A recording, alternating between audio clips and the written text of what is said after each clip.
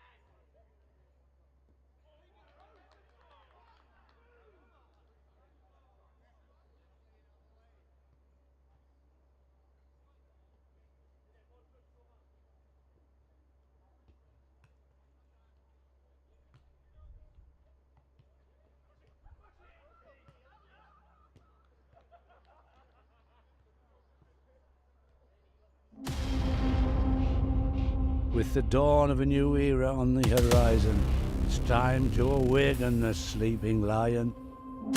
Time to rise and go to war. Hear our cries now, hear us roar. A team with great prospect has now come forth, who fight for our pride and who fight for the North. Together we march, success in our sights, achieving our goals and reaching new heights. Heroes of old and heroes of new, the brave and the bold, they bind us like glue.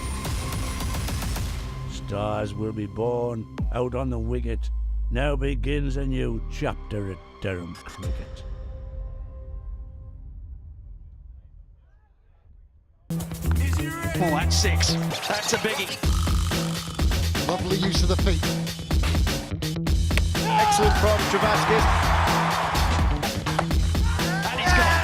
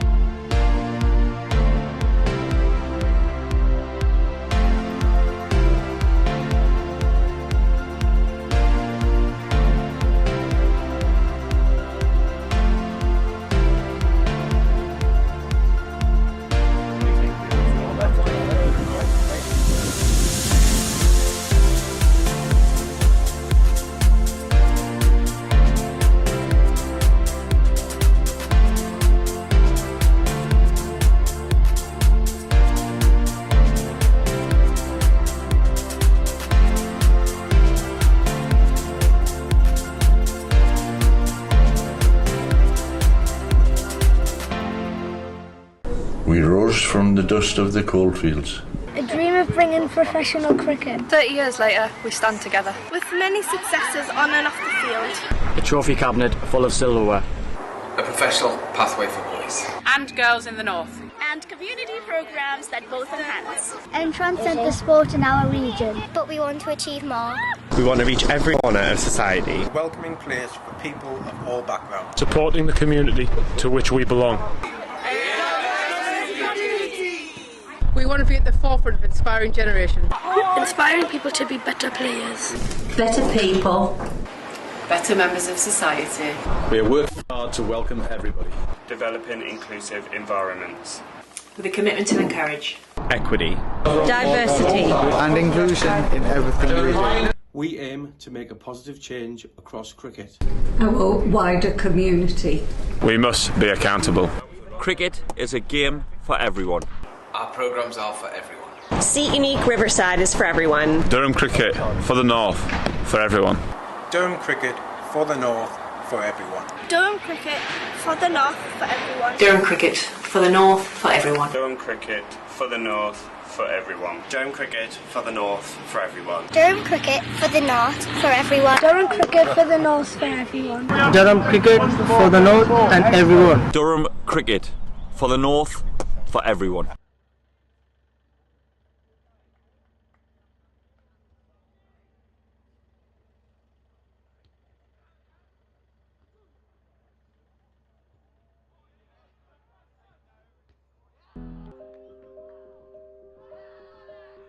We've always been good at designing niche products for consumers. So our thinking was if we can use the same design skills on products which have got more volume, we'll be more successful. The big issue was the plan to do it. We set a figure of a capacity to make 250,000 pieces a year. That's an ambitious target, that's our figure. So we then worked with the machinery designers to make the washing machines. Number one in this product, it's got to be reliable. A washing machine has a lot of hard work to do, and it's a very important part of most households. So reliability was a big issue.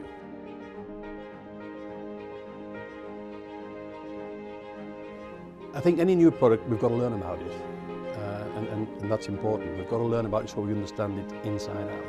And that's taken longer than we expected, but we've taken our time to make sure that it's right. There's a big appetite for buying British products, and rightly so. But we can't rely on that. We've got to make a product that competes with all the imports. And of course, remember, we've got our core business here of making domestic dehumidifiers and bottled water coolers and industrial dehumidifiers. So that takes our time, and we don't want to get this wrong.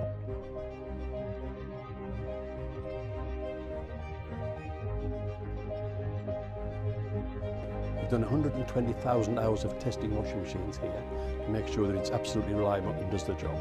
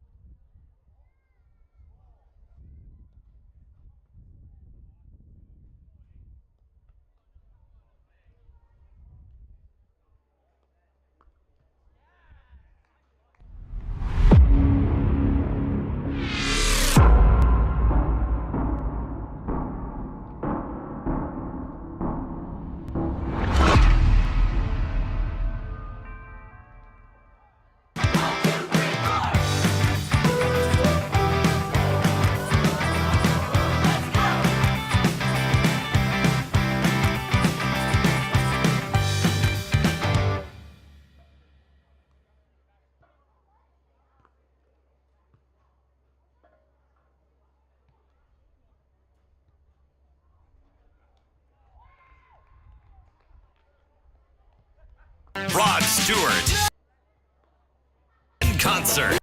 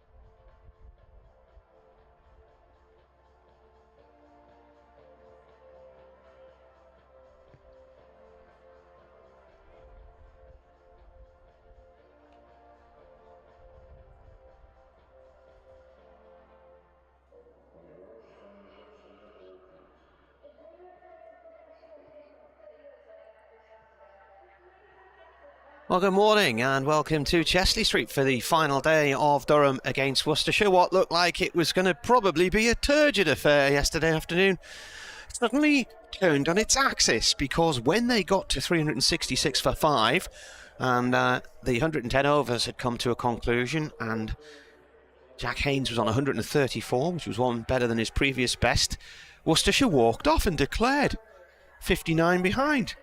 But what that meant was they then had 18 overs to have a go at Durham last night, and they've created a bit of a game of things. So Durham lost 2 wickets. Michael Jones out for 9, Alex Lees out for 22. They closed last night on 96 for 2. It was a very late finish, I think 10 past 7 by the time play ended, as they squeezed in some of the extra overs as a result of losses to rain and whatnot. But it's made for a very interesting game, because Durham are now 155 ahead. They're going to have to bat aggressively, or at least with a bit of purpose today, to push this along towards lunchtime, give themselves something like 250 to defend, maybe 270, something like that.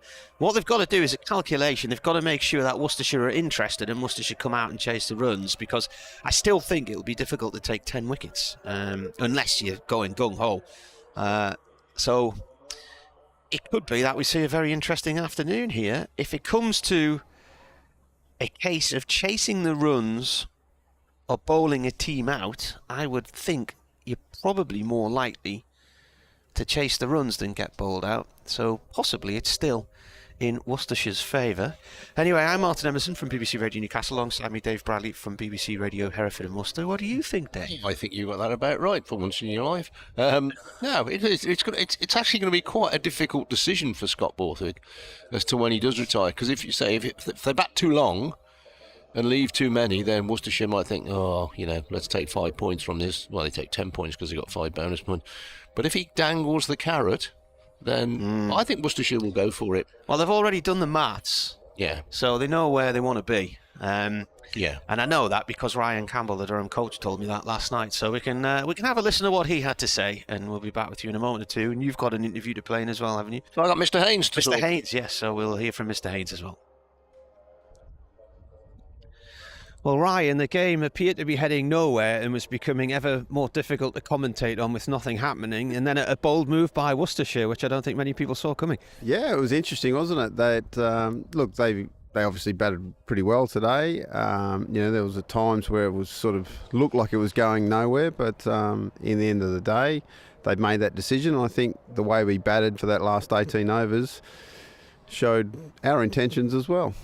Jack Haynes batted for a whole day last year at New Road and got 120 against Durham. He's batted all today. He's just said he really enjoyed it. 253 balls. He could have probably been batting tomorrow morning, couldn't he? So it needed something. It needed a declaration. And congratulations to him. He's not going to mind, is he? He's got a century and a career best score. Yeah, mate, he batted very well. He's a good young player, So we seem to come up against a few of them who've got good records against us. But look, I think... Look, it wasn't nipping around as much today, and obviously it's settled down. The ground staff have done a fantastic job to get us playing, really, with all the rain that's been around. So, look, once he got in, mate, it's one of those wickets that if you don't make... Ryan, the game appeared to be heading nowhere and was becoming ever more difficult to commentate on with nothing happening. And then a bold move by Worcestershire, which I don't think many people saw coming. Yeah, it was interesting, wasn't it? That, look, they obviously batted pretty well today. There was times where it was sort of looked like it was going nowhere, but in the end of the day, they'd made that decision. I think the way we batted for that last 18 overs showed our intentions as well. Jack Haynes batted for a whole day last year at New Road and got 120 against Durham. He's batted all today. He's just said he really enjoyed it. 253 balls. He could have probably been batting tomorrow morning, couldn't he? So it needed something. It needed a declaration. And congratulations to him. He's not going to mind, is he? He's got a century and a career best score. Yeah, mate, he batted very well. He's a good young player, So we seem to come up against a few of them who've got good records against us. But look, I think... Look, it wasn't nipping around as much today, and obviously it's settled down. The ground staff have done a fantastic job to get us playing, really, with all the rain that's been around. So, look, once he got in, mate, it's one of those wickets that if you don't make a mistake, it's very tough to get you out. So he should be very proud of himself. And like you say, he's put Worcester in a position where, they're back in the game. And now it leaves us to the last day, which could be an interesting one. I think there were a few times last season when matches here were crying out for a bold declaration on a slowish, flattish wickets. So, we'd be interested to see how it unfolds tomorrow. But as you say, the ground staff did a fantastic job. The rain that fell on Friday and overnight into Saturday to get a prompt start today.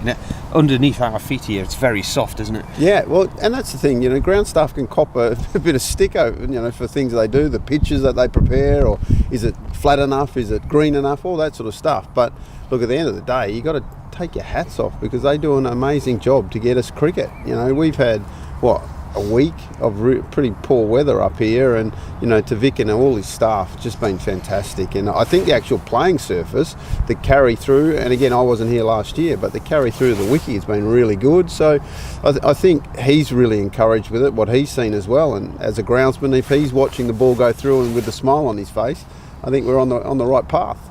This is going to test your blueprint for cricket then, isn't it? Because you're going to have to come out and be bold on Sunday morning and set Worcestershire something they'll be interested in. Well, we've already done the math and we know what we need to score, and it's very clear. I'm not going to now sit on my hands and go, let's play it out for a draw. That won't happen. So, but again, we have to bat well.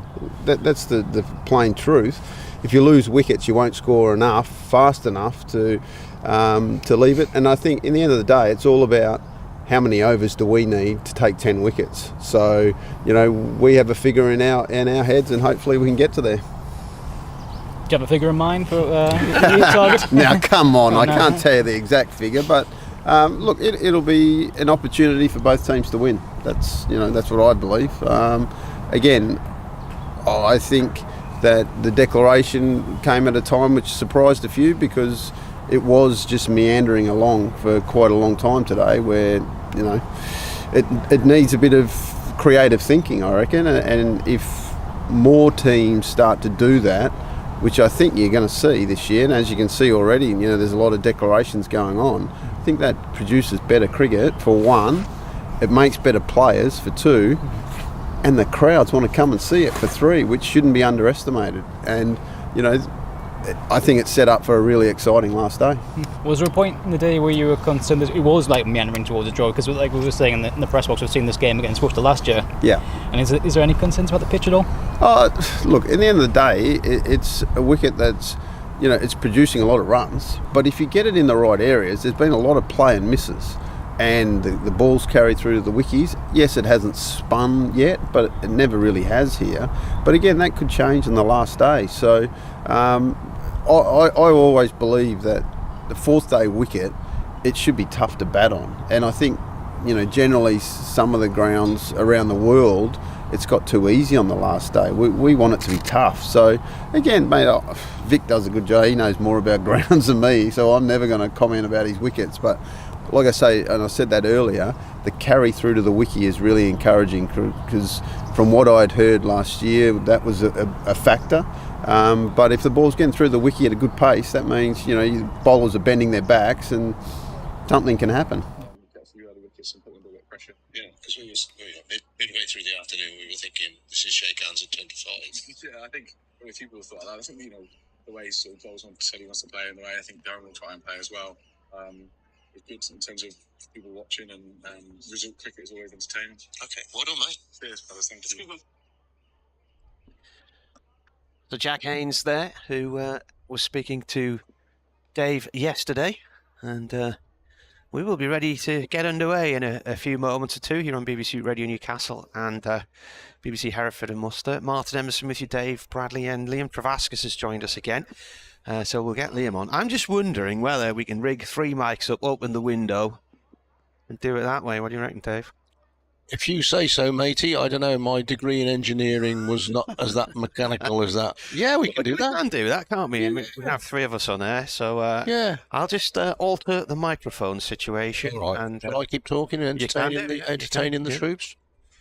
Worcestershire players already out there doing a bit of warming up, shall we say? But they no sign of the umpires as yet. I've got to say, the umpire's been very keen to keep the game going here and get it going on time as well. Rob Wright and Hassan Adnan, the umpires. In fact, the bell just tolls and they are on the way down the steps. The not, in fact, looking round, not a bad crowd at all. The interesting feature yesterday was that by close of play, which was at 7:10, I have to say, was right down in front of us. There was a whole mass of people that turned around because it was in the sunshine. You can't blame them for that. So Worcestershire heading towards the middle. Joe Leach has taken his jumper off already, so it looks as if he's going to be opening the bowling from the. That's all right. Just watching Martin here. This is a feat of. I'll tell you what this is. This is a bigger engineering feat than building the Angel of the North, I can tell you. And so we'll be on our way. Skipper D'Oliveira and head coach Richardson in conversation. Now this is the best bit of this, because Martin is now climbing over a desk to open a window. There you go. I think he got an 8.3 from the Russian judge for that. All right. Yes. So I've opened the window. We've gone 3 mics indoors. The C mic is now Liam. Hello, Liam. Good morning. Good morning. It's all right, isn't it? That works. Good morning. How are you? Very well. How are you? Yeah, we're good, mate. Hopefully got an exciting day's cricket here. Could be a really good day, couldn't it? Could be. Yeah. Got a few people in as well, so hopefully we can entertain the crowd. It's a nice sunny day. Spring-like. Apprecitus, the sunshine today, lads. Is that right? Yeah, you there's warmth in the sun. Got some good words this week. Apricity, winter warmth. What was the rope thing? Diffusion. Diffusion. Yeah. Yeah, I think we used to have a telly from them. Yes, you did. Was that the one where you put 3 shilling and sixpence in the back? 1 and tuppence. Yes. Right, Leach starts the morning session, and the first ball is played out through the covers for 1 run by David Beddingham. So, Liam, I did the interview with Ryan last night. He said they've already done the maths. And then Simon, who's here for the Cricket Network, said, so what is the plan? He said, well, I'm not going to tell you, am I? Well, I mean, it's a common sense approach, isn't it, really? Score runs, not recklessly, but sensibly, quickly, build a lead. And then, you need 2 sessions to try and bowl the opposition out, really, don't you? So here's Leach coming in to bowl to Borthwick. Borthwick defends this. It runs up to D'Oliveira at mid-on. So even if you were you partly to the plan? No, I was not privy to the plan. I had a little look at it last night and did some math for myself and thought what might be a good target to go for. I think we could see some, like you say, some positive batting this morning, and hopefully the game can get set up nicely. Leach bowls, and Borthwick plays this one around the corner. The news has begun, so the unusual way in which things are run on a Sunday, the news is coming from Tees, but then they have to bring me in from Newcastle to do a cricket update on the back of it. So I'm trying to find the live stream, actually. Oh, there we are. Next ball is off down towards backward square leg for 1 by Borthwick. Stick the replay bit there, so we've got a game on our hands anyway, which is certainly not what we thought we'd have yesterday afternoon. It was just dragging the game, going nowhere really. And at that point in time, we were thinking the only outcome was going to be a draw, but all 3 are possible now, maybe all 4. Leach in there, and Beddingham just defends that straight to mid-on. So it was lovely sunshine when I got here, blue skies. It's clouded over a little bit, but it's a nice day. And I think when the sun is out, it's t-shirt weather. When the sun is in, you might need a jumper on or maybe a coat.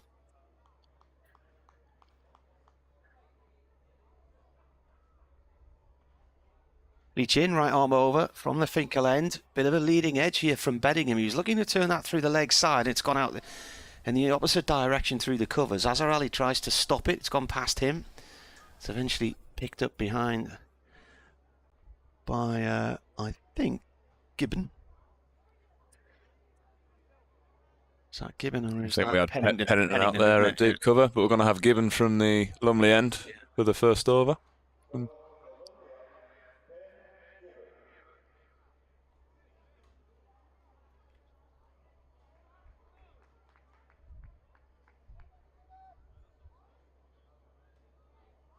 Beddingham on 23, Borthwick 40. Leach has bowled 7 overs, 1 for 24. Gibbon 6 overs, 1 for 31. Here is Gibbon then, from the Lumley end, coming in left arm round, turned by Beddingham off past square leg for 1 run. 100 runs up for Durham. 100 for 2 in 19.1 overs. Right, there'll be an update shortly for Radio Newcastle. 80 minutes they've been batting for their 100.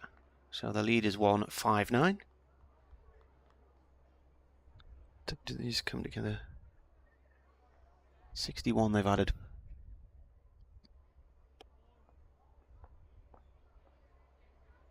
Yeah, we've got a great day ahead of us here because Worcestershire boldly declared yesterday in their first innings, despite the fact they were still 59 ahead. The game at that point looked like it was heading for a boring draw, but they've now turned it on its head. So Durham are batting again. They've got to bat aggressively today to put enough runs on the board in a short period of time to give them a chance to then have a go at Worcestershire again. And at the moment, Durham are 100 for 2 in their second innings, a lead of 159. You'd expect a declaration just before lunch, perhaps, with Worcestershire set something like 250. 270, something like that. We're on the commentary stream on the BBC website and on YouTube on the club channel as well. There we go, right. First bulletin of the morning, out of the road. Always feels like it's a sort of administrative matter, Dave, isn't it? Get that bulletin out of the road and then settled into the role, you know? Yeah, you've come out with some good words this week, yeah, administrative. Was it Star Trek where they boldly declared as well? Yeah, they boldly went. Yeah. They boldly went away from home and batted first, I think, in Star Trek. Here's Ibn round the wicket. He bowls to Beddingham. He plays that up to mid on no run there. There's a particular Twitter site where people make confessions, but you don't know who they are. All right. And last night somebody was saying that for years he's been going to play Scrabble at his mate's house on a weekend, but he's secretly been adding extra vowels into the box without his mate ever realising.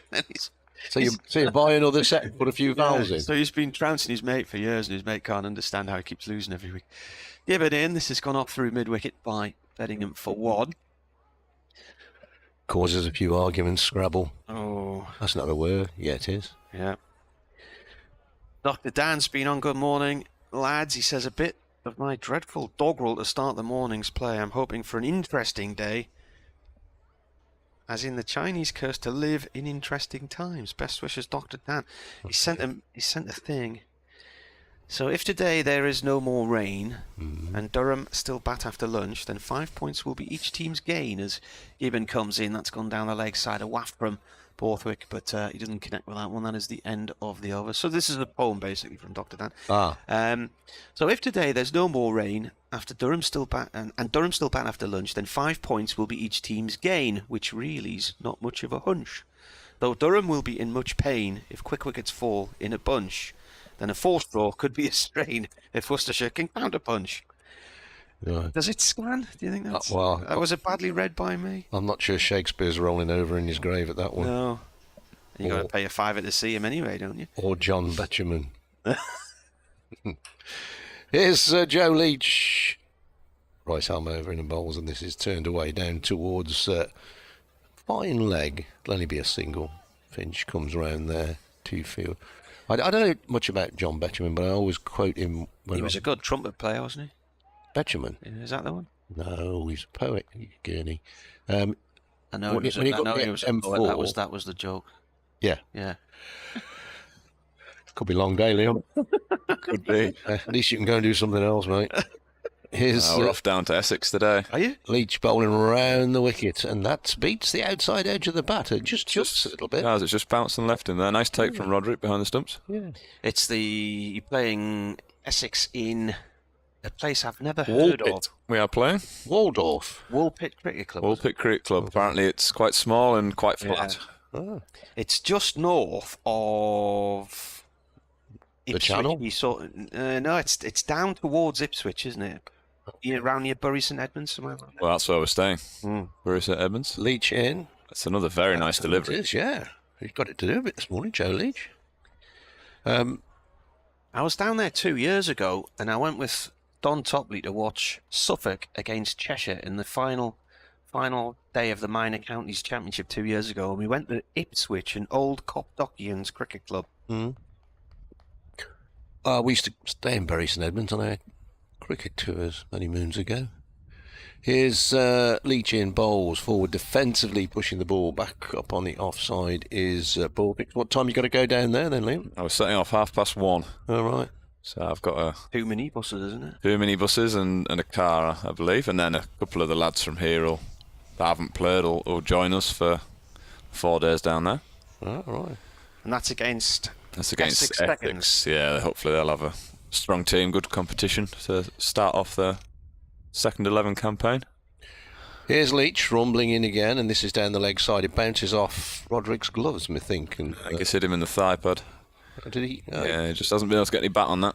And there is no run. Normally, it's good now that they have 4-day cricket second teams, because when I was a lad, they played 2-day games. 2-day second 11 games. So you got a bit of rain on the first day, and it was just a pointless exercise. Yeah, I think 4 days is a good initiative for the last couple of years, and then normally you play, a couple of years ago, you play a 3-day game. So that's down the leg side, missed by the keeper, and it's going to hit the rope 4 byes. They normally play Essex at Billericay, don't they? Well, that's where I thought we were playing, and then found out, speaking to my bat sponsor, that apparently we're playing at Woolpit now. How did the bat sponsor know when you did? That's where he's from there. He's from down there, Mildenhall, Bury St Edmunds area.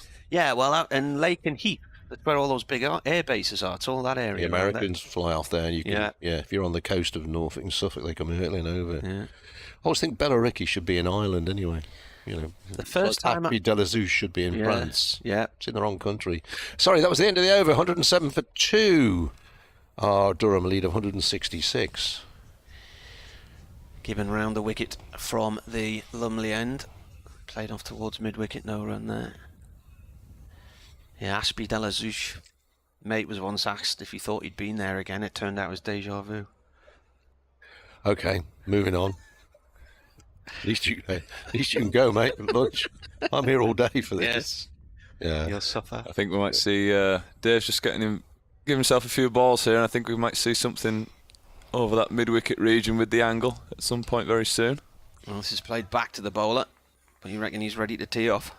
Not quite. Give us a couple more balls, I think. I think he'll be looking for that one just on the angle with the left arm round. Played some nice shots last night. He did. Beautiful batter to watch is Bedingham. Different if he was bowling left arm over, Liam? A little bit. I think he'd be more looking, depending if there's any swing, I think he'd be looking for the more through the offside and straight, whereas as a round we can see him batting, he's outside the off stump with his back foot. That's a lovely. It's guided down to vacant third man. Has it got the legs? There's 2 people chasing it. It hasn't. It slows dramatically just towards the boundary, right down below our commentary position. Jake Libby Fields. He had Pollock with him as well there. Slow outfield again this morning. They've been trying to cut the grass when they could during this match, haven't they? Because it's been so wet. They've been cutting it on a lunchtime and on a tea time. Yeah, it was a bit dewy overnight, wasn't it? Yeah, it still feels really soft. I came and did my pre-match video just down near the tractor over there, and it's really soft still, the outfield. It's a bit nippy on my early morning walk through the city centre of Durham this morning. Given over the wickets to Borthwick, cuts that one past point. Now that's got some legs on it, and that's going to go for 4 to the pavilion steps. Nice shot. The outfield's maybe a little bit quicker that side than the other. Yeah. Borthwick's just laid the bat on it, really, not giving that too much of a hit. Well, the way the field slopes, it sort of drains down towards us, doesn't it, in this corner here? So, yeah. I don't think there's that much of a slope, but Dave thought it was a few feet yesterday, didn't you? Well, you follow the line of the seats. Given left arm over to the left-handed Borthwick, and this is pushed out in towards the covers to Azza Ali. He'll get a single there. 1 ball left of this over. Durham then 115 for 2, lead by 174. Worcestershire declaring on 366 for 5 yesterday afternoon, which meant they were 59 behind, but it meant we had a game. Is it noticeable when you're out there, slope? I wouldn't say so. It's pretty flat, in all honesty. Depends how many running sessions you do, whether it's up or downhill. Yeah, it's coming round the wicket again now to the right-handed Bedingham, who just defends this one. And that is the end of the over. If you want to get in touch, at Marty Cricket on Twitter, at Bradders at BBC. But the at in the middle of the Bradders is an at, as in an A and a T, not an at sign. Or you can email wearecricket@yahoo.co.uk. What are you up to? Where are you? What you're doing on your Sunday morning? I like to know what they're up to, Dave. Yeah. It'd be interesting if you got something back like that. I'm robbing a building society this morning, or I've just got into. But I'm really surprised to see it's closed today. Drilling a hole in the Brinksmat wall or something. This is Joe Leach. He's early bowls, and this is turned away on the onside. Azhar Ali will field at mid wicket. That's scuttled on a little bit, isn't my imagination? It was just the way he got inside the line and played it. No, definitely scuttled on a little bit. The last over, he had a few bounce and beat the outside edge. That sort of run in and stirred down a little bit into the pads. Scott's done well to keep that out. Well, it's fourth day. Okay, we lost. So it's the third and a half day, if you want to say that. What, we lost 50 overs in this match? It was a session and a half, wasn't it? Here's Leach in again, driven out on the offside. They'll take a single there because Waite is at mid-off and he has to go across to his right. His throw misses the stumps. Azhar Ali backs up. And Durham are 116 for 2. Add 59 onto that. I reckon it comes to 175, but I might be wrong. Yeah, it's at the bottom of the scoreboard. I reckon we've lost about 43 overs. 43? Yeah. I thought it was more than that. Well, it was 43 overs possible, wasn't it? But then they gained 8 back yesterday. Here's Leach, next ball, driven away through the offside work for, was that Dylan Pennington around the boundary. And one more to the total goes to 117 for 2. Right, let's work it out. So they didn't lose any overs on day 1. No. Then on day 2, only 43 overs were possible, but there was also a change of innings. So that's 45. You play 96. Leach in bowls, pushed away on the offside. A comfortable single there. So 51. Well taken single. 51 lost on day 2, 8 gained back yesterday. Yeah. So that's 43 lost, isn't it? If you say so, mate. I reckon that's about right. Yeah. You lost me about halfway through that. The total is 118 for 2. Would you concur with those maths, Liam? You also lost me, I'll be honest. I was busy watching. Next ball pushed away on the offside. Azhar Ali turns and, he doesn't pick it up in the end because it's rolled out to Pennington. So keeping the scoreboard ticking and alternating the strike, these two this morning. So far, was it 96 at the start? So 23 added in decent time. Leach to complete his 9th over.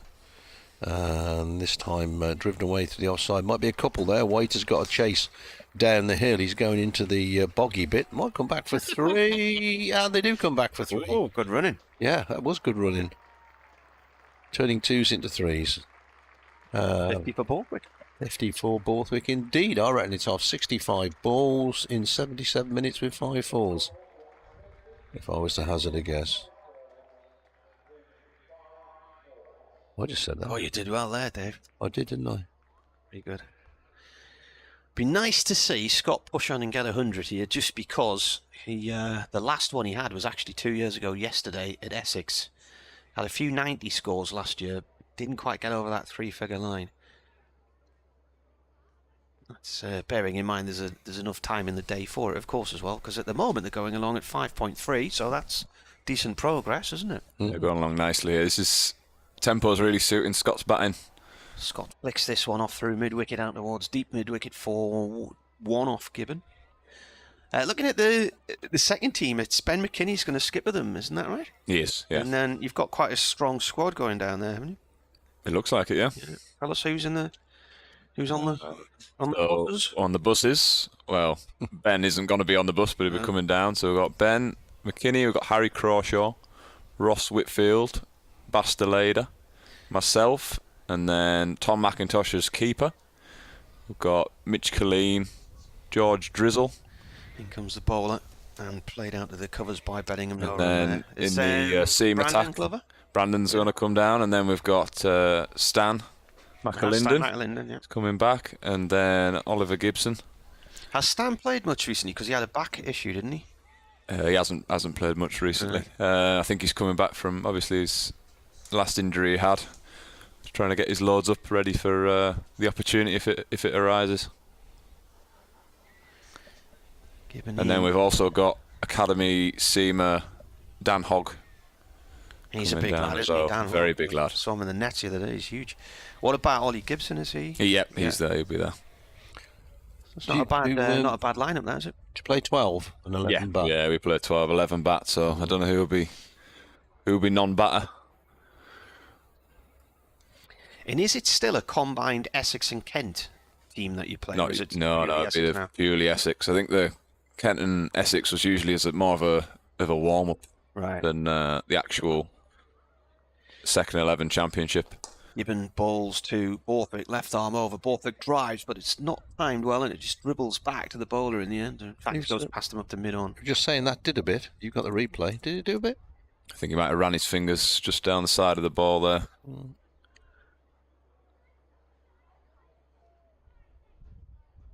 Well, nearly didn't get here this morning, Worcestershire, because somebody blocked the coach in. Did they? Yeah, somebody parked behind the coach. So he had a bit of a manoeuvring to get out. We've always had an early morning jog from the Radisson. Yeah. That's more than a jog, that is. Come down through Fram. A few kayaks down the river, will you? I always come up over on the A road, never go on the motorway. Yeah, you come down the A167. Yeah. That's the way I would football ground. Yeah. Yeah, very pleasant. Petrol 134 a litre there. Ridiculous. I should have filled up there yesterday. Where's that at? 142 in Newcastle. Yeah. Gibbon to Borthwick. It's in the air, but it's safe. It goes down past square leg for 1 run. And is eventually fielded by Jack Haynes. End of the over. 1-2-5 for 2. The lead's 1-8 for 4 here on the BBC. I reckon Matthew Waite is going to bowl the next over from the Lumley end. I think he's just had the shot. Yeah, I think he has. He's just had the nod, hasn't he? Yeah. Joe Leach to continue from the Finkel end. A bit of cloud about now and the sun's disappeared, but it's a pleasant enough day. You'd need your jumper on if you're out there. Is the man with the dog in the pram here? He is indeed. So it is now considered to be a first-class match because the man with the dog in the pram is here. Leach around the wicket, he comes in and he bowls, and that one leaps, and I think it's come off Gareth Roderick's glove. Let's see what the indication is from. It's just a real thick edge from. It is a thick edge, yeah. Both there, come back for 3. Yeah, popped a bit, didn't it? That one did. He's done a bit from this end, Joe Leach, which I think Matthew Potts will be quite pleased to see if it's doing a bit. 128 for 2. Add 59 onto that, and you might get to 187. It's in the bottom corner of the screen. Can you see it? Yeah, I know, but can you not see it? No, when you get to my age, mate, you need to test your brain every day. You know? Oh, I wouldn't bother. Do a bit of Sudoku or a jigsaw puzzle you might or something. burn off some of the few brain cells you've got left. Here's Leach in again and bowls, and this has gone by. So Roderick nips the bails off, but it's never an appeal to come. And Bedingham has moved on to 32 to add to his first-class century. Borthwick on 56. Leach in his 10th over, taken 1 for 35 so far. Rumbles away again and bowls. What happened to that? Did he just try and dab that down to third man and didn't get anything on it? Very similar to the last ball. I was trying to run it past the point fielder. Does it make a difference? If you're batting and the keeper stood up, obviously you've got to go back a bit, but does it make any difference? I think it depends. Depends how you want to approach the bowler. I think if the keeper was back here for Bedingham facing Leach, I think he'd definitely be out the crease trying to come at the ball. Leach not really going to be testing him too much on the short ball. That one's run down towards third man. Jake Livy is there, more of a backward point position, I guess. And there is no run, 128 for 2. So slip, backward point, sweeper on either side, extra cover, mid-off, mid-on, mid-wicket, fine leg. Leach in, bowls, turned away, down towards a fine leg, where Finch is the fielder. At one time, you used to have loads of stats on the Crick Info page where you could look at wagon wheels, partnerships and all that. It all just seems to have disappeared now. None of it's there anymore. Cutbacks.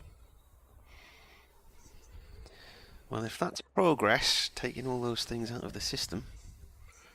Leach to finish his 10th over bowls, and this is attempting. Well, it is tucked away on the underside, but probably trying to get it a little bit squarer as Azhar Ali fields, and Leach completes the over. Durham 129 for 2, lead here by 188. And we've got 89 overs left in the day. We don't get overs added on or anything. Lunch is at 1 o'clock. And tea is at 3:40, set in stone. So, Matthew Waite coming into the attack. He's probably going to be a bit more frugal, is D'Oliveira's hope, I think. Because Gibbon was threatening him. I don't think Worcestershire were very happy with the way they bowled yesterday evening. Bowled too many 4 balls. Andrew says, good morning, looking forward to a good day's play. And if that's Liam Plunkett, ask him to say hi. I think Liam lives in America now, doesn't he? He's running the American leg of the IPL, isn't he?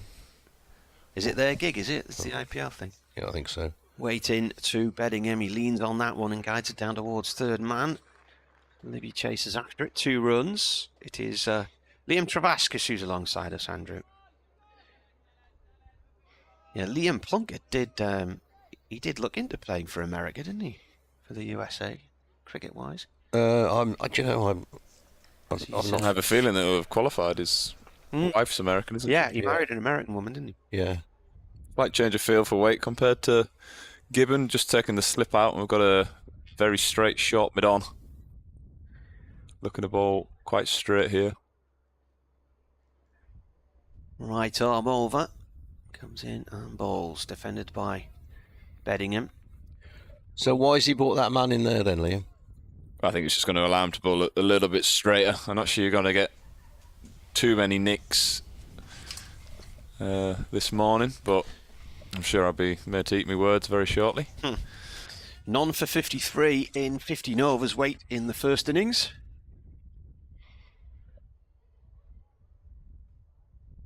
Comes in again now. And bowls. Beddingham down the track and pulls it out towards deep mid-wicket. And Leach is out there. Bounces a few times before it reaches him, but a little bit of intent. Waite, the player who was at Yorkshire until August last year and then signed a 3-year deal to move to Worcestershire. You played much against him over the years or not? A little bit of second team stuff, more than anything else. But I think it's been a good move for Waite. Come to Worcester and he's getting some game time now. Yeah, well, this is as an example of that. 27 years old, he's only played 17 first-class matches before this one, so he'll be hoping that number goes up considerably in the coming months. He's coming round the wicket now to Borthwick, the left-hander. Borthwick cuts, Leach is out there in front of the members area in the pavilion. 1 run. Reminder, Worcestershire have not won on this ground in the county championship. They've had a victory in Stockton and a victory in Darlington. And I think they were 1993 and 1995. So if they win today, it could be their first win ever. You love that, don't you? Yeah. Wait in. Bowls. This is down towards backward point, no run there. Libby collects it. He's got this thing as well. Hottest day of the year ever, I saw in a report yesterday. First ever, which either the first or it's not the first ever, what you put ever in there. So he's got this thing about it. Winds me up. It's a valid point though, Dave, is it not? Wow, yeah, but keeper's going to stand up here, is he? Yes, he is. Putting his cap in his pocket. So Roderick's standing up to wait. Yeah, just a change there after Dave came down the wicket. The previous ball. Comes in and bowls to Beddingham, who looks to cut. It's gone in the keeper's gloves. Takes it high to his right. End of the over. 132 for 2. The lead is 191. Bob Pooker's email. He says, good afternoon, gentlemen. Enjoying the commentary via the live feed. I'm a Sussex supporter, but for some reason they don't have a match this week. I'm used to hearing lots of background noise of seagulls and chatter from the players and supporters. Do you not have outside microphones, or have they been switched off? Well, we've got 3 of us on air at the moment, so we've turned the outside microphone off, but we do have the windows open. But Once Liam's on his bus at 1:30, you'll hear the outside world again in splendid Technicolor. You might also just pick up Dave Bradley's headphones on his system. Leach in bowls and pushed away out to cover point. It's all right, I lost it there. Jack Haynes racing into field. Keep up the good work, says Bob. Kind regards. That's a good surname, isn't it? Bob. Bob Hook. Hook. P-O-O-K. Hook. Yeah. I went to school with a lad called Pook, but that was his nickname. Yeah. No idea why. Pook Jeffries. Leach in, bowls to Bellingham, pushes away on the offside. It's Dylan Pennington on the cover sweeper job. Total goes to 135 for 2. Lead is 194. Ellie's tweeted, she says, hello Marty, me and my dad are here. Yeah, I saw you before the start of play. They're right up at the back of the centre of the Durham stand to our right. Oh, and if they're listening to us on the thingy, it's about the ball behind, isn't it? If you listen to this online. Leach's next ball pushed away on the offside. I've got to go into other things, so I'll leave you two chaps to enjoy yourself. Derek's got his red bandana on.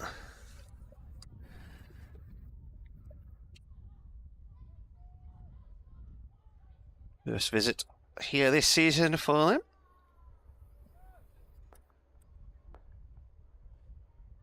We've got Leach in here to Borthwick. Round the wicket. Oh, that slow ball down the leg slow side. ball. It's a wide. A deliberate attempt down the leg side has been signalled as a wide. He tried to take all the pace off there, and it was a really dreadful full toss wide down the leg side. I don't think that was part of his plan. I think Roderick's done very well to get a hand on that. Last week, Slow that down. Matt Kuhneman was wided twice for deliveries going down the leg side late in the game against Sussex, and I think it's a little bit unfair because he wasn't deliberately.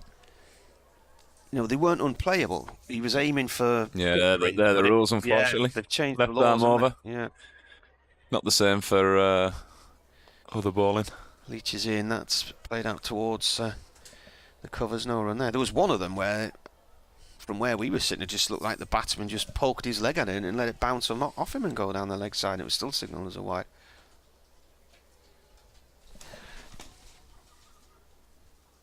Come on, Durham, says Ellie, and her dad says, have a great game, Liam. I'll be following the game, as always, with Ellie. Down in Essex, as in comes Leach, played to Finch at short mid-wicket. Sorry, Gibbon, I keep mixing him up with Finch. We've had other messages today as well. Tony Waters, first day of cricket, spectating, obviously, of this year. First 3 days of the match, courtesy of you and Bradders on commentary. Leach, right arm over bowls, played by Bellingham to Ali in the covers, no run there. So 3 runs from the over, 2 singles and the wide. In fact, it was the wide plus a 1, wasn't it? So that's 4 from the over. 137 for 2. 196 the lead. Katie, who's taking a day off from counting meerkats, says, morning. This time last year I only caught the first hour of play because after that I had to go and get married. Hoping to listen to more cricket today. Well, I hope you enjoy your wedding anniversary. Could have taken us into the vestry, do you reckon?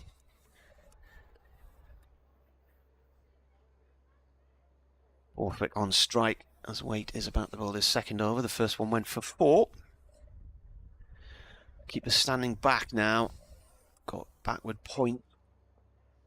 Cover, mid on, mid off. Short mid-wicket, deep mid-wicket, long leg. This is played by Borthwick to mid-wicket. Just another one there, slightly stirred down, Marty. Which one? Just stirred down a little bit, that ball again. Yep. Oh, and Leach has suddenly appeared from behind my window frame and he's out at deep extra cover. Yeah, that kept a bit low, didn't it? 27.1 overs gone, 86.5 left in the day. Lapped by Borthwick out towards Leach's boundary, but it's gone away, drifted away beyond him towards the steps to the pavilion for 4. Initially From this angle, as he hit that, it looked like it was heading straight towards Leach, but ended up about 15 yards from him in the end. Partnership, 102 runs, and that's come in 119 balls. Borthwick 55, Beddingham 37.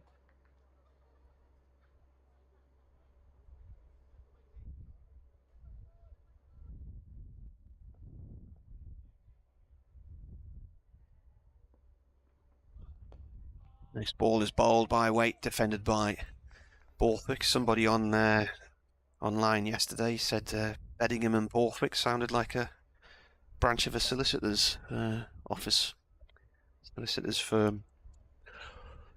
Freeman, Hardy and Willis. Yeah. Aston Villa's hard back line, 1938. Borthwick has 62 from 77 at a strike rate of 80.5. Turns this one towards mid-wicket. Oliveira stops it. Good diving stop from him.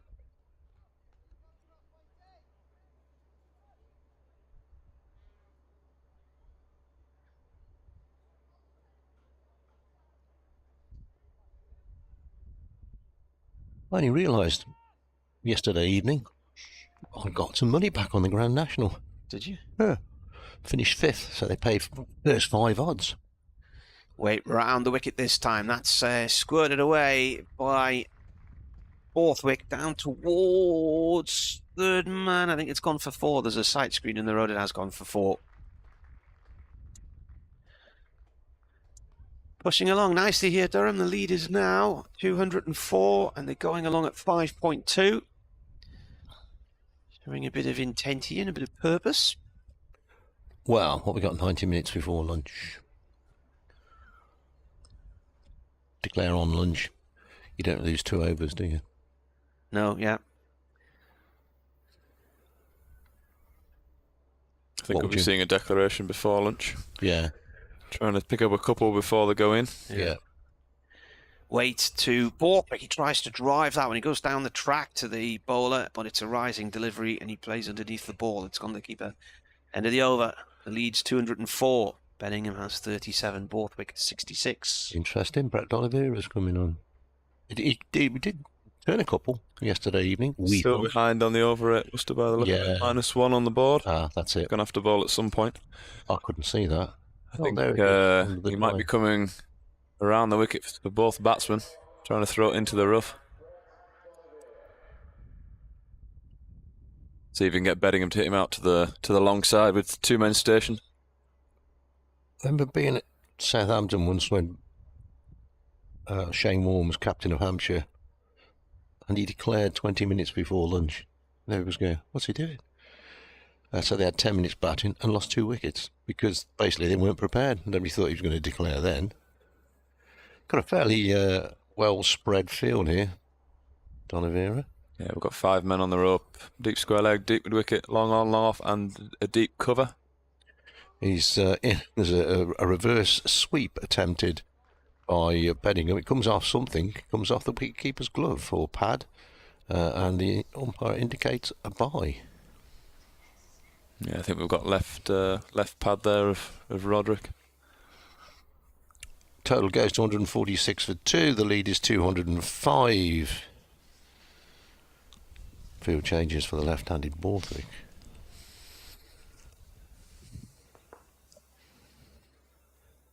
Oliveira, off about 3 paces, smashed away through the leg side. Dylan Pennington, who's at deep mid-wicket, does the fielding. 1 more to the total.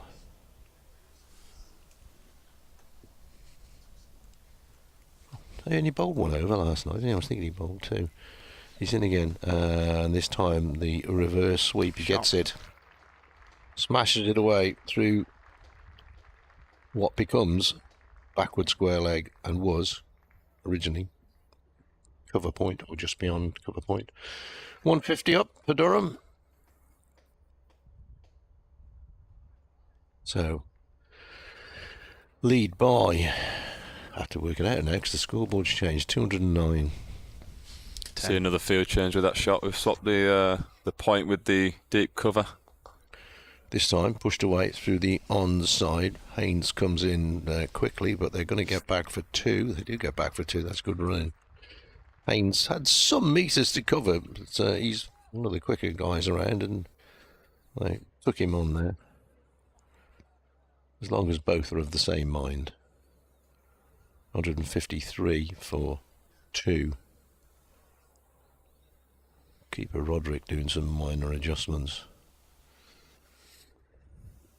D'Oliveira bowls. Comes off a pad. Rolls away towards third man. Leg by indicated. Bernard reckons 320 and 64 overs will be the chasing target. 320 and 64, that's 5 and over, isn't it? Exactly 5 and over.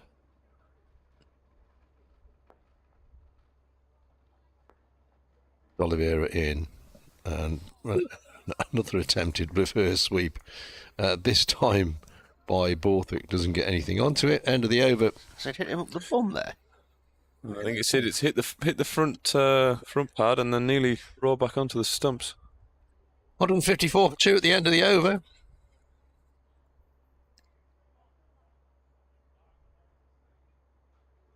Lydia Jane says she's on the way just before lunch, and I said bring some Yorkshires with you. She's asked would pork pies do.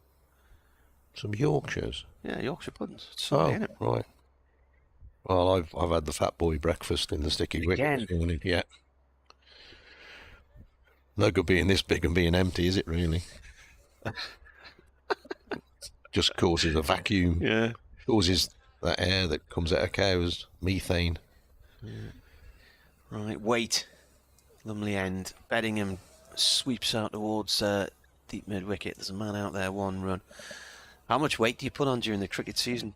Oh, you tend to lose a bit during the cricket. Do you? Yeah. Well, I always put weight on during the cricket season, then spend the winter getting off again. I was doing all right till Christmas, and then we went away New Year, and that was the end of that.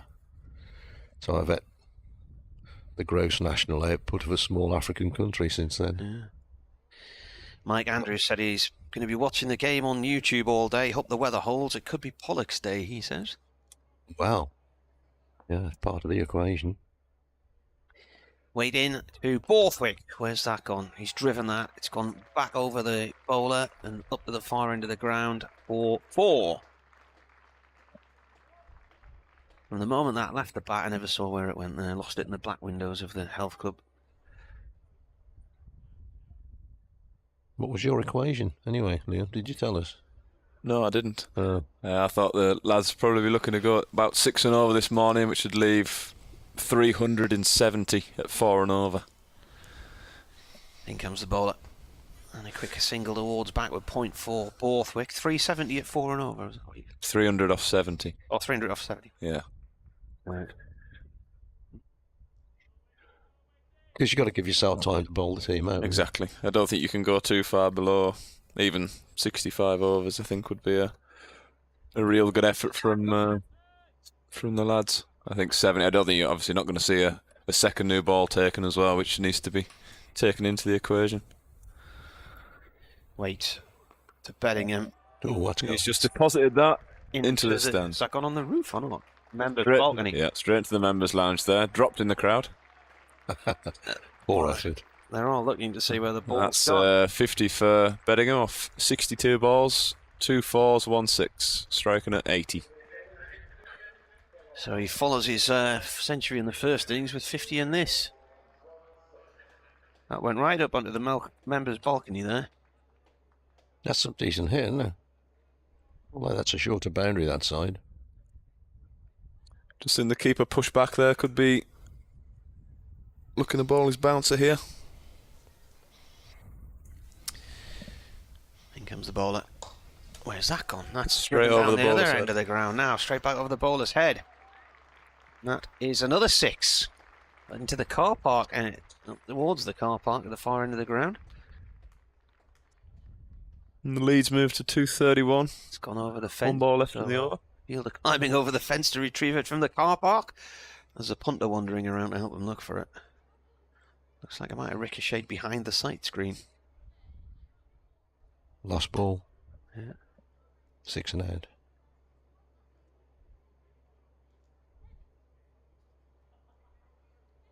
Oh, he's got it. Well, it's gone into the seats in the members' balcony, and now it's in the car park. This ball might be getting changed in a minute. I'll have a look. Yeah, it's 30 overs old. It's hit concrete. Well, the other one lasted 3 balls, didn't it, yesterday? Yeah, 3 overs. 3 overs rather than 3 balls. There is a difference. I remember the first over of the entire season a few years ago, Durham against Somerset, and Mark Stoneman hit a 6. Second ball or third ball of the match. As Wade comes in, Beddingham guides this off towards the cover boundary for 1. So 12, 13, 14, 18, 19 from the over, not a bad over. Yeah, so it flew into the pavilion, hit a step, and it dented the ball. So they had to replace the ball after 3 deliveries of the season. 173. That was 232. What did you do yesterday? I think you were here, I suppose, weren't you? No, I wasn't here. Oh, no, I was having lunch with my partner yesterday. Oh, very nice. Very nice. Have a day off and then travel today. 4 days at Essex. Friday off, and then club cricket season will hopefully start on the Saturday. Where'd you have lunch? Just a house. Oh, right. Very good. Nice relaxing day. Here's D'Oliveira jogs in, and it's a big wahoo with that one, goes through the wicketkeeper. It's I'll walk through Durham in the mornings. I've not walked through the city of Durham at night, but there does seem to be no lack of bars, clubs, and cafes and things like that. Yeah, there is. Surprised that last ball wasn't given wide from D'Oliveira. Next one, driven out to long on, and there's 1 run. Was it that wide? I couldn't tell from. It's just the rules. Right arm, leg spin around the wicket. If you miss the pad, normally given a wide, like we saw. Same with left arm over, like we saw last week with Kuhneman. Yeah. See Scott looking for a slog sweep here, and he's got it. And I lost it altogether. It's gone for 4. I can tell you that. Ian asks a question: have lost overs spoiled or made this game? Well, I think Worcestershire's declarations made the game, hasn't it? And yeah. Don't know. It's an interesting question. D'Oliveira in again, and this time it's a reverse attempted. Goes through to the wicketkeeper, and wicketkeeper Roderick walks about halfway back up the pitch to give it back to D'Oliveira. 76 Borthwick, 53. Is that 58 Beddingham? Can't read that board. Borthwick waits, goes back and pushes a ball that seems to hurry on to him out on the offside. Picks up a single. That not bounced much, is in my imagination. No, I think it's just got a little bit tight to him there. So had to manufacture that one into the offside for a single. 17942. D'Oliveira, about 3 aces, bowls, quicker delivery, and pushes the batsman back into the crease. Pushed out on the offside by Beddingham, and D'Oliveira says to Matthew Waite, hang on. I'm going to have Dylan Pennington from the Lumley end by the look of it. Yeah. Waite's pace, quite hittable. Well, the way these two are going, everybody's pace is quite hittable. Paul's emailed, hi Marty and his mob. Greetings from a fairly sunny and warmish Costerdale Hartlepool. Mob? Could be an interesting finish later today. Just finished power washing the patio area. Should be with you until around 4-ish before going out to watch an excellent rock band called Blistered Molly. Okay. Thanks for the commentary, the wit and the banter and the stories. Have fun and come on, Durham. This is the point where Paul, having power washed the patio, looks up to see the mess he's made of the fence. Paul the patio power washer. Well, if you ever use those power washers, they strip everything off the patio, but it just splatters them all over the fence instead, so you're then going to go and get a hose pipe out to clean the fence. You have to clean your windows. Now, a mate of mine who does blogging stuff and knows about it says there is a blog of a bloke who just does power washing, and he's got hundreds of thousands of followers. Really? Yeah, so he just turns up at somebody's house, Pennington bowls, start of a new over from him. Oh, now then. Ooh. That was a good piece of fielding at backward point, and Scott Borthwick was in no man's land as the throw came in from Libby there. Had he hit, he would have been walking off. Instead, he then gets an overthrow because the ball missed the target and went across towards mid-wicket. Yeah, apparently this bloke just turns up at your house and says, can I power wash your patio? And then he records it, and he's got thousands of people. A lot of people. There's a grass cutter one does exactly the same thing. Yeah. Makes YouTube videos. It makes a lot of money. Does he use drones to film him from above or something like that? Making patterns on the lawn. Pennington in. Oof, interesting shot from Beddingham there. It was a wide Yorker. Beddingham at full stretch dabbed his bat down on the ball as it was hitting the floor and guided it off to sort of deep. It's very, very well bowled there from Pennington. Beddingham giving himself a little bit of room, trying to manufacture something, and Pennington just fires it in. What would be the wide line in a white ball game. 240, the lead, 181 for 2, the score. Pennington right arm round now to the left-handed Borthwick. Borthwick goes for the heave-ho, and he pulls it down towards long leg. Haynes cuts it off, and they're going to get 2. Is he going to get back? He does.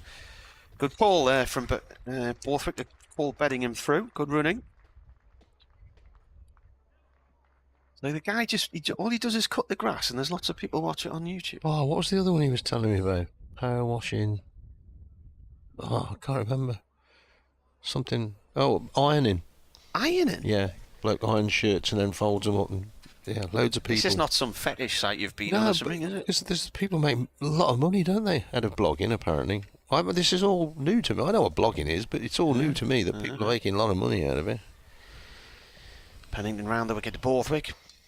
Ooh. That's slammed up into the air, and there's a man chasing after it down in cow corner, and it pitches, and it will be 2.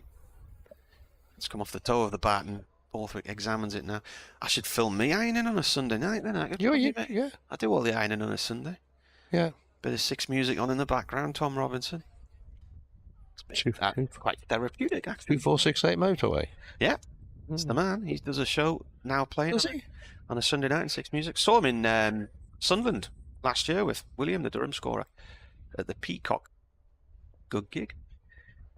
Ooh. Interesting one there. Shortish ball, which Borthwick ducked out of initially, then thought he might actually just flick the bat at, but then lost his balance and started to fall backwards. Yeah, he played at the Peacock pub last year, and saw around about the same time I saw Martin Stevenson and the Dainties there. And the storytelling's good because, it's 40-odd years since these guys were first on the scene, so they tell you all the stories about the background of the songs and where they recorded them and all this sort of stuff. Pennington in again, Borthwick with a baseball club type pull at that one, up to long on for 1. Do you do the ironing, Liam? Absolutely. Yeah. Everything in my house. Do you? I'm the only one in my house. All right, well, there you are then. My wife runs a little ironing business. So, Does she? Yeah, all my stuff is... She got one of those pluggy, the ones that are attached to a big steam vat on a... Oh, yeah, got one, but don't use it much. No. They're too heavy and they get in the road. Yeah. The lead is 245 at 186 for 2. Martin Emerson with you here from BBC Radio Newcastle. Liam Kravaskis, the Durham spinner, and Dave Bradley from BBC Hereford and Worcester. So if you're wondering why we sound slightly different, we've turned off the outside mic so that we can connect an extra microphone to our system and have 3 of us on air at once. D'Oliveira in, Finkelane bowls and heaved away to the onside for a single. Libby comes out from the deep mid-wicket boundary to field. 1 more to the total. We have ordered a little mini mixing desk which can give us some more microphone inputs and headphone inputs, so that should be arriving in the post any day now. It's one in my garage. Is there? But that's about 260 miles away. Yeah. Here's D'Oliveira in, starts to come down and realise it's not quite there, so pushes away on the offside. On this occasion, does Scott Borthwick. A bit more kit to carry around, but I thought, well, if we're just using it for home games, we'd store it here. Next ball, sweep down to deep backward square for a single. Finch, the fielder there, his throw goes over the wicket keeper. No extras. 186 for 2. The lead 3-4. No, it must be 188. The lead 347.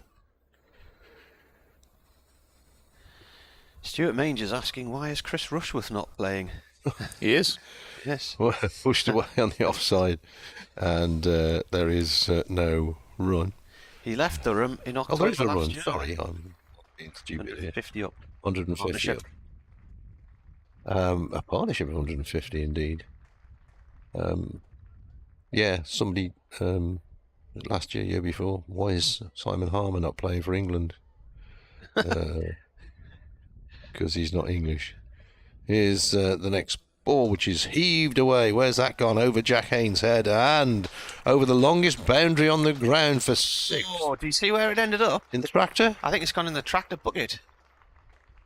Oh, has it really? Now, when I looked in that tractor... Oh, it's gone underneath it. It hit the tractor bucket. When I looked in that tractor bucket yesterday, it was full of water. Well, that would be interesting. So there's some circular weights in the tractor bucket. It's bounced off them and gone underneath.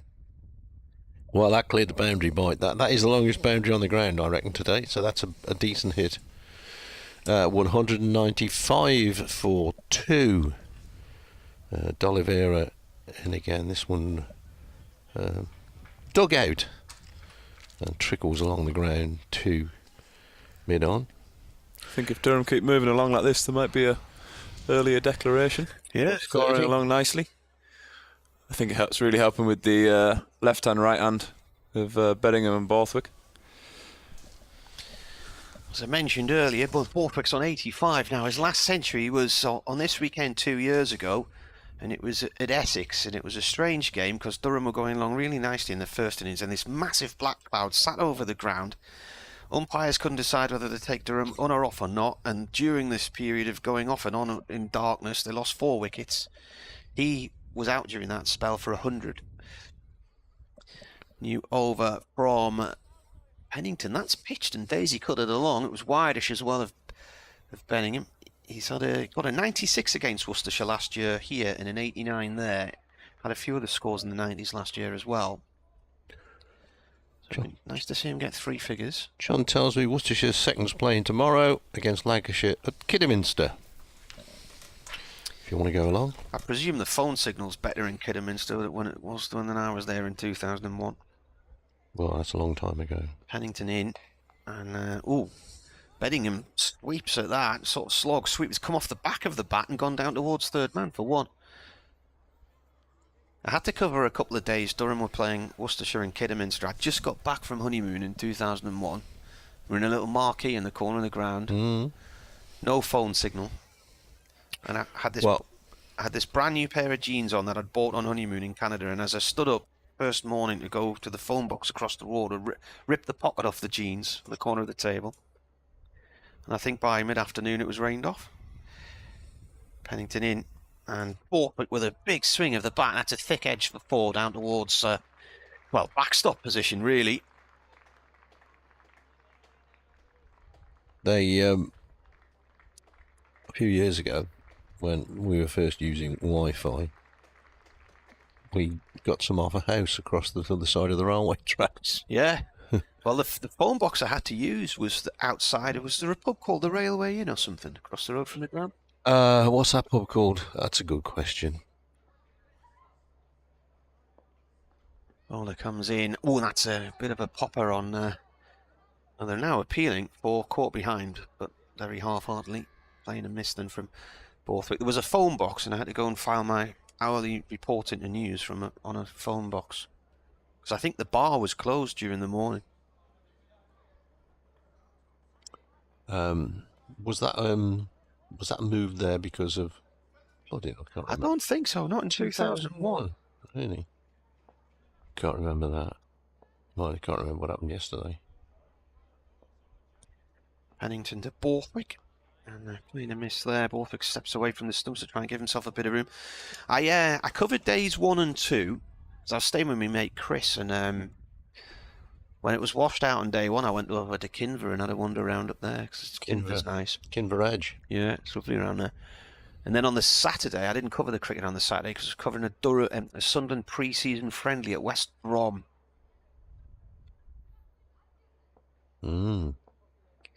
Last ball of Pennington's 5th over of the day, none for 34 so far. It's gone down the leg side, taken by the keeper end of the over. 3-dot balls. Yeah. So, all in the over in all, but the lead is currently 260. Durham 201 for 2. 80 overs to go, -2 for a change of innings. So, what did you reckon? 70 overs? Did you say? I thought 70 overs, but they're going along very nicely here. It might be before that if they continue at this rate. Going to have a change of bowling from the Finkel end.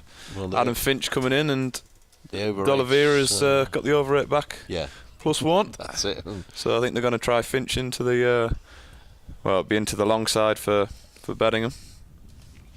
I'm not sure that's going to phase Dave too much.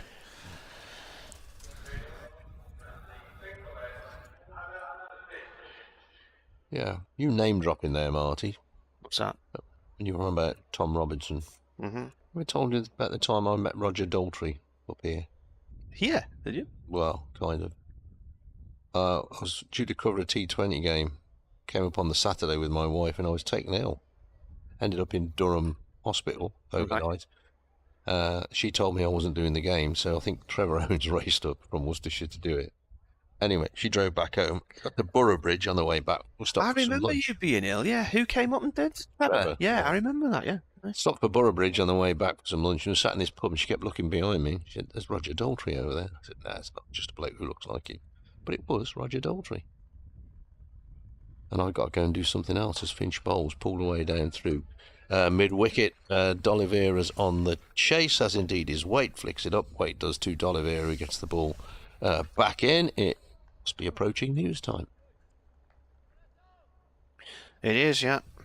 News is beginning in my ears on Radio Newcastle.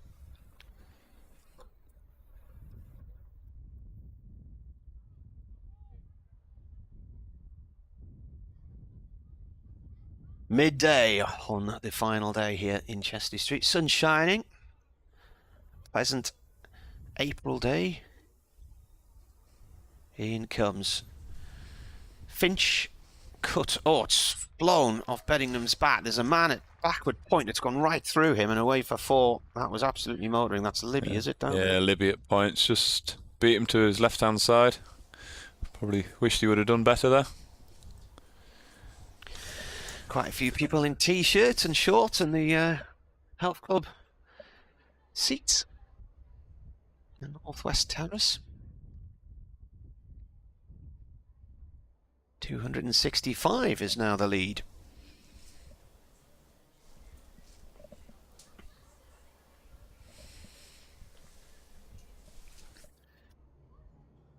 Finch in again. And it's a short one. Beddingham's pulled it off to... Well, that must have come off the glove. It's almost reached the square leg umpire there. Has he been hitting the helmet? Yeah, I think he's saying he's been hitting the head there. Yeah.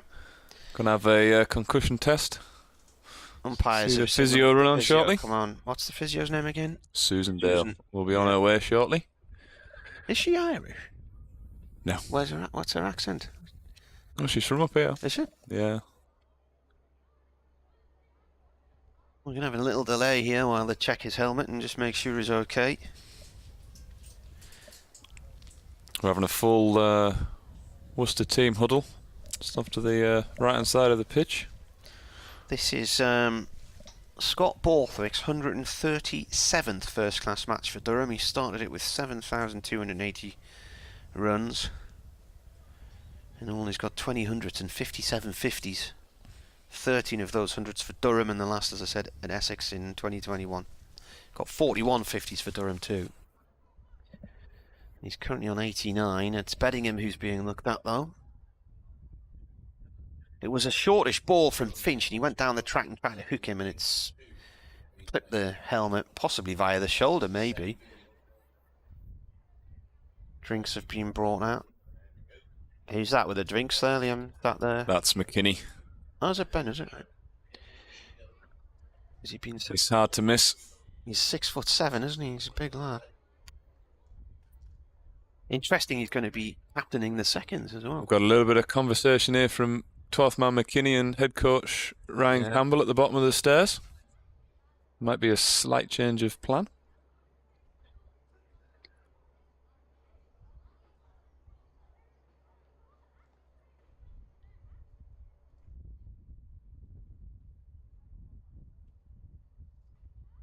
Drink coming on, fresh gloves.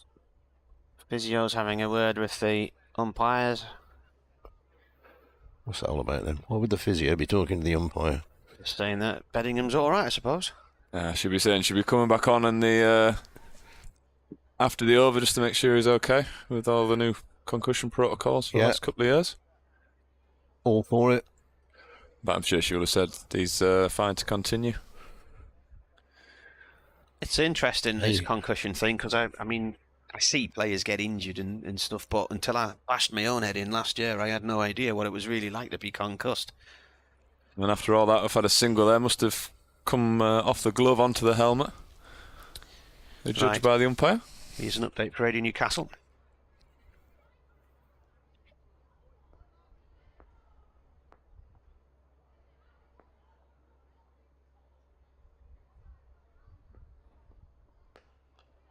Yeah, Durham going along very nicely here. 267 is the lead. They are 208 for 2 in their second innings. David Beddingham, who's just been hit on the head, has just been checked over by the physio. He seems to be okay. He has 75. Scott Borthwick has 89, and they've really rattled along today. They came together yesterday with a score on 39 for 2. So it's all about Durham building a fast lead here and declaring probably in the next 15, 20 minutes maybe, and giving themselves 2 and a bit sessions to try and bowl Worcestershire out. Could be quite an exciting afternoon.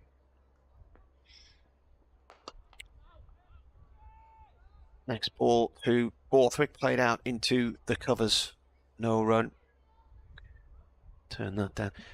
Yeah, all I did was trip over a curb and knock myself out in the street, but for weeks my short-term memory was absolutely all over the place. The curb was slightly concussed as well, I believe. It was, yes.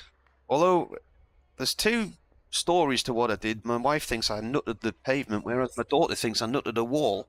But either way, I made a mess of myself. In comes Finch again, and that's through to the keeper. Fractured my eye socket. What's the umpire calling for now? Well, it's the end of the over, so it's now come back on to check Beddingham again, I presume, is it? Yeah, it will be. Yeah. 267 the lead. Not sure the umpire's overly convinced. Well, Dave's okay. Yeah. At least he's had the common sense to get somebody on who can tell if he's okay or not. And he's smiling. Well, yeah. Yeah. I was at a rugby match last year. It was a local game, and the physio from the opposition actually said there's something wrong with that bloke there, and the ref stopped the game, and they did haul him off, but he looked a bit groggy for a while, so you can't be too careful. No, and sometimes it's not until a day later or whatever that it becomes an issue. Yeah. Well, the signal's going back to the dressing room again here, whether they're calling for a new helmet or anything else coming down. Well, he's supposed to put on a new helmet anyway, and if you get cracked on the helmet, I mean, I don't think he did though, did he? As Liam said, it looked like it came off his glove onto the helmet, didn't it? Because I think it was more of a glancing blow. They do only have to change helmets when it's they've cracked the shell. Yeah. Yeah. I saw who was it at Trent Bridge? Alex Kidman playing for Worcestershire got hit on the head, and he just shook his head and got on with it. 2 overs later, he just went down in a heap. You've got to be careful. You ever suffered from that, Liam? I had one last year. Yeah. In a game here. Pattinson got me twice flush on the side of the head. And then the following week, Rushworth got hit on the head at Sussex as well, didn't he? Yeah, it's 2 slightly different bowlers, but he got hit on the way around, and so was it Notts when you got injured? Was it? Yeah, Pattinson got me twice. I think they might have just brought him a painkiller out this time.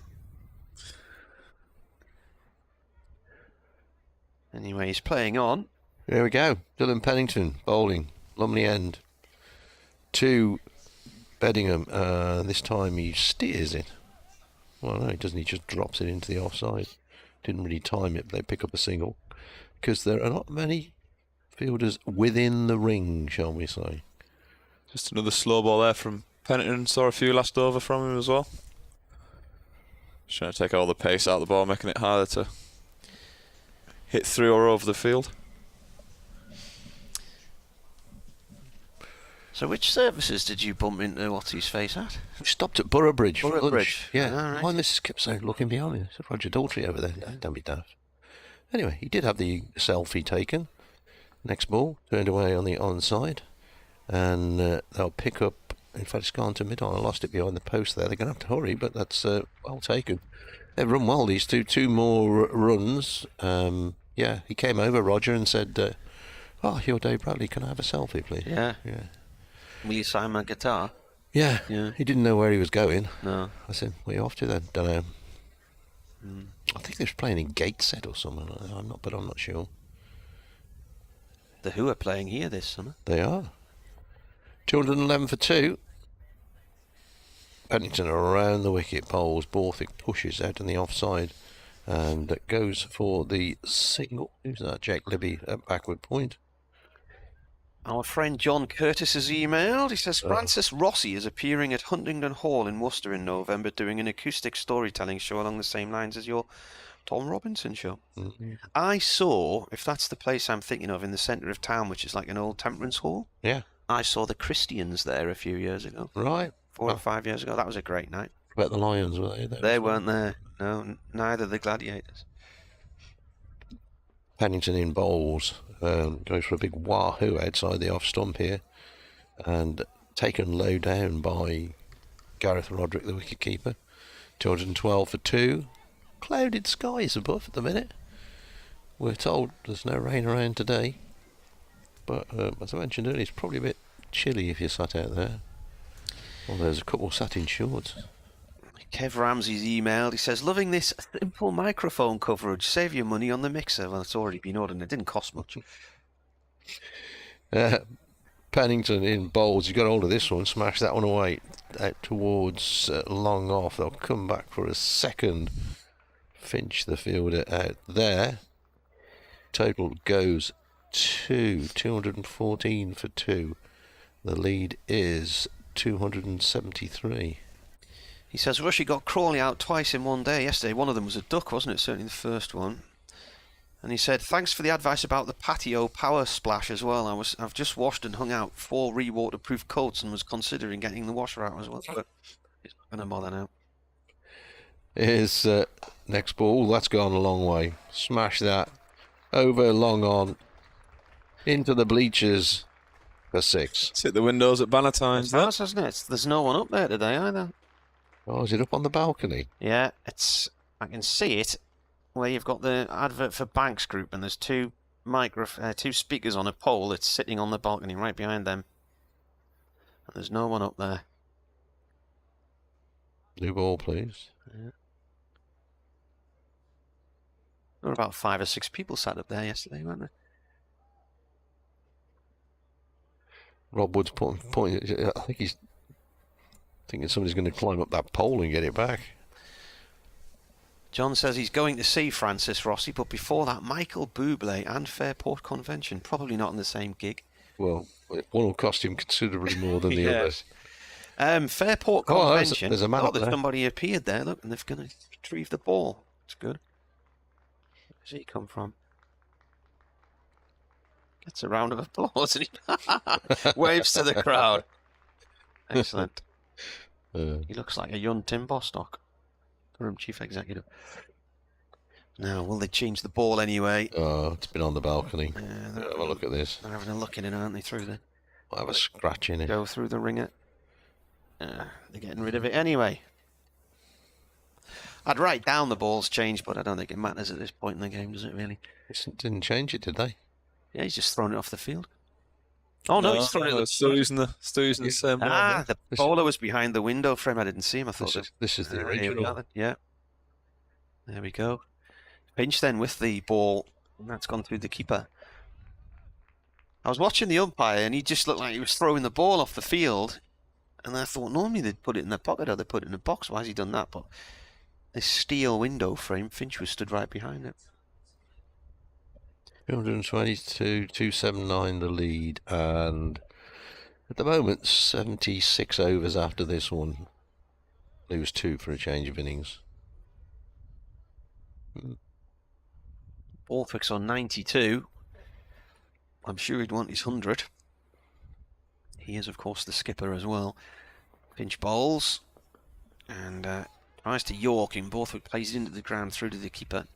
I did see you wouldn't have played in that game in 2017 at Swansea. You weren't in that one. That was when Paul Collingwood was the skipper. He'd had 100 in the first innings and he was in the 90s in the second, and then declared on himself and stopped himself getting hundreds in both. But that was because it rained during the lunch interval. He was trying to make a game of it. So I think if it's in the plan that they want to declare before Scott gets to his 100th, I think the lads will definitely be buying into it. That's a full toss, and it's driven out into the covers to D'Oliveira. Deep extra cover for 1. Don't think they're playing at Swansea anymore, are they, Glamorgan? I think it's gone. Fred, who emailed us the other day on day 1 of this, that was where I actually met him there for the first time, and he lives about 200 yards from us in Sunderland. He was there with his guide dog. I think the ground's become a bit decrepit. Yeah, it wasn't the best, to be honest. So my Glamorgan correspondent tells me. I'll be staying there later in the summer because Durham are playing a one-day game against Glamorgan in Neath. Oh.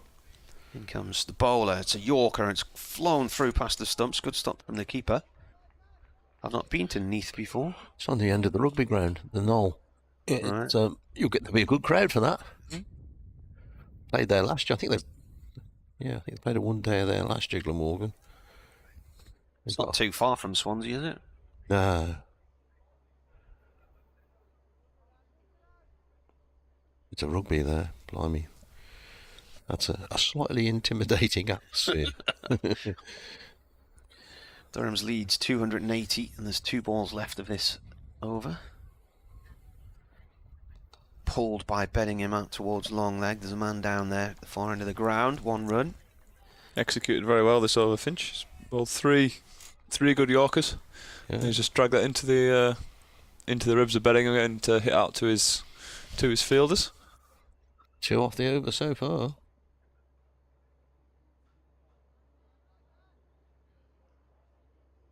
Yeah, went to a rugby match in Neath. My mate Colin, he said, don't look at anybody when we were in the pub.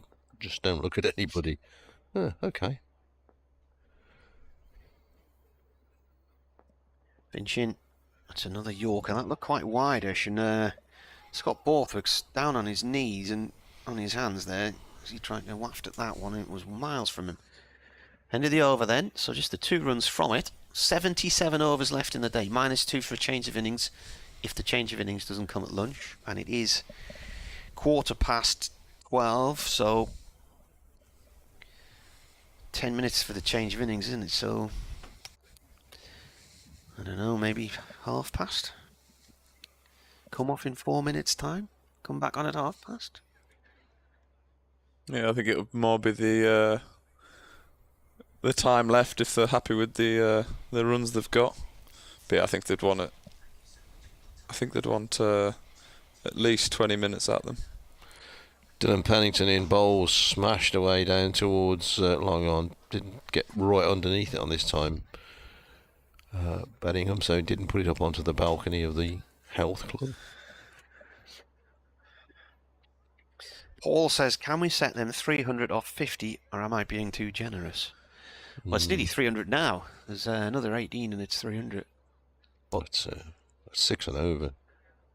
A bit of a tall order. They're going to be way past 300. Pennington in bowls, pulled away down through square leg. D'Oliveira is on the chase. Haynes is on the chase. And Haynes gets there first. Come back for 2. Total goes to 225. I think if we see a declaration at past, you're going to have this over and 3 more. So that'd leave the 70. And then you're somewhere just above 300. And hopefully Borthwick's got his 100 by then. He's on 95 now. So he's looking for his 14th century for Durham. And the game when he got the last one at Essex, that was the weekend, you may recall, where all the players came off the field on the Saturday for about 3 hours because it was Prince Philip's funeral. Here is Paddington in bowls, pushed away through mid-on. They're going to come back for 2. A long track in there for who's out Jake Libby. 2 it is. 227 for 2. Lead is 286. Look at the music. Is that in your headphones? It's in your headphones over there. Oh, is it? Yeah. Oh. You must be deaf when you put them on. Yeah.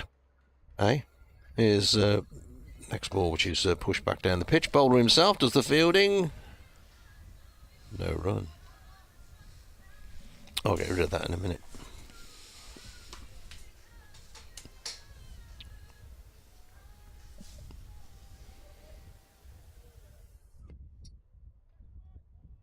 So, the field is basically spread. There's men everywhere. As the next ball is pushed away to backward point. Good stop there. Getting down to his right is Adam Finch. Excuse me, I got the hiccups in the middle of that. Big boy's breakfast. Liam's looking intently through the window.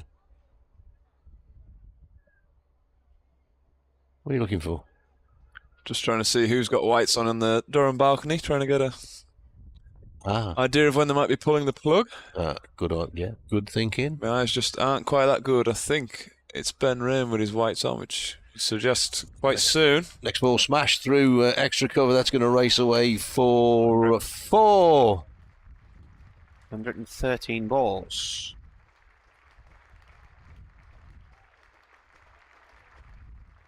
Takes his helmet off, raises the bat, and gets a hug from his teammate. 101, 112 balls, 140 minutes, 11 fours. What was he this morning? 39 this morning, so he scored 61 this morning. And a very generous round of applause.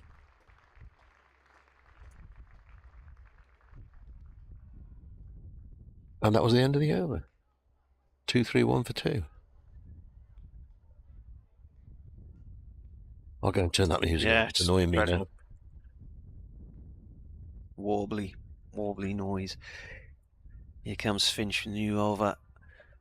And Bellingham looks to pull that through the leg side. I think it's hit him in the body somewhere. Yeah, he's just been stuck on the arm there.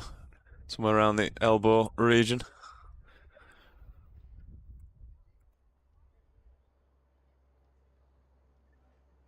Borthwick's 21st in first class cricket.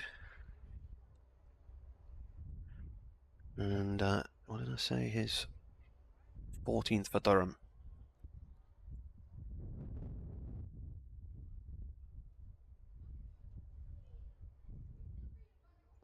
Two, 3-2 for 2.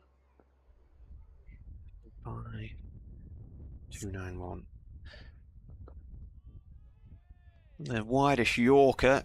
Borthwick taps his bat at it and he's down on his knees looking at the umpires. So you're not going to signal there. Very well bowled there by Finch. Trying to keep out the swing and arc of Borthwick.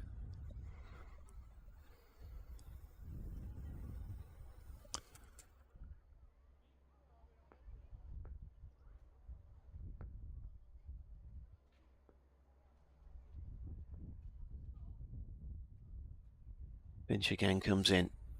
Borthwick steps across the stumps and pulls the ball upfield towards Leach. That's long on. He went a long way there, didn't he?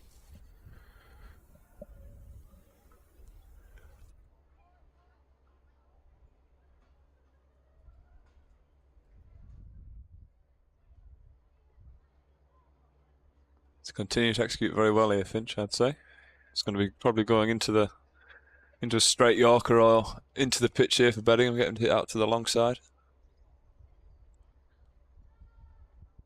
Is it in balls? Oh, he's smashed his stump. It's a no ball. Smashed his stumps to bits, but it's a no ball. Bowled on 86, but it won't count. That's the first of the game. A long arm of the law. Signal. First no ball of the game. Oh, the irony of it. Depends how far over he was, I suppose. If he was a foot over. He definitely went for the straight Yorker there anyway. Yeah, he did, yeah. If he was a foot over, then it alters the whole dimension of the delivery. This partnership, by the way, is 196 now. Third wicket stands against Worcestershire. It's probably up there. There's no ground staff out there yet, is there? They'd want to get lunch time for the ground staff, I think. They want to get it. 12, get it in before lunch for the players. Pulled by Beddingham, and he's going to be out this time. Caught at long leg. So he departs for 86. Durham 235 for 3. And they're going to keep going. Looks like next batsman, Ollie Robinson's making his way down. 196. So he gets a wicket next ball after the no ball. Who took the catch then? It was Jack Haynes, I think, wasn't it? Yeah. Confirmed by the scorers.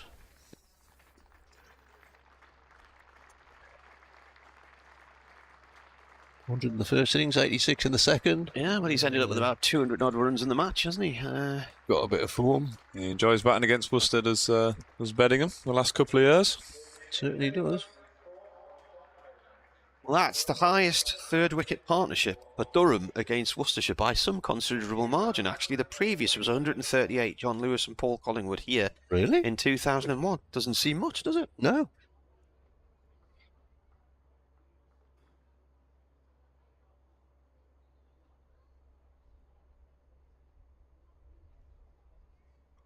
The wind getting up. Somewhere. So. Can hear it rattling around. Out of my nose, maybe.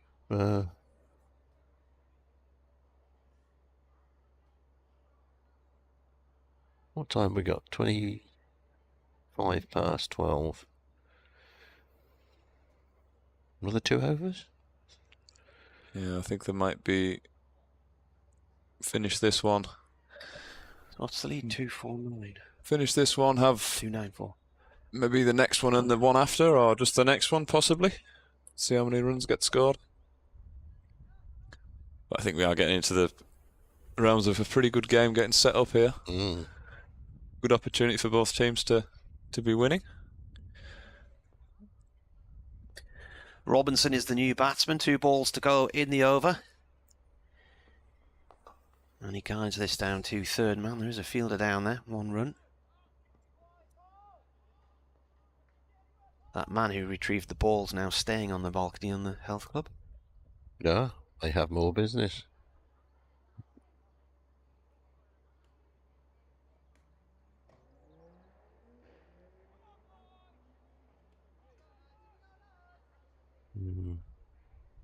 No hovering ground staff at the moment, which I think indicates that they don't know what's going to come, or they're watching the pictures.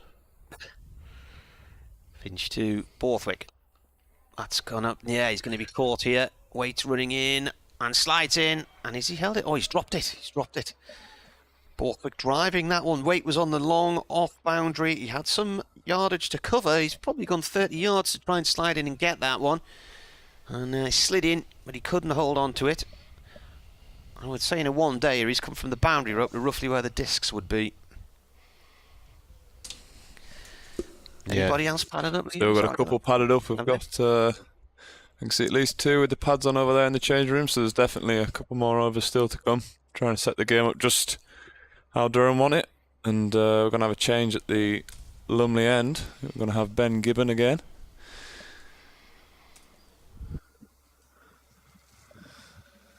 I think Gibbon's going to try something very similar to Finch from the other end of hiding it outside the off stump, trying to get him to hit to the long side.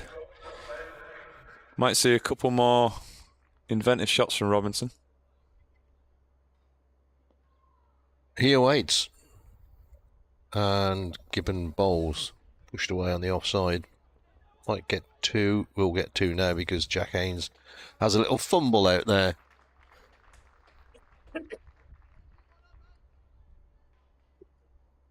240 for 3. Even I can add 59 onto 240.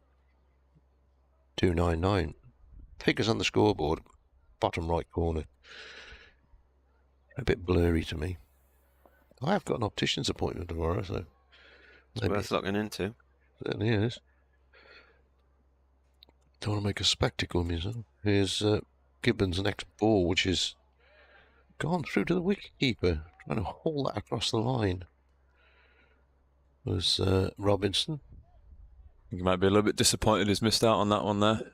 It's definitely in the slot to be hit.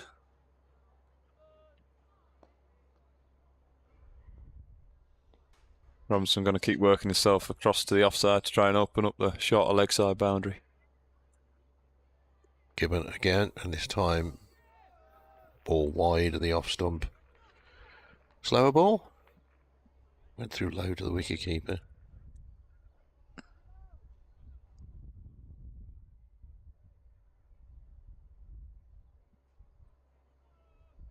Nearest fielder to the batsman is an extra cover position, probably 30 metres away. Well, apart from the wicketkeeper, of course.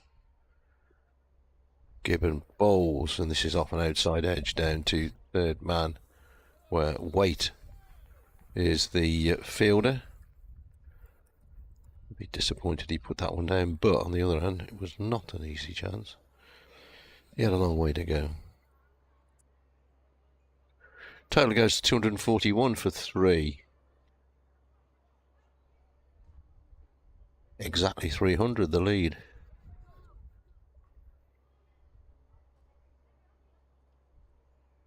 Gibbons starting his run off by the advertising, they call that carpet on the ground.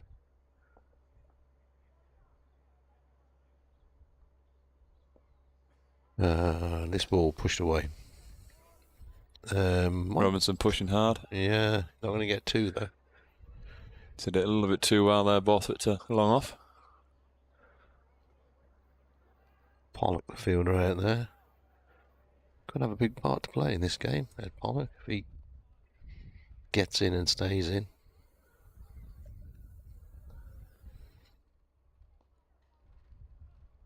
No one really unmoved on the Durham balcony at the moment. Still got a few batsmen with pads on.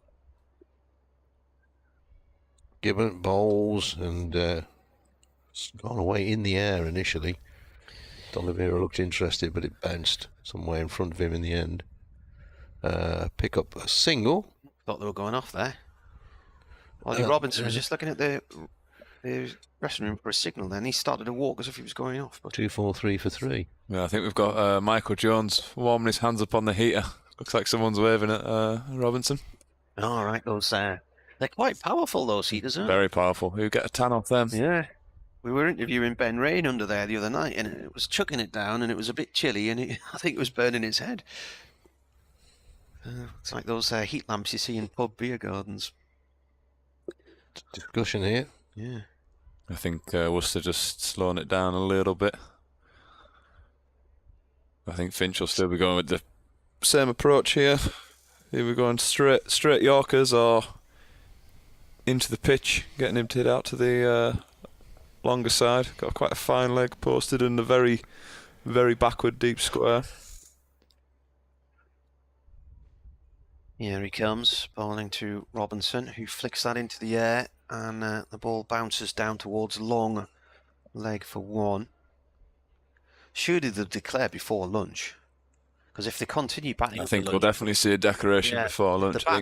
Just without getting it to the exactly where they want it to be at the moment. I don't think we're far off though from a declaration, and then Durham will be coming out to bowl soon. Well, they declare at the end of this over, then that's 12:35. So you come back on at 12:45. You've got 15 minutes, about 4 or 5 overs to try and get a wicket before lunch. The lead's past 300. It's 303. Inside edge from Borthwick onto the pad.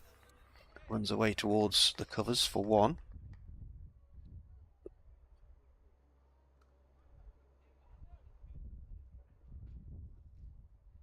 Has been some really good execution here from Finch.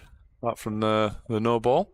Well, he's in his 6th over. He's got to go on 1 for 31. So, in this situation, he's going at less than 6 and over. He's doing all right, isn't he? Yeah, he's doing very well. I think he's kept it very simple. He's bowling wide to Borthwick and straight and full to the right-hander, or sort of into the body, changing his pace as well.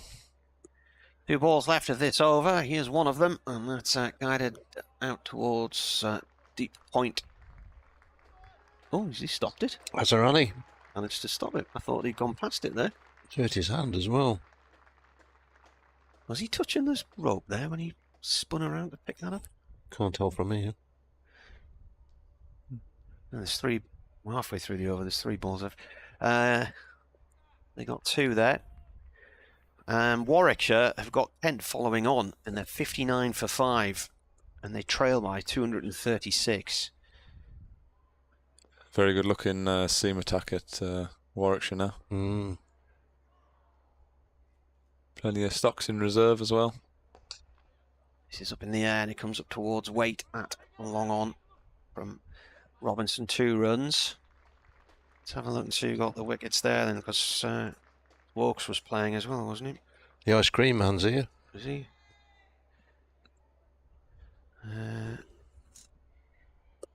Rushworth 2 for 12, Wokes 2 for 20 in the second innings.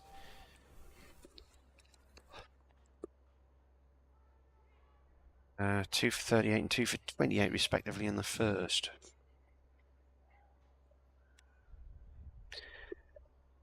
Pinchin. Oh, that's a wide bouncer. Is that going to be signalled as a wide or not? No. 1 for the over, says the umpire. It's an admin. Hampshire have been bowled out in their second innings at the Oval, so Surrey need 243 to beat them.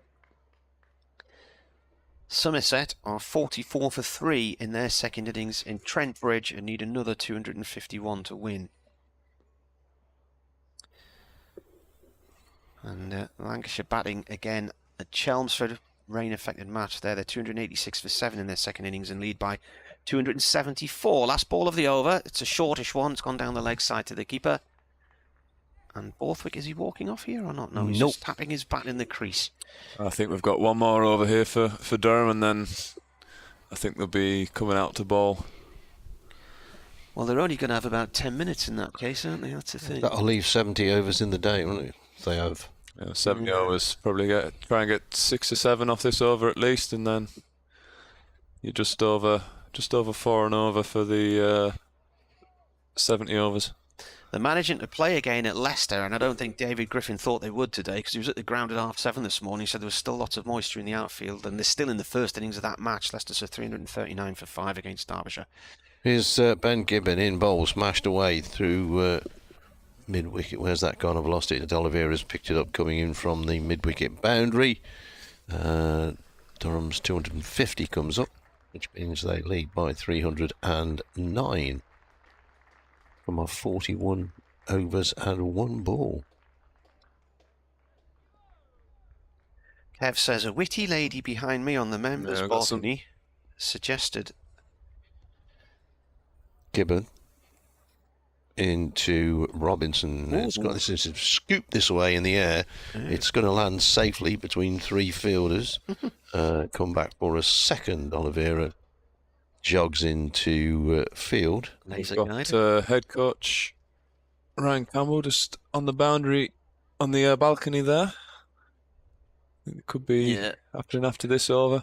Somebody padded up there. Yeah, I think maybe a cunning ploy. Yeah, possibly a cunning ploy. Got a couple of others with whites on, ready to get out there. Given to Robinson, and it's a slower ball. Wide of the off stump, trickles through in the end to the wicketkeeper. Anyway, Kevin's talking about groundsmen waiting to come and do their bit, and a lady in the members' balcony has suggested the noun should be a hover of groundsmen. A hover? Yeah. Especially if they've got a hovering in tow. A clump. Speaking of groundsmen, we've got Vic just... he is hovering over there. On our left-hand side. Next ball is pushed away into the offside. goes to backward point. Haynes, the fielder. Total is 253 for 3. Pretty much a clouded sky now. Yeah. The temperature's dropped a tad as well. We've lost a man with the pads on. We've only got one there. So 2 balls away from a declaration. John Curtis says Very both possible. sides may have agreed a runs and overs equation. So this is just reaching an agreed target. No agreement, I don't think. No. Gibbon in to Borthwick, who clatters this away down to long on. Might only get 1 this time. Yeah, and 1 indeed. So, is there 1 ball left of the Durham innings? We ask ourselves. 254 for 3, 313 I think we'll be coming off after this ball. Oh yeah, quick little turnaround, and the man with the pads on has disappeared. 11 minutes, hopefully 3 overs. Durham to bowl before lunch. Gibbon to Robinson, who's got this way. He's high in the air, and he's going to be caught. Who's that coming in there? Good catch in the end. Almost got underneath it. Jake Libby, I think, has taken that one. And Durham have not declared. Oh, yeah, they're going now, yeah. Declared. I was going to say, they were hesitating for a while. That's going to leave Worcester 313, I think that was, off 70 overs.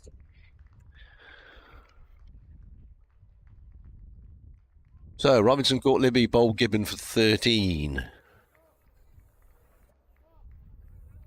So that was the end of the 42nd over. We're the total on 254. Gibbon ended up with a couple of wickets. 2 for 55. So, you worked out the run rate then, didn't you? I was just going to do that in my head. I reckon it's about 4.47. What do you think? I think you're about there. I'll make a note of that. 314 then, is it? It is. Yeah, we'll settle for that. In 70 overs. Right, let's run you through the bowling stats then, quickly. Where are we? So, Leach, 11 overs. 1 maiden, 1 for 40.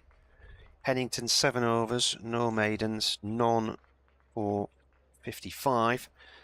Ben Gibbon, 11 overs, no maidens, and he's taken 2 for 55. Finch, 1 wicket for 35 in his 6 overs, and there weren't any maidens for him. D'Oliveira was the next bowler. I haven't actually written in my notepad yet, so I will now. 4 overs, none for 36, no maidens, and then Waite, none for 31 from 3 overs, no maidens. Heavy rollers coming on. Yeah. So the run rate was 6.04 for Durham. How many heavy rollers are you allowed now? What am I thinking? Good question, though. I thought it was 1 because they used that yeah. for the first innings, didn't they? What's the required run rate, did you say? 4.48. 0.48. Needing 314. That's not too bad a required run rate, that is it, really? That's a good declaration in the end, isn't it? It's the carrots there. I think if they'd batted on to lunch, that would have kind of killed it off. But, yeah. And if Ed Pollock gets going, similar story down at Merchant Taylor's last year. It wasn't this many needed, but it was a pitch that was doing more than this one. And a decent Middlesex attack as well. And Pollock just, in an hour, Yeah, I think you'll see the game. Potts going to try and swing it back. Like you dismissed him in the first innings rather than go across him. But good opportunity for Durham to go hard for this, probably 3 overs before they go off for some lunch.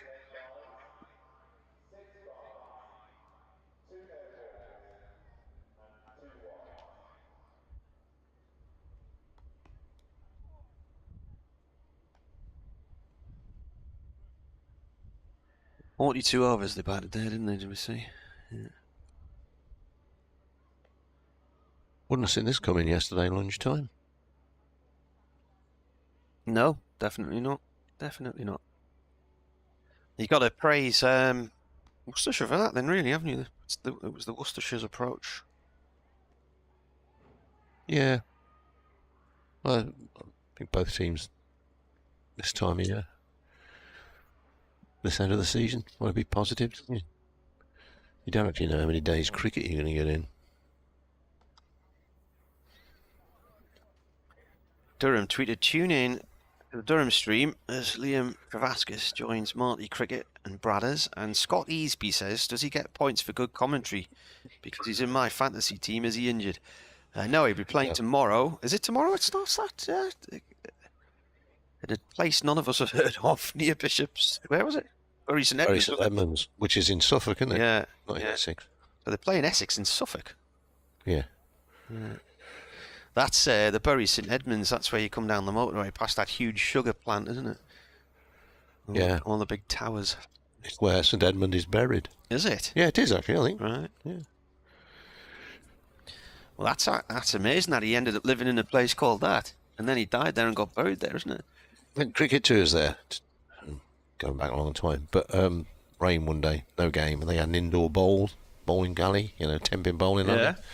So we spent about 5 or 6 hours in there and had repetitive strain injury in my right arm for about a week. 10-pin bowling. Good fun. It was while the World Cup was on. What World Cup was that? When did Skill Archie score loads of goals in the World? 94? 94. Could have been then. Told you it was a long time ago. USA 94. It'll be back there next time, won't it? With Mexico and Canada. The dog with the man in the pram was watching the cricket yesterday, but he got a bit bored yesterday. That sounds like a Michael Moore Pugu book. Yeah. The man with the dog in the pram. I like that. I may put a chapter in my autobiography called The Man with the Dog in the Pram. But what if people planning to buy your book are not dog people? Well, I don't know, you wouldn't just buy it for one chapter, would you? You ever bought a book for one chapter? Yeah. I'm reading Glenn McGrath's book at the moment, Line and Strength it's called, mainly because I'm doing a thing with him on Wednesday. Very interesting. He was on a stage last week in Guildford, because Adrian Harms, the Sussex commentator, went to see him with Aggers, yeah. On the Worcester Cricket side. Adrian felt he wanted more stories from McGrath, right? More about cricket and the crack and that kind of thing. All right, well, I'll drag that out of him. Yeah. 20 quid in Worcester on Wednesday. Sold out. Is it? Yep. Where's it at? New Road. Right. Worcester Cricket Society. In the main pavilion, or? Yeah. Be a good evening. Yeah. I think it's about 38 quid, isn't it, for the theatre tour? I don't know. So 20 quid, and you get me instead of Aggers. Oh, what a bargain. I like that room at Worcester. It's nice when you come in and you've got all the little sort of museum-y bits as you walk through.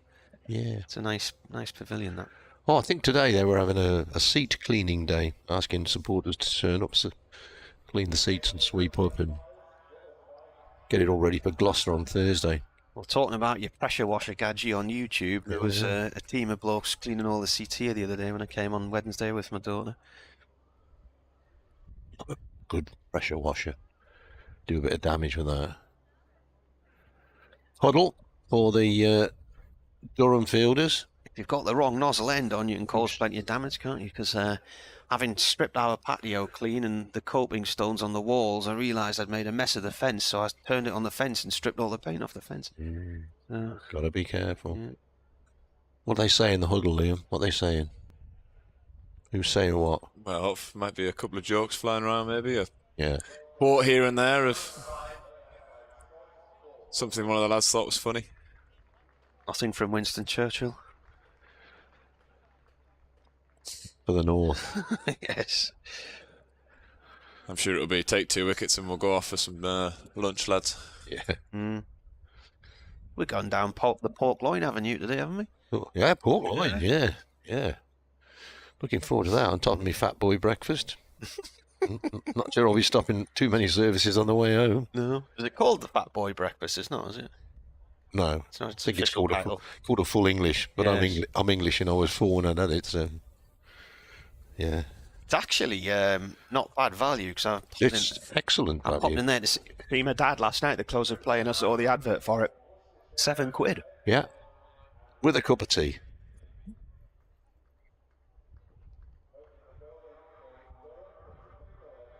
Matthew Potts. Yes. Not surprisingly. So how will Ed Pollock play this before lunch? Will he just be sensible, or will he just try and smash it around? Do you know, I think he only plays one way. What's the time? 12 minutes to lunch. That might be about 3-4 overs maximum. I think you're only going to be getting 3. Yeah. I think you'll be struggling for 4 with 2 seamers bowling. Very odd suggestion of a field with a deep point here. I don't think that'll be.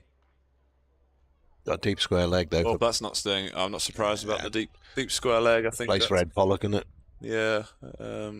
Just the deep point's a very interesting field. We'll see what. Who knows? Maybe they want to bowl at Libby. Pollock had 41 on the board inside 6 overs in the first innings. He's come in there. And then he was out. Here's Potts coming to bowl to him, then right arm over to the left-hander. It's gone down the leg side. The keeper takes it one-handed, way across to his right. Yeah, the deep point is no point. Good swing there from Potts, just not quite got his line there first ball. I think he'd be hoping for a very similar dismissal as first innings, as I said earlier. Looking for the big one to swing back and either hit the pad or hit the stumps. Comes in again. That's gone down the leg side. They're obviously targeting that leg stump, going for the little pickle.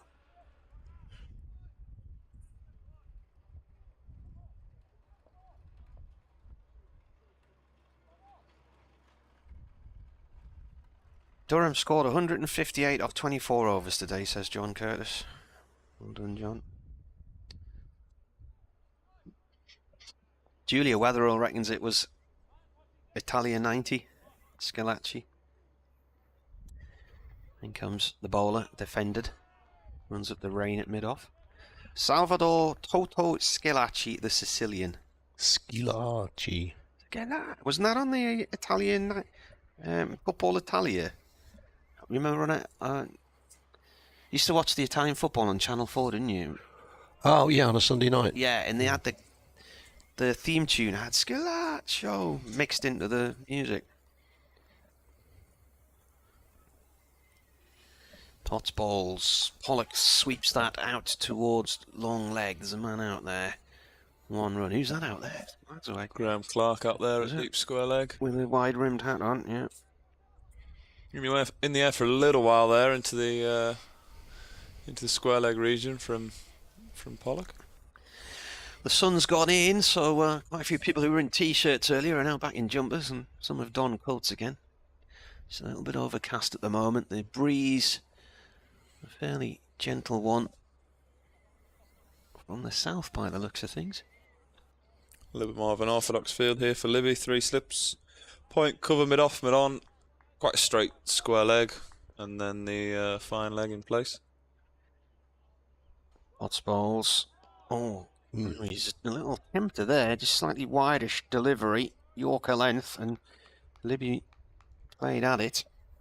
Just missed the target, just missed the ball there. That swing? Did swing. Still quite wide though on the line, but you'd have taken one like that.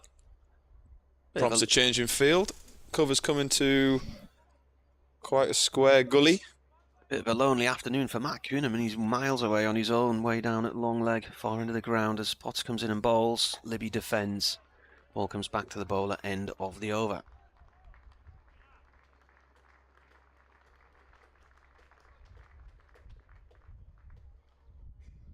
One run from it.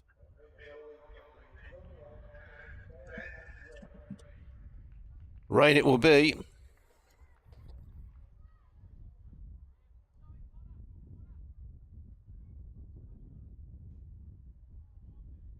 It suggested on the first day he was going to bowl left arm. Yeah, I think they might have addressed that there. Looked right arm medium. Was he playing Shield cricket in Australia? Could bowl left and right. A couple of years ago. No, it was definitely Sri Lankan a couple of years ago in the Under-19 World Cup. Yeah. Ray going to bowl round the wicket, hanging the ball in to Ed Pollock, and Pollock is forward, pushes away on the onside, probably off the outside third of the bat. He's going to get a single. Clark comes in from the deep mid-wicket position to field, and Worcestershire are one without loss. My friend Carol was saying last night her grandson's in one of the age group teams with Durham County now, under 15s, under 13s or whatever, and he can bowl right arm or left arm. There's lots of them arriving this morning. When we were pulling in the car park, it was like Spaghetti Junction out there. They were having a big presentation for all the age group cricketers. Yeah, we've got quite a few sat down to our left-hand side, just at the bottom of the stairs there. Yeah. A couple of the players. Rain into Libby. Libby forward, plays to mid-wicket. No run. The under-15s were in the press box upstairs the other day. Some of them were doing some interview practices and whatnot. But they're a different age group to the under-15s I bumped into in Derby last year. So the day you took that catch at Somerset, once the match was over, I jumped in the car and I raced up to Derby and pulled into a hotel just off the motorway. And Durham's under-15s were staying there. Didn't have a clue. Rain in. That beats the bat. Goes through to the wicket-keeper. Just a little prod at it from Jake Libby. Beat him on the inside, that one. It's a lovely ball. He didn't look over confident in the first innings, didn't Jake Libby? He was scratching around a bit. Big question his technique here. Definitely looking. Believe we were trying to flick a pad or take an edge here. Hopefully one might bounce out of the dried pitch marks from the first innings. Caught in the slips somewhere. Rain, Lumley end to Libby, who this time gets solidly forward. Again, the outside third of the bat squeezes to Clark at cover point. There used to be a guy who could bat right and left-handed in local cricket. I played someone in Australia, in Canberra, that could bat both left and right-handed, and he just decided which one he'd do it. Whichever was the shorter boundary. Well, I think that might have been some of the reason. I played against him in a single wicket on the edge of a square once, and he just kept whacking it to the boundary. He changed over to the shortest side. Rain in bowls, Libby forward, very solid behind this one. Did see David Warner facing a free hit in the IPL this week. Decided to try hit it right-handed. Oh, did he? Yeah, just lined up right-handed. To the shorter side. I was here that day when Peterson hit those two switch hit sixes against New Zealand as well. into the stand. Very young man. Yeah. It's quite the norm these days, isn't it? No one had really seen it back then. Rain to Libby. Libby eases the ball, pushes the ball away on the offside. And Ben Rain's over, and Worcestershire are 2 without loss, having been set 314 to win in 70 overs. They've used up 2 of those overs, getting 2 runs. Trying to see if they can squeeze 2 more in here, Durham. Clock's just about to tick over to 3 minutes too. Over 8's +2, isn't it? Wonder what it finished on with Worcestershire. I think they were -1 this morning. They were level. Yeah, level. Yeah. Get Dolly on for a couple of overs. I think they'd gone down to about -4 at one point. Here's Potts then bowling to Pollock, who's on 2. 312 more needed, and that wraps in Pollock's thigh pad. It's gone off down towards fine leg for a leg by. I think it was it Sussex got done a point at New Road last year, and they were 1 ball short of. It's a very complex thing, and the scorers tried to explain it to me one day, and after about half an hour, I'd lost the will to live. Well, Durham at Warwickshire. It's a ridiculous thing. That's what it is. Durham at Warwickshire 2 years ago. They never even finished the first innings of the game, did they? And they got dot points. And I'm thinking, how can you? Potts balls, Libby leaves that one. How can you lose points when you haven't actually finished the first innings of either side? Much more confident leave there from Libby. Looked a little bit tentative to Rain at the other end. Durham lost points last season because Nick Maddinson's bat ended up being too big. Oh, that's right. That was Mike Smith was the match referee, who was the referee last week at Sussex. In comes the bowler. Been a miss there. And there was a suggestion that the bat, because it was quite a muggy week with a bit of thunder around, and there was a suggestion the bat might have just swelled a bit. Yeah, they do swell. With a bit moisture in I it. think I was playing that game. The only thing with handmade bats is you sometimes get the spine just off centre, which is what was stopping it from going through. Yeah, that was the other thing. Maybe it wasn't quite in the centre. Are they doing that this season? I've not seen anybody do it. Yeah, they'll They're still doing be doing it.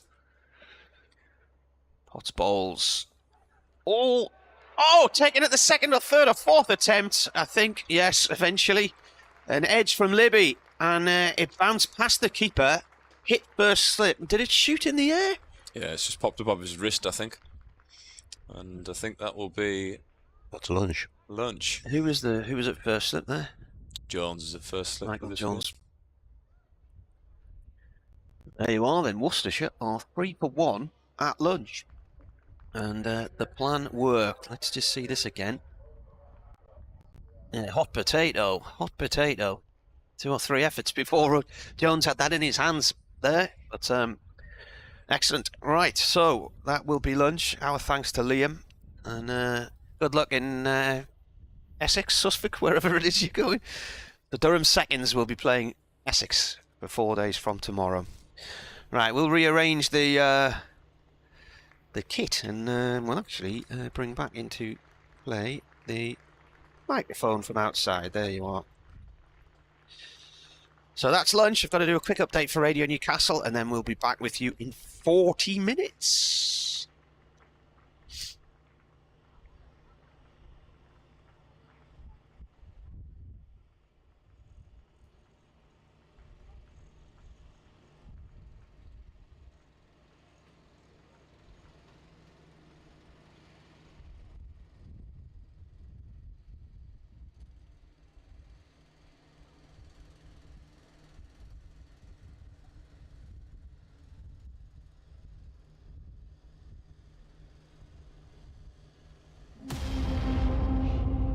With the dawn of a new era on the horizon, it's time to awaken the sleeping lion. Time to rise and go to war. Hear our cries now, hear us roar. A team with great prospectors now come forth, who fight for our pride and who fight for the North. Together we march, success in our sights, achieving our goals and reaching new heights. Heroes of old and heroes of new, the brave and the bold, they bind us like glue. Stars will be born out on the wicket. Now begins a new chapter at Durham Cricket. Oh, that's 6. That's a biggie. Lovely use of the feet.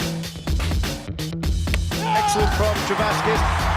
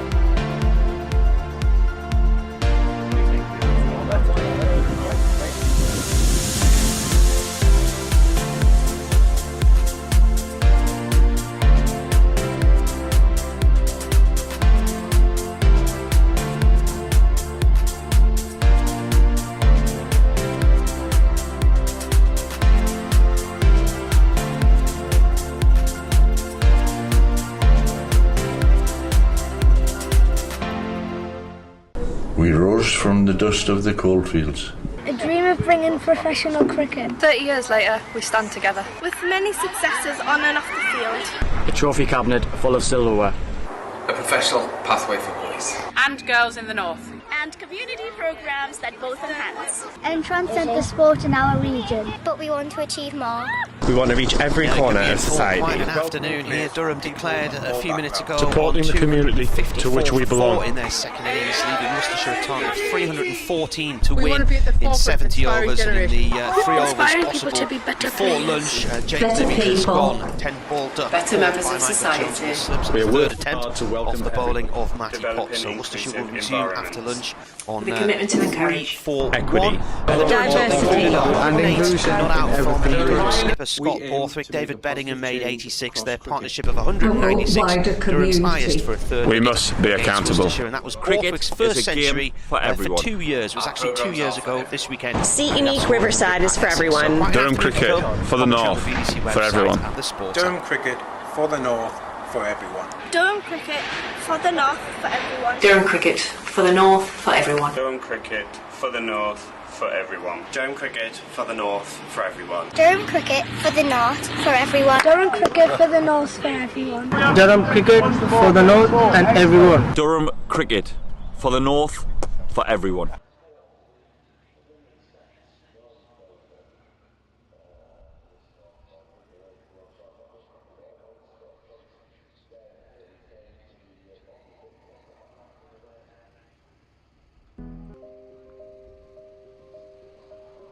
We've always been good at designing niche products for consumers.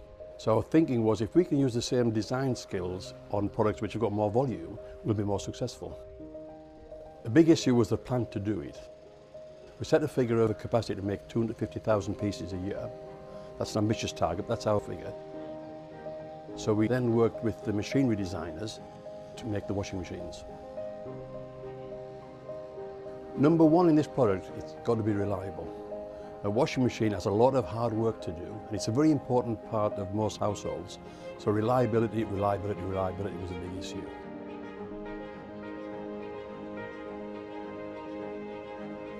I think any new product, we've got to learn about it, and that's important. We've got to learn about it so we understand it inside out.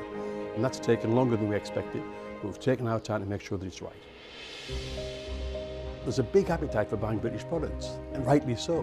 But we can't rely on that. We've got to make a product that competes with all the imports. And of course, remember, we've got our core business here of making domestic dehumidifiers and bottled water coolers and industrial dehumidifiers. So that takes our time, and we don't want to get this wrong.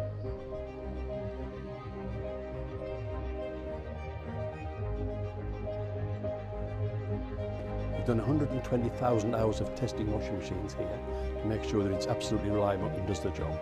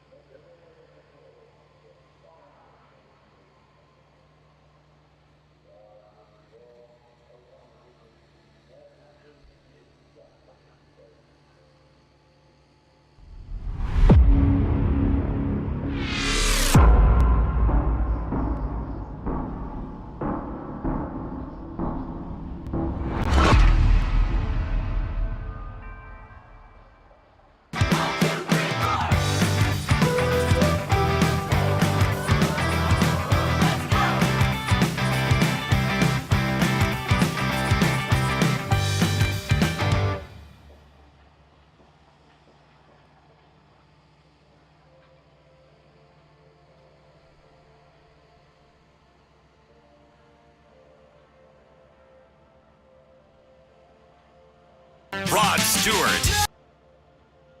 In concert.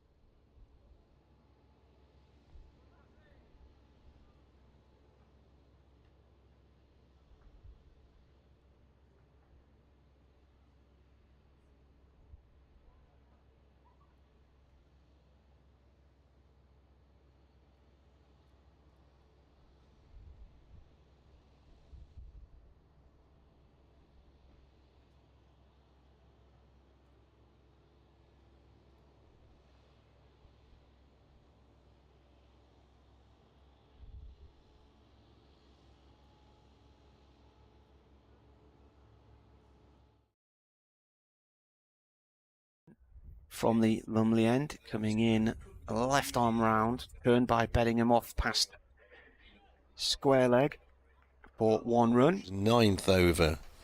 And this time driven away to the offside. Might be a couple there. White has got a chase down.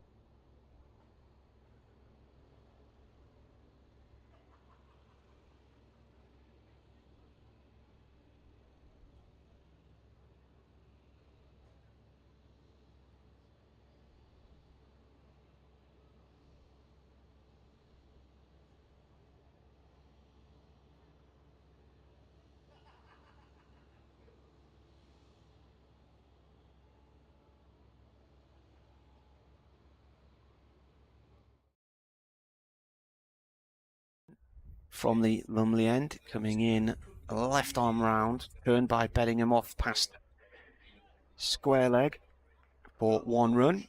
9th over. And this time driven away to the offside. Might be a couple there. White has got a chase down the hill. He's going into the boggy bit. Michael left in the day. Lapped by Borthwick out towards Leach's boundary, but it's got away, drifted away beyond. Ball too. He's in again, and this time the reverse sweep. He gets it, smashes it away through. Wait to Beddingham. Oh, what's He's just deposited that into the stand. Has that gone on the roof or not? Members Straight, balcony. yeah, straight into the members' lounge there. In comes the bowler. Where's that gone? That's straight down over the other bowler's end head. of the ground now. Straight back over the bowler's head. That is another 6. Ranger's asking, why is Chris Rushworth not playing? He is. Yes. Well, pushed away on the offside, and there is no run. Here's the next ball, which is heaved away. Where's that gone? Over Jack Haynes' head and over the longest boundary on the ground for 6. Oh, do you see where it ended up? By mid-afternoon it was rained off. Pennington in, and Borthwick with a big swing of the bat. That's a thick edge for 4 down towards, well, backstop. No more than out. Here's next ball. That's gone a long way. Smash that over long on into the bleachers. Not quite that good. I think it's Ben Rain with his whites on, which suggests quite soon. Next ball smashed through extra cover. That's going to race away for 4. They want to get Lunchtime for the ground staff, I think. They want to get it. Well, get it in before. Leicestershire 339 for 5 against Derbyshire. Here's Ben Gibbon in bowl, smashed away through mid-wicket. Where's that gone? I've lost it. Oliveira's picked it up. 3 overs. Durham to bowl before lunch. Gibbon to Robinson, who's got this way. He's high in the air, and he's... Potts bowls. Oh!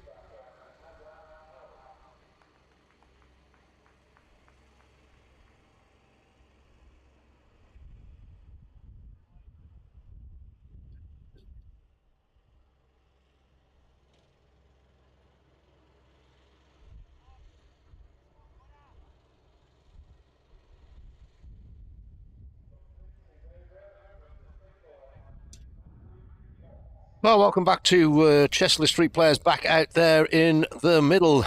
The game resuming with Worcestershire on 3-1. They lost the wicket of Jake Libby in the last over before lunch.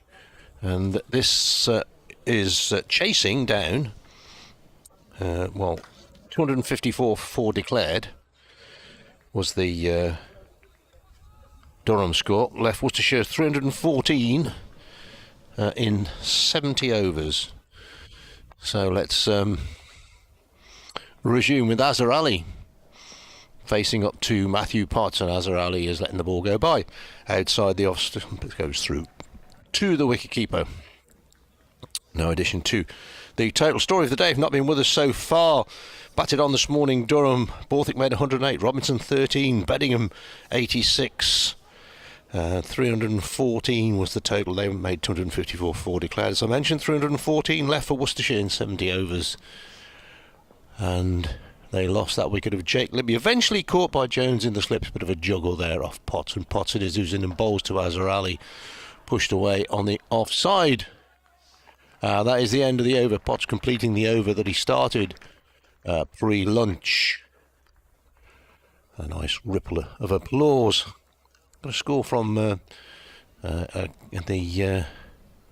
match, Herefordshire's match down at Dorset today. Herefordshire, I think they're playing the 20 over game, which is a T20 game, but 3, 4, 5, 7, 8, 12. I think they're playing 16. They are. Oh, I'm puzzled by this. I'll find out more about it. Anyway, it looks as if Herefordshire are going to lose that one. I presume they're playing 2 T20 games. I'll find out more about that in a moment. I don't know why I started off on that when I got the full details. Here's it's a bit of a surprise here. Coghlan bowling from the Lumley end. Ben Rain bowled before lunch. But obviously they've had some thoughts during the interval. And Coghlan it is who kicks off. I'm just trying to get some more details. Sorry for Herefordshire, folks. In fact, I can tell you that Herefordshire were all out for 83 in the T20 game. And Dorset, in reply, going rather well, or rather better, as Coghlan is in bowls, flashing drive from Pollock, which he doesn't connect with. Flies through to the wicketkeeper.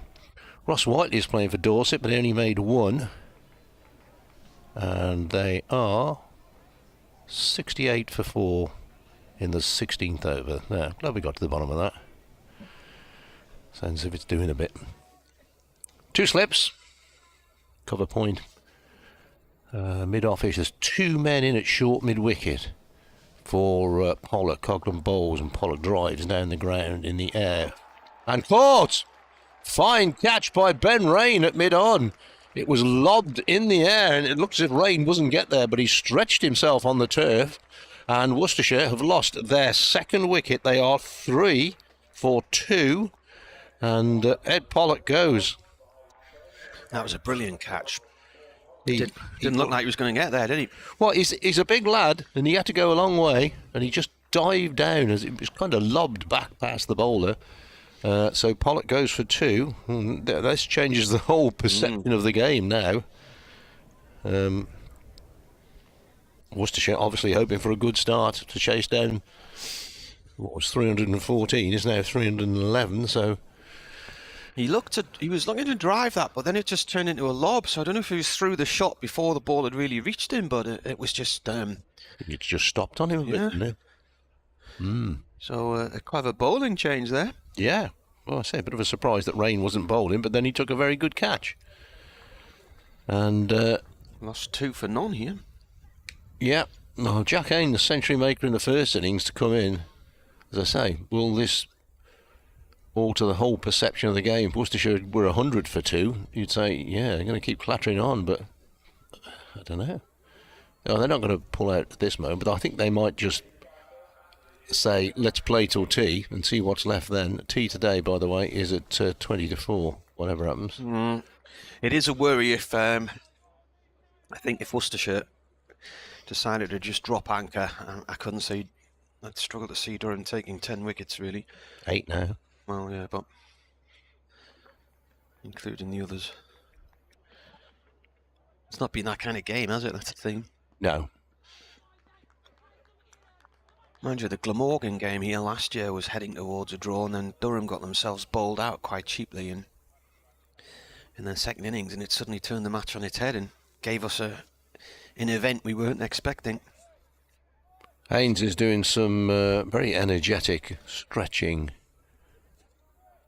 Makes his way back towards the middle and looks up to see Coghlan coming in to bowl to him. He's forward, pushes away on the offside.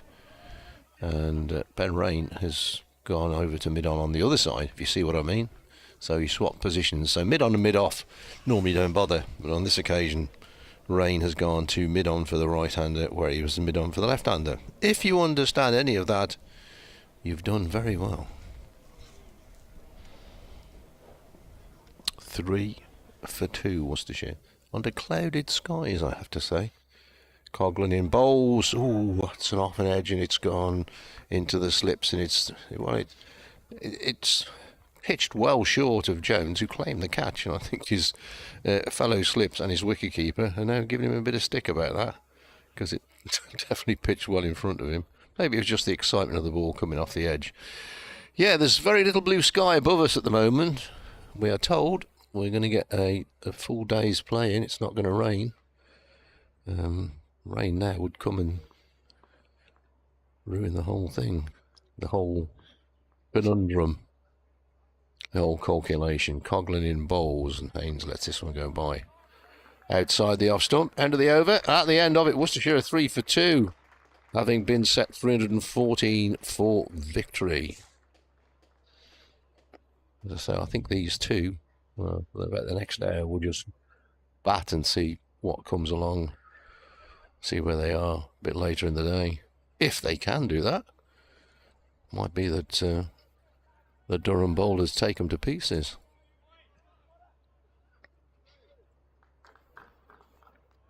Potts it will be from the Finkel end. Here he comes. All played back to him by Ali.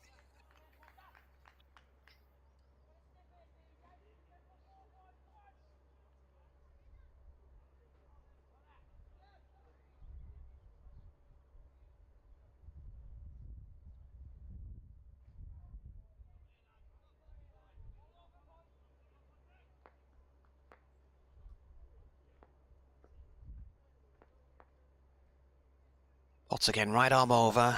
This is played towards short, mid-wicket and mid-on, no run. There's a bit of glare out there, isn't there? Hmm. You think? Funny light. It was sunny this morning when I got here, and there's a little bit of warmth in the sun, and then really it has clouded over since then. Hmm. It said it was generally going to be a grey, cloudy day across most of the UK. Yeah, no rain. That's the thing. As long as there's no rain. Other than the one catching the ball. Aye. Ali faces this one from Potts. It's played to point, dot ball.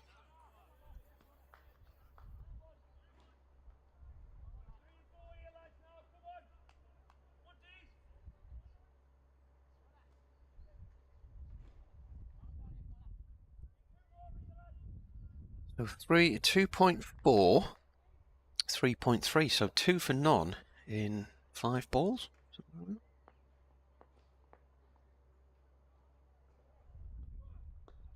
It's turned away out towards the square leg boundary by Ali for 1.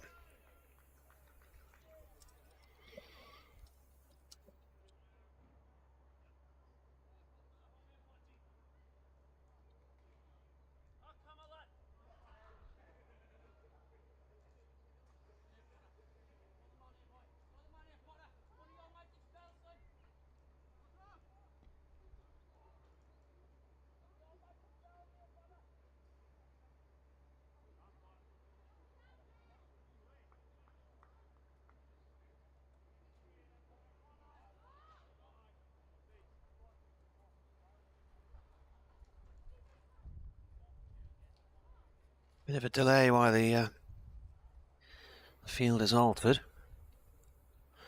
They brought in a gully to add to the 3 slips as Potts bowls. It's gone down the leg side, taken by the keeper. Scenes watches it go by. It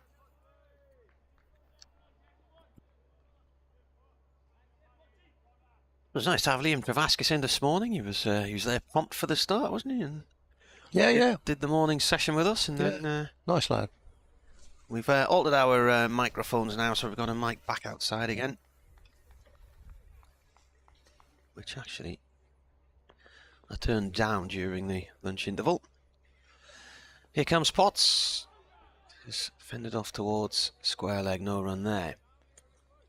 And that is the end of the over. Mark McAlinden, I've just arrived home after a surprise night away for my birthday. If I did have a doubt about what to do this afternoon, no longer do I. I'm watching, hoping Durham can round off a fine weekend. Where were you though, Mark? Where have you been? Yeah. How's she spoilt you? That's the question. Well. Meanwhile, Mark's son Stanley will be on one of 2 minibuses heading down to Essex this afternoon. Is that cost? 2 minibuses? Cost? I think 2 minibuses will cost more than 1 minibus. It might be the size of them. Yeah, won't cost more than a great 48-seater luxury coach. No. Here's Coghlan in and turned away by Azhar Ali for 4. Nice shot off his legs, just drifted onto the pads, flicked it away. First boundary of the Worcestershire innings, they are 8-4-2. A lot of counties, I think, are cutting down on their travel, expenses, hotels and everything else. Because it does cost a lot of money. Well, I saw one county the other day did this whole preview piece where you were being shown around the new team bus. Yeah. Have you seen a feed on Twitter called Accidental Partridge? No. Next ball, Azhar Ali is forward, placed to mid-on, no run. So it's people doing bits of TV. So that horse racing guy, Derek, what's his face? He's on there a lot. I know the bloke you mean. Yeah. Red face fella. So people who are, I mean, because Alan Partridge is my hero, by the way, you know. Alan Partridge. Yeah, here is Coghlan. And this next ball to Azhar Ali, pushed away on the offside. Nothing to be had there. Anyway, this video which the club had put on social media was a former player of theirs interviewing some of their current players about this luxury bus they were travelling on. And I'm watching and I'm thinking, this is the sort of thing you'd see on Accidental Partridge on Twitter. And then I realised I was watching it on Accidental Partridge on Twitter. Coghlan in bowls, Azhar Ali forward. Solidly pushes away on the offside. Scores around the country. Kent 94 for 6 now. Lost a wicket since lunch. That's well, they still need 201 to make Warwickshire bat again. Hampshire playing Surrey at the Oval, where Surrey are 12 without loss. They need another 231 for victory there. Could be a good finish there. Somerset 62 for 5 at Trent Bridge. So they're. Well, they were set another 233, but they won't get near those, one wouldn't think. Next ball wide of the off stump from Coghlan. Just goes forward and does his little Eros stand. Does Azhar Ali. Lancashire declared 351 for 7. Essex, 1 without loss, needing another 339 to win. Middlesex against Northants. Northants have won by 7 wickets. And one more to come. Leicestershire, Derbyshire playing for bonus points. As Coghlan is in and bowls. Azhar Ali lets it go through. Leicester 388 for 6 because it rained there for most of the first 3 days. So that's the end of Coghlan's over. And Worcestershire are 8 for 2. Mark says he spent the night at a country pub near Penrith, and yes, he's been spoilt rotten. Oh, lovely. Well, we had our friend Liam. He's a Penrith boy. Yeah, he is. Penrith, as they say in those parts. Yeah. We were going for a weekend away a few weeks ago up in Glasgow, and we stopped at a place near Carlisle Airport. All right. And I have to say, I hadn't really been aware of this building before. forget the name of it now, but it was a really nice pub, and it had a hotel on the back. I mentioned it to my colleague who used to live near there, and his kids had actually worked in the former version of the pub. Ooh, this spits up, and it comes off the shoulder of the bat from Haynes and drops short towards point. So there had been a pub on that site for years, and then they knocked the old pub down and built this brand new place, which is really smart. All slate inside and lovely sort of dry stone walling and all this kind of thing, and huge sliding doors when you come in into this big atrium. Really nice place. Can't remember what it was called now, but a nice lunch there. Pots in, bowls. Ooh, good ball. And this is a little spicy spell here. And Haynes knows he's in a battle. He goes for a walk off towards square leg after playing a miss there.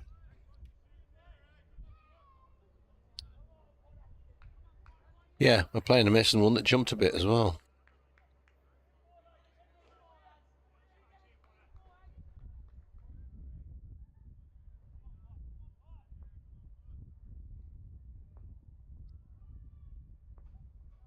What's to Haynes? He comes in, he bowls. Oh, slammed off Graham Clark. I think that's Graham Clark. It's short leg, but it was played into the floor, hit him, and looped off towards mid-wicket to Coughlin.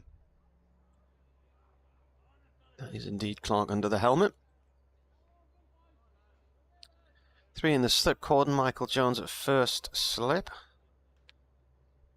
Bellingham at second. Lees at third. Rain is walking in at mid-on. As Potts bowls again, and that's gone down the leg side, taken by Robinson. Kuhneman is on his own. Only the lonely. He's miles away. Down at long leg. Nobody to talk to. There's nobody in the stands there. There's no seats in the stands there. He's got acres of lonely land to field in. He can contemplate the world. Herefordshire beaten in their minor counties, well, national counties as they call them now, by 6 wickets in a T20 down at Sherborne. Pushed by Haynes up past Potts, and Borthwick chases it from wide mid-off, 2 runs. Sherborne in Dorset, is it? Dorset, yeah.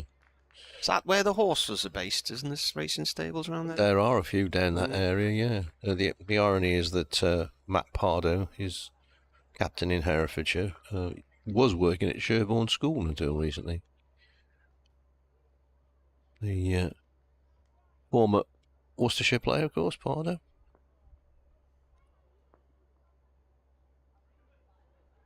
Potts bowls.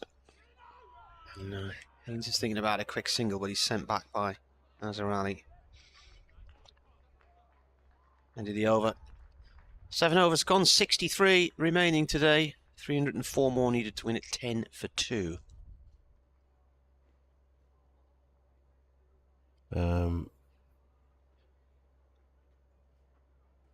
Just trying to see who.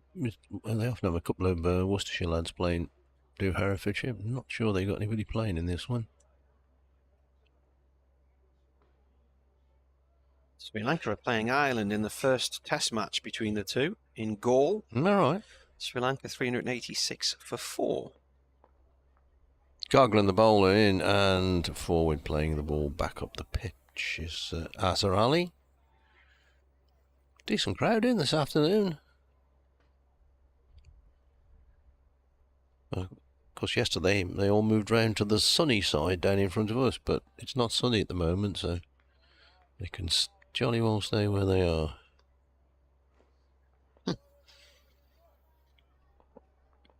Coughlin, 3 slips, the close catches. Azhar Ali turns this solidly to mid-wicket. Clark, the fielder. I'd say easily identifiable because he has a wide sun hat on, but so does Ben Rain.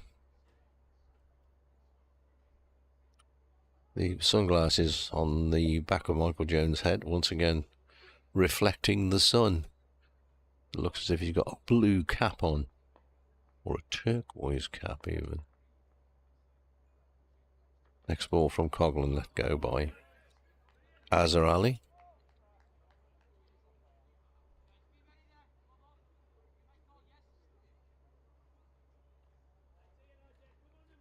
of conversation around the ground.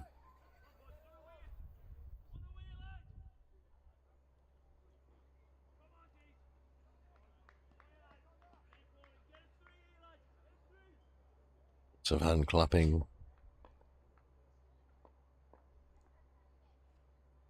Next ball turned away by Azhar Ali. Through square leg, as for 4. It's the second time he's played that shot. Lovely tuck away off the pads. Azhar Ali goes to 9. Worcestershire go to 14 for 2. Oh, our friend the shouty man's not here today, is he? No. You soon know when he's not here.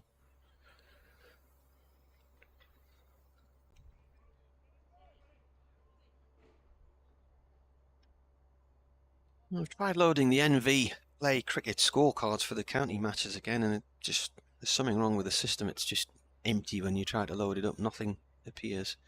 Disappeared off my computer about midday yesterday. Coghlan in, bowls off the back foot. Azhar Ali, lovely shot. He's going to get 4 for that. Rolls away down the slope. Nice back foot drive. His second boundary of the over. Boundary in consecutive balls. 18 for 2.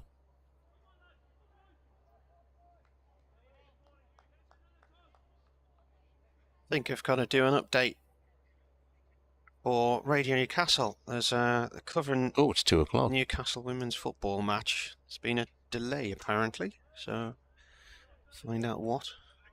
I've lost Q though, so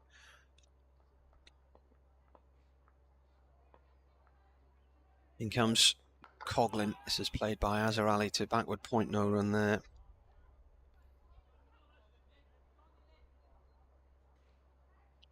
End of the over, 8 overs gone.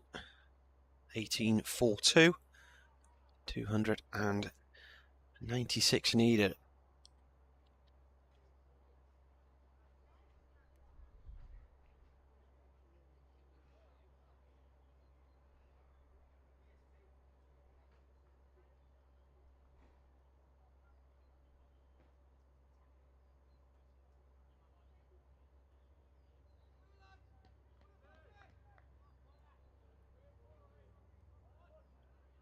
One's making an appearance.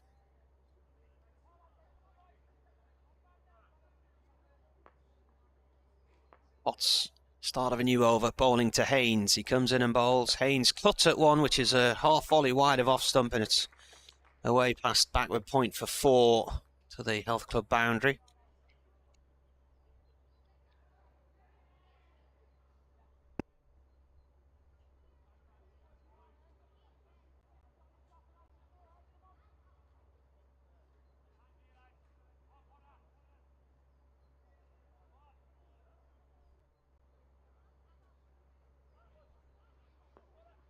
In the afternoon session here, Worcestershire have 61.5 overs left to chase down 292 more runs if they are to take the bait and have a go.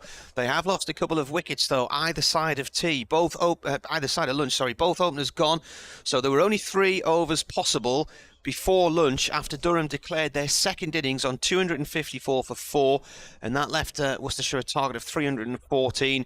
In the last over before lunch, Michael Jones took a great catch off the edge of Jake Libby's bat. It flew to him at first slip, it bounced out of his hands 2 or 3 goes before he eventually got hold of it. So Libby going for a 10th ball duck, that brought lunch, and then just after lunch, the first full over after lunch, Ben Rain with a great diving catch, a false shot from Ed Pollock, who smashed 41 runs inside 6 overs in the first innings. He just lobbed one up, and that was off the bowling of Paul Coghlan. Rain was at mid-off, came racing round and took a fantastic diving catch. So at that point, Worcestershire had lost 2 wickets without scoring a run, and they were 3 for 2. They're currently 24 for 2 now, made that 25 for 2. Azhar Ali has 13. Jack Haynes, who got 134 in the first innings, he has 7. Now this game was set up yesterday after Haynes and his colleagues decided to declare And that was with Worcestershire still batting in their first innings and still behind. They were on 366 for 5 when they declared, 59 runs behind. So that gave us the opportunity to see Durham come out, swing the bat and set up a run chase, which is what they did. Their runs today included 108 not out from Scott Borthwick and 86 from David Beddingham. Their partnership of 196 was Durham's highest for a third wicket stand against Worcestershire. Beddingham was bowled on 86, but it was a no ball, but he then fell the next ball anyway. Borthwick's 108, his first century for Durham, 2 years to the weekend when he got 100 at Essex down at Chelmsford. So that was 2 years ago. So at the moment, Worcestershire 26 for 2, and we should be playing here right up until the close of play around about 6 o'clock or so this evening. Oh, in comes Potts and Bowles, and there's absolutely nobody down at third man. The vacant third man is open for Sunday lunches. Bookings are preferred. And there's a special on at the Carvery this weekend. That's gone for 4 off Haynes. They got pork loin, have they? They have. Because you eventually. You nearly didn't get yours. Yeah. Oh. Apparently, we've discovered who nicked my lunch on Thursday and who nicked it again today. We're not going to mention who it is. No. But his name begins with S and ends with M, and it's only 3 letters. So he's been outed. Potts Bowles. Good ball. That's through. That was quick through to the keeper. Well, that was an interesting over. Started with a 4, then a 1, then a 3, a dot ball, a 4 and a dot. So a few runs from it. In terms of the world of cycling today, one of the big spring classics, the Amstel Gold Race. All right. And last week, the Paris-Roubaix, wow, what a corking race that is. Year after year, it just delivers across the cobbles. I have watched a bit of that in the past. It's a tough old race, isn't it? Well, Durham's game finished at 12:30 at Sussex, and we, thankfully, Adrian Harms realised then there were probably issues in me getting home in that. With it being Easter weekend, why not do lots of engineering work on the railway? Oh, yeah. So any luck, it didn't look like I could get a train out of Brighton or Hove, or if I could, it was going to involve basically a bus and not a train. So he drove me up to Gatwick Airport, dropped me off there. Here is Ben Rain bowling from the Lumley end. First ball to Azarali, pushed out on the offside, no run, Worcestershire 30 for 2. So I got the train from Gatwick. And basically, it was pulling into the station as I walked onto the platform. Straight from there, all the way through Thameslink to St Pancras. Yeah. So I watched a good 40 minutes of the race or so on the app on my phone. And then as we started to go into the underground section through London, I put it on pause. And then watched the rest of it on the train up from London, up towards Peterborough. Next ball from Rain. Oh, well, Azarali has to crouch down and dig that one out. Swinging Yorker from Ben Rain. Yeah, Thameslink, good old rain. I've been on that a couple of times. It's good. If you go into London from Worcester, which way does it take you into? Do you come into Euston? Paddington. Although the line at the moment from Worcester to London is shut, basically. It finishes at Oxford, so the best way to do it is probably go to Bristol or Birmingham and go in that way. Right. Here's Rain in bowl short. Azarali goes for a pull shot, doesn't get it, goes through to the wicket-keeper. Rain hands on head. Seems to think he was close to getting maybe a glove on that. My brother-in-law's working on the high speed 2. Oh. And each team's given a certain section of track to work on, so I think his bit's on the Warwickshire-Oxfordshire border. But when I left Northampton after a T20 one Friday night last year, and I drove across to my cousin's near Banbury, and it's just an incredible thing, this high speed 2. Here's the next ball, pushed away on the offside, no run. Yeah, the amount of land. Oh yeah, and all the building sites you cross, and the machinery. Yeah, incredible. Yeah, well, it's costing a fortune. It's cost goes up by every minute. Yeah. But somebody's going to make a lot of money out of it. Well, it's not coming anywhere near here, but it's suggested it'll take a lot of high-speed traffic off the East Coast Main Line, which will then allow for more services from the northeast down to London, if you can afford them. Here is Ben Rain in and bowls wide of the off stump. Just 2 slips in there at the moment. So being slightly guarded, maybe, Scott Borthwick. He doesn't want Worcestershire to get a grip in this game. Doesn't want them to get a start. Well, they've had a poor start. 3 for 2. Couldn't be much worse. But if these two were to stay together for another hour, outfielders quickened up over the last day or so. Rain to Azhar Ali. Forward, flicks the ball down to fine leg. Did that come off a pad? No, he did get bat on it. Down to fine leg, and that is one more to Azhar Ali. The only run off Ben Rain's over, and Worcestershire are 31 for 2. Reminder, they need 314 to win. Talking about the high speed 2 extension and whether it'll ever be finished or where will it end up running to.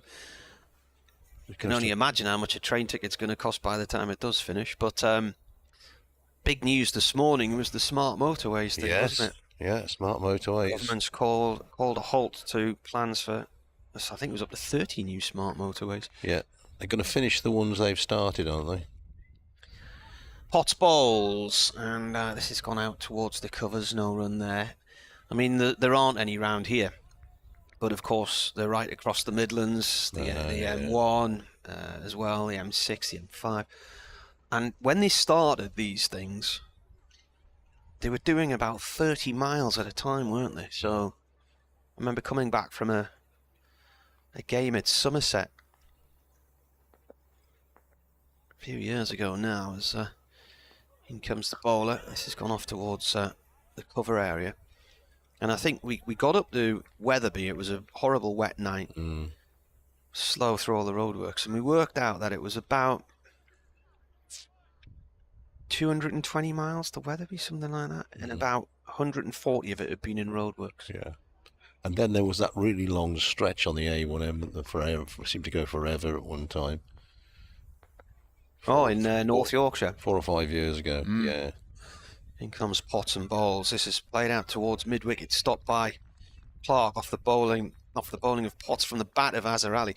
Well, what happened with that one? So that was the new section they built through, and it was a bit longer than that, actually. It was a long way. Yeah, so it was the bit that went down past Leeming Bar, south of Catterick, and then down towards Ripon. And it had opened, and then not long after it had opened, there was suddenly roadworks again. So I rang the Highways Agency to find out what was going on. There's Potts Bowls here. Azhar Ali fends this off one-handed towards the covers, no run there. And it ended up becoming quite a story for us as a radio station because they'd built the motorway and then it all started to sink. Oh, really? So huge sections of it, not long after it had been opened, had to be closed and rebuilt, dug up and rebuilt again. Dear. Yeah, roadworks.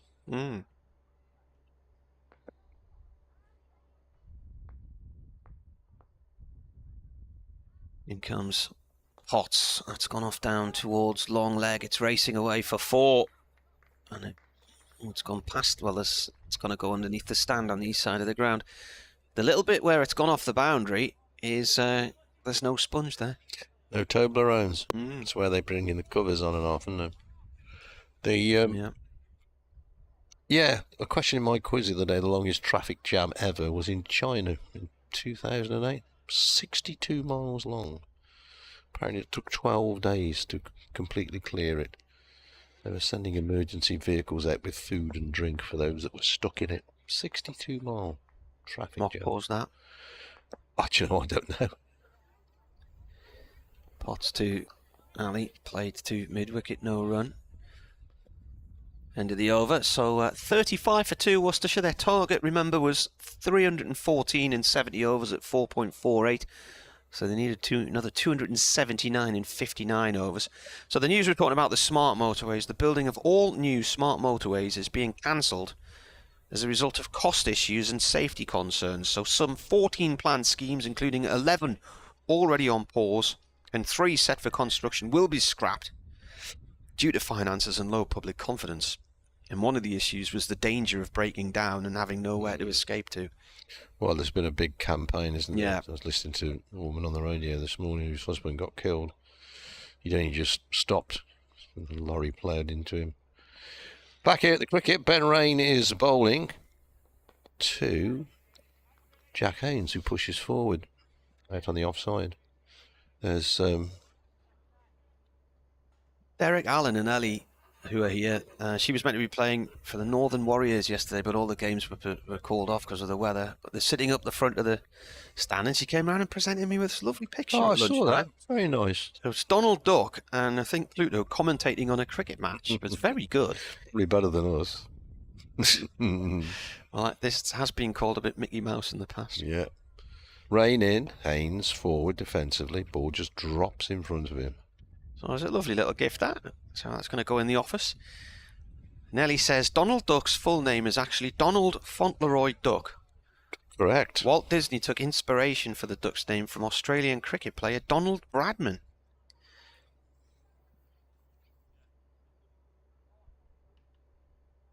And she says, in 1932, Bradman was dismissed during an Australia match in England at the Oval for a very famous duck. Next ball short. Haynes twirls round, pulls it down towards deep square leg, but he's only going to get one. Was that Bradman's last match? And if he'd got one run, he would have finished with an average of 100 or something. No. Bradman's last match was 1953. Oh, right. It was bowled by Eric Hollis, who actually many moons should have a ago, band named after him at Edgeworth. yeah, many moons ago, Eric Hollis used to, just after the war, Eric Hollis used to bring a team from Warwickshire to play a local club, which I think was more of a booze up than anything to do with cricket.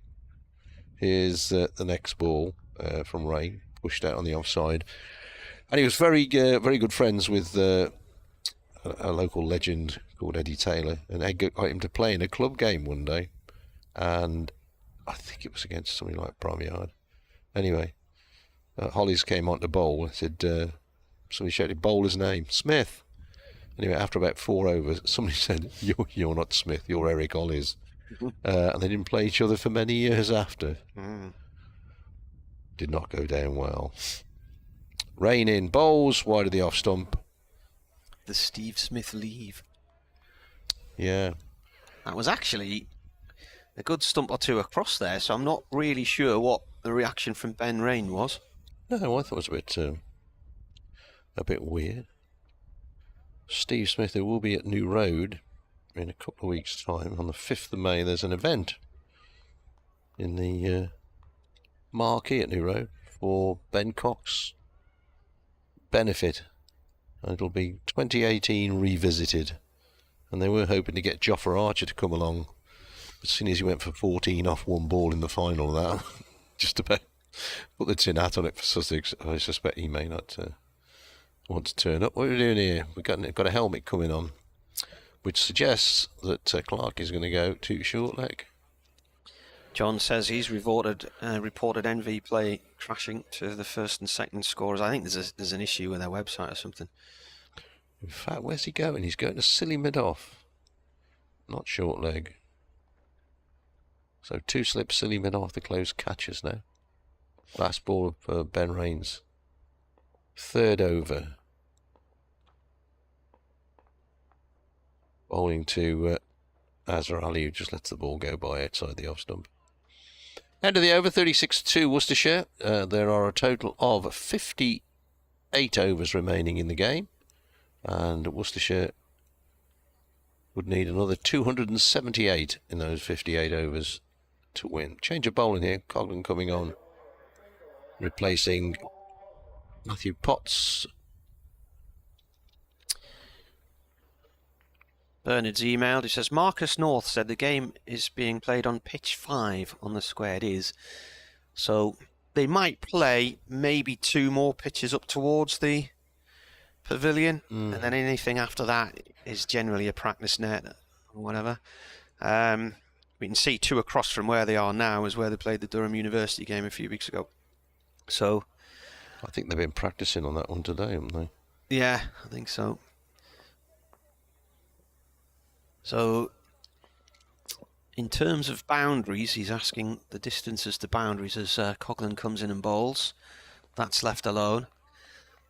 The way they cut the grass, each dark strip that you can see and then conversely, the adjacent lighter slip to them. I think they're 12 yards wide. Are they? Yeah. Can't remember if it was 12 yards. Yeah. Nah. Yep. These big strips here. They're 12 yards. 1, 2. No.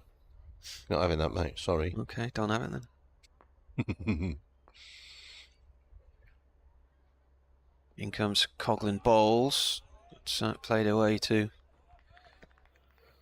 cover. Well, these sponges, are they about 1 metre wide, would you say? Is it 12 yards for 2 4, strips? 5, 6. 12, 24. They're about 6 metres wide. 36, 7 metres. 48. I don't know. It's not 12 though, I don't think, is it? You sure you're not in 12 feet? That's a long 12 feet, that. Here comes Coghlan in, Bowles. Played to the offside, no run there. If you lay Paul Coghlan down in there, he'd fit in there more than twice, wouldn't he? Yeah, but that'd be 12 feet. Unless he's 6 yards tall. Has he got Joel Garner up there? That can't be 12 yards, can it? Because that would be 1, 2, 3, 4, 5, 6, 7, 8, 9, 10. And that would make 132 yards to that boundary. Edged. Nobody there. Away down to third man. 4-4 from Haynes. I'll tell you what, I'm going to nip to this. I bet I know someone who'll know the yardages on the boundary. Don't worry. All right, and uphill 65, downhill 80. What do you get? I reckon downhill about 100. Do you reckon? Yeah. So you reckon somebody could throw the ball 100 yards from the boundary? Coghlan Bowles. It's left alone. Yeah. That's the length of a football pitch. 100 yards? Yeah. About 110 yards in a football pitch. A rugby pitch is, I think, 100 yards. Nah, unless you have different measurements in the north. The answer is, Bernard, I haven't got a clue. The answer is, Bernard, we don't know. But we've rabbited on about it for 5 minutes. Doubting Thomas is in here has put too many thoughts in my head now.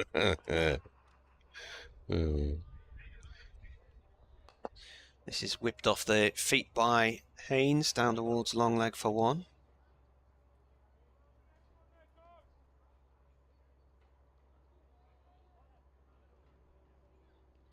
Right. Well, if these strips were 10 yards wide, right, then that would be 100 yards. If. Yeah. I don't think they're that wide. Tapers in the corners a little bit. Air ambulance flying past. Yeah. Is it the air ambulance or the police? It's the air ambulance. Oh, air ambulance is red. Ours isn't. Ours is that one there. Yeah. The Western Air Ambulance 2 years ago, final game of the season, landed on the field at Bristol when we were commentating there. The Great Western Air Ambulance. Not good for the boundary boards. Here's Ben Rain coming in and bowling, and forward comes Jack Haynes, plays the ball back down the pitch. Rain on his follow through, does the fielding. 41 for 2 here, Worcestershire. John's suggesting buying a rail card if you want to use the railways. Only works at my age of a family rail card, which does save a bit, but yeah, I don't think I could, as me, get a rail card. Could It'll be an old person like me. Senior rail cards good. Don't have to make too many trips. No. Get your money back. Well, we buy our family rail card each year using a certain amount of vouchers off a shopping company. Next ball, Haynes is forward, plays the ball back up the pitch. You can turn your vouchers rather than money off at the till into other things you might want to buy. You know, tickets for theme parks and that sort of stuff. So, family rail card comes in handy when there's 5 of us. Yeah. Yeah. You do it right on the railways and you can get some cheap old deals, but yeah, if you book like 9 years in advance. Here's Rain in, flicked away by Haynes down a fine leg for a single. 42 for 2. I did first class from Paddington to Airhouse. When did you win the lottery? Paddington to Airhouse for £32. Well, I didn't go right to Air House because they're not that close by, but 32 quid, booked it way in advance. When Durham played at Cheltenham in 2018, I booked the tickets on the train way in advance, and it seems to cost an awful lot more to come from the northeast and go cross-country than just up and down the East Coast mainland. So I'd done a lot of driving. It was July time. I'd done a lot of driving that summer. I just thought, I can't be bothered with another 4 hours in the car. I'm just going to get the train. And so I booked an open return well in advance. Wicketkeeper standing up now, rain in, bowls, and this is short. Nazar Ali goes for the pull shot, and a good stop by wicketkeeper Robinson. So I say standing up, and that took off a bit. He guessed where it was going to go and managed to sort of palm it down. Anyway, I think that the ticket I got, it was 140 or 160 quid at the time. And then on the day of the travel, I looked on the train line app just to check to see what time my train from Newcastle was. And to do that, you have to put in what time you would like to travel. So, rain to Azhar Ali. Azhar Ali plays off the back foot into the covers and won't get anything there. Good diving, tumbling stop by Coghlan, is that? Anyway, good diving, tumbling stop. Anyway, I put in the train time, and it offered me a ticket to buy an on-the-day ticket that day, open return. And the price it quoted was something ridiculous, like £440. And I thought, this can't be right. And I looked at it in more detail, and it was astonishing. And I thought, well, in comparison to that... Rain in, bowls to Azhar Ali, forward, crouching, plays it out on the offside. End of the over, and Worcestershire are 42 for 2. They've been set 314 to win in 70 overs. In comparison to that, I thought, well, how much would it cost me today to fly to Los Angeles? And I think an open return to Los Angeles that day was 350 quid, and an open return to Cheltenham was 440. Yeah. And I screen grabbed them both and tweeted them, and Nigel Harris from Rail Magazine got in touch with me a few hours later and asked if he could use the screen grabs just as an example of some of the ticketing situations on the rail system. And then somebody said to me, well, you're not comparing like with like, are you? And I said, no, because Los Angeles is thousands of miles away and Cheltenham isn't. Well, they don't play cricket in Los Angeles. Well, they probably do now, in Los Angeles. Start of a new over, Coghlan to Haynes. An edge. Again, it's gone past the slip cordon and down to vacant third man. Another 4 goes away down there. Is that the fourth or third? Third or fourth at Haynes? 3 or 4, I would say. Yeah. There's been a thing going on social media. People who are going to Malaga for the day, setting off at some ridiculous time in the morning and coming back the same day. And it's cheaper than booking a hotel in, I don't know, Blackpool. I think you would book a hotel in Blackpool. But in Broadstairs or somewhere like that. Cheaper to fly to Malaga for the day. It's nice around Malaga Harbour. It is. Coghlan bowls this one. It's played away by Haynes to point. No run there. The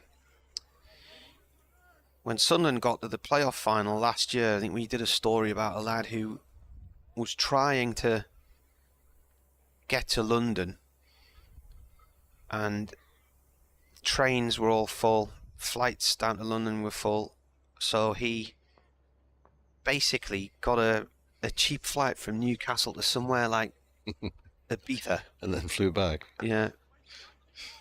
This has gone out of the covers. And I think he'd planned it so he could get out there, have a day in Ibiza, and then fly into London, and then see the game and fly back the same way or something like that.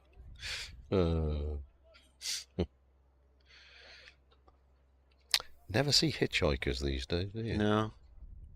It's probably being outlawed or something, is it? Talking of the way to get somewhere for nothing. Coghlan bowls. That's gone through to the keeper. No run there. I was talking to my friend Colin the other day, and he was saying when he was at Coventry University, I don't know if it was the late 70s or early 80s, he used to just hitchhike all around the country. Oh, yeah. And my dad used to do it. He used to just hitchhike to away games and stuff like that. Me and a chum used to hitchhike to football. I think the last one we went to was at Peterborough United. We hitchhiked to Peterborough. It must be bad. Coughlin bowls, and this is played out through the covers by Haynes, right out the middle of the bat, and that shoots across towards the pavilion boundary for 4. So this is not a bad little partnership from these two. 50 runs they've got to. Worcestershire as a team, so that means that's 47 these two have added on. 50 for 2 in 14.5 overs. The target's 314.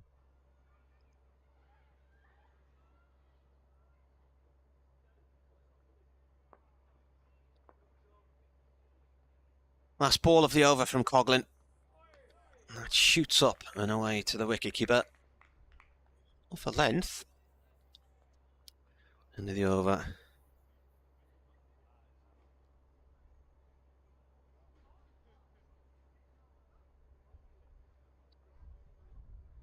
The Twitter feed I follow called RNLI Out on a Shout. We're living next to the lifeboat station in Sunderland, and the Colour Coats lifeboat's just been launched in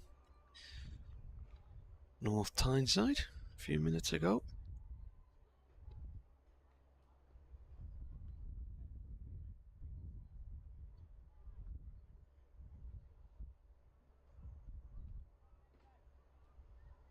For 2 the score. Keeper standing up here as rain comes into bowl to Azhar Ali, who's on 21. And Ali leaves that one. It bounces out the keeper's gloves around about neck high. Missed a gig in Sunderland last night, which I probably wouldn't have got to anyway, given how late it was when we left here. Didn't come off the field here until about 10 past 7, but band who I've seen a few times over the years, the Dutch Uncles from Manchester, are touring again after a 5-year hiatus and played at Popbrex in Sunderland, which is where I last saw them with the kids. It was about 8 years ago. The kids had their photograph taken with the band. So that looks like a good gig last night, which, looking on the photographs this morning on the Twitter feed, ball played by Ali off towards mid-wicket, and they're going today from Sunderland. They're on their way to Bristol. They must have a chauffeur because the drinking box fits in the car. Looks like one of them's got the footy on as well. So touring again. It's nice to see all these bands touring again, particularly after lockdown and a hiatus that brought to the music industry. Azhar Ali is on 21 here, Durham. Now, altering the field, rain is bringing Lees from short mid-wicket to short extra cover, possibly silly mid-off. More short extra cover, I would say. They've got a point, they've got 2 in the slip cordon, they've got a cover, mid-off, mid-on, mid-wicket and long leg. Rain in, bowls, and Ali cuts that to Bushnell at point. One bouncing into his hands.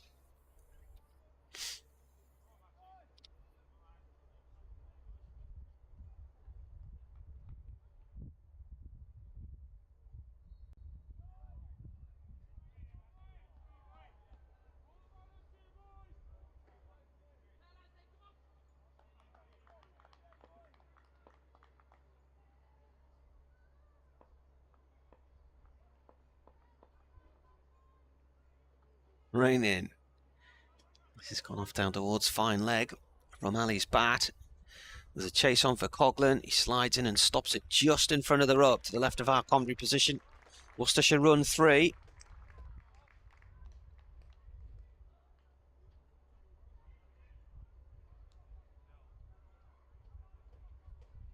Derek's priming up the half-man, half-biscuit for the drive home. The partnership then reaches 50 in 73 balls.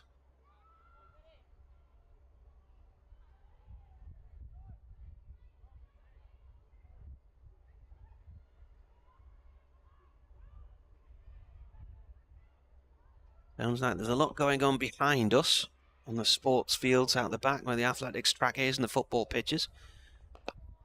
Rain in balls.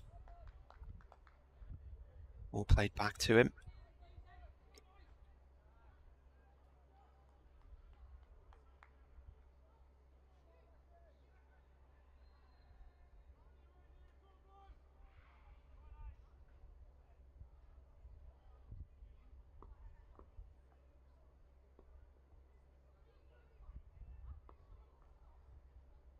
3 for 2 rain bowls. Haynes ducks out of a bouncer. Might be going to let that go to the keeper. End of the over. Maiden from rain.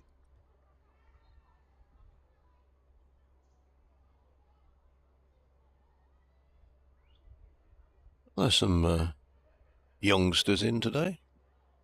Hear a bit of youngster noise on the next mic. I'm thinking they might be behind us. I was just saying that they might be behind us in the athletics stadium.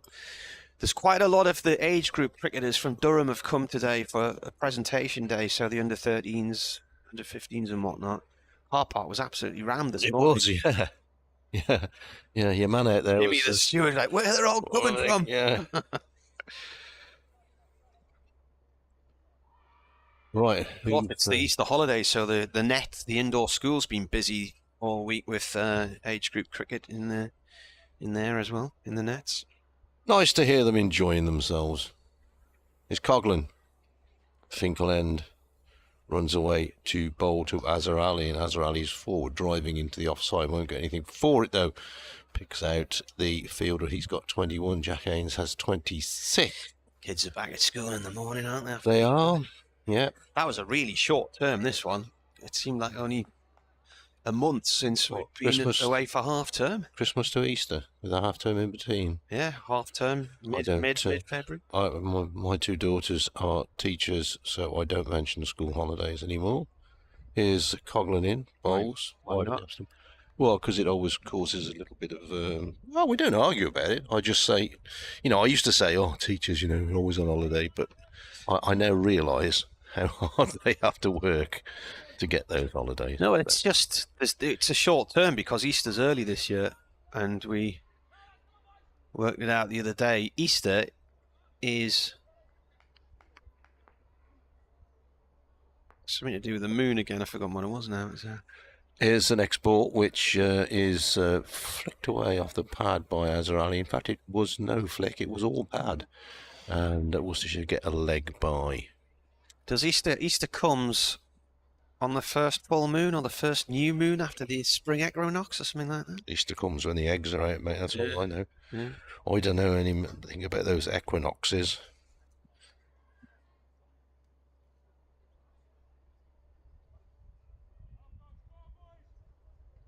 Coghlan. It's to do with a new moon. The first new moon after an equinox. Oh, good.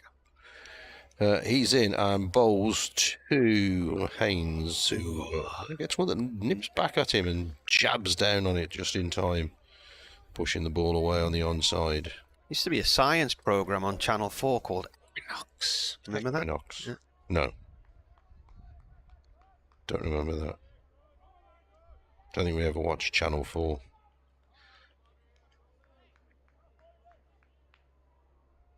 Remember being on a boating holiday on the Stourport Ring when I was about 17 with my mates, and that was the only channel we could get on the portable on the boat. Next ball is pushed away back down the pitch. Bowler himself fields on the follow through. Oh, on the old Birmingham to... down the Tardbeg flight. Yeah. How many locks are there? Oh, is it 24 or something? Oh, yeah. That's the only thing. It just keeps on about, we'll get on the canals again. That's all that puts me off. Yeah, but we did the Shropshire Union last year from Norbury Junction, and there were only about 3 locks or something. Next ball is wide of the off stump, and Haynes lets it go through. Yeah, I'm saying Norfolk Broads. I think there's about 3 locks on yeah, but Broads. the thing with the Norfolk Broads is it's beautiful, but a lot of it's extremely remote and windswept and tidal. Sounds good to me. And so if you're coming down into Great Yarmouth Harbour, for instance, you've got to have all the tides right to be able to fit under the railway bridge there. Yeah, I'll go out on the inland bit. Maiden over that from Coghlan. 6 overs, 2 maidens, 1 for 25. Worcestershire at the end of it, a 54 for 2. We have 53 minimum of 53 overs remaining in the day. Well, you have to, the way the Broads bend around, if you come down from Wroxham, you do have to go down round Great Yarmouth to then come back inland again up the river. Yeah. Go up and down the same bit. Oh, yeah. There's a lovely little bit you get to once you've crossed Great Yarmouth Harbour and you go right through the port and then over Braden Water. When you get to the far end, there's a windmill which is a pub. You'd moor up outside. And it's got its own railway station as well, where I think 2 trains a week stop or something like that. Because it's right in all the marshes, and I think the railway was put in there for hunting groups many, many decades ago. This could be interesting. Kuhneman's going to have a twirl. Well, we thought last night D'Oliveira was getting a bit of grip at the rough, so we've had a left arm over bowler in Gibbon. So he was on the first day, was it? On the Durham first innings, rather. The umpire did speak to him about running on the pitch. Left arm round from the Lumley end. Ali plays this to short mid wicket and stands and watches the ball while Haynes is almost alongside him and then has to scamper back to the other end.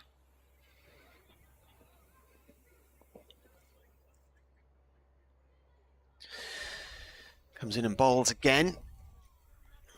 It was is it Todd Murphy, who Durham were supposed to sign, who was with the Australian Test side and played in that series in India.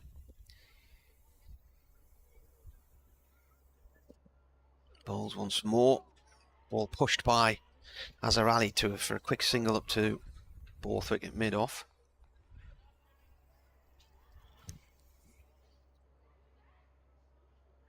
So Durham signed Todd Murphy, who's a spinner, for the first 7 county championship matches of the season, and I was waiting for them to announce his arrival, and then on media day they still hadn't, and I said, well, can I record something for when you do announce it? And they said, there's something slightly not quite right in the background at the moment, we're just waiting for 1 or 2 little bits and bobs to be sorted out. And then the following week I was in the Lake District and Kuhneman was announced instead.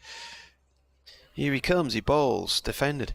So what happened was Murphy was going to come, and then Cricket Australia at the last minute said they wanted to rest him ahead of the Ashes. So Kuhneman, who had just made his Australian debut in India and played in 3 tests, had just got back to Australia.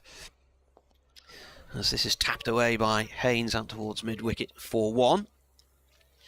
And he'd been home about 48 hours, he said, and he got a phone call off Marcus North, would like you to come and play for Durham.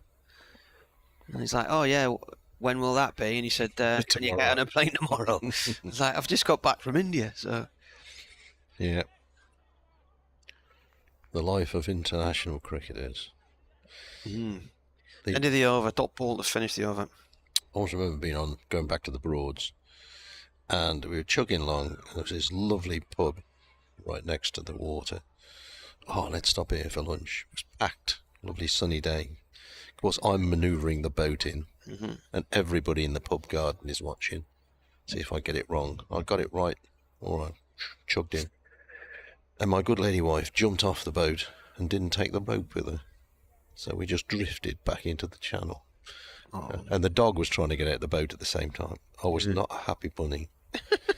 Here's Coghlan in again and pushed away on the offside. They were running. You could see there was like 60 people in the garden going, look at that idiot. Same on caravan sites. When you're trying to reverse a caravan and you know everybody on the caravan site is looking at you. 56 for 2 here, clouded skies, no bright blue anywhere.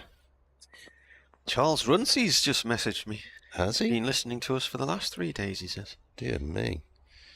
Here's the next ball, which is bowled to Haynes, who comes forward, pushes on the offside. Charles Runcie, by the way, is the man who was, well, one of the people who's very much responsible for getting the BBC commentary for every county going. Some counties, including some radio stations, including Hereford and Worcester, have been doing it for a while, but then he got everybody doing it.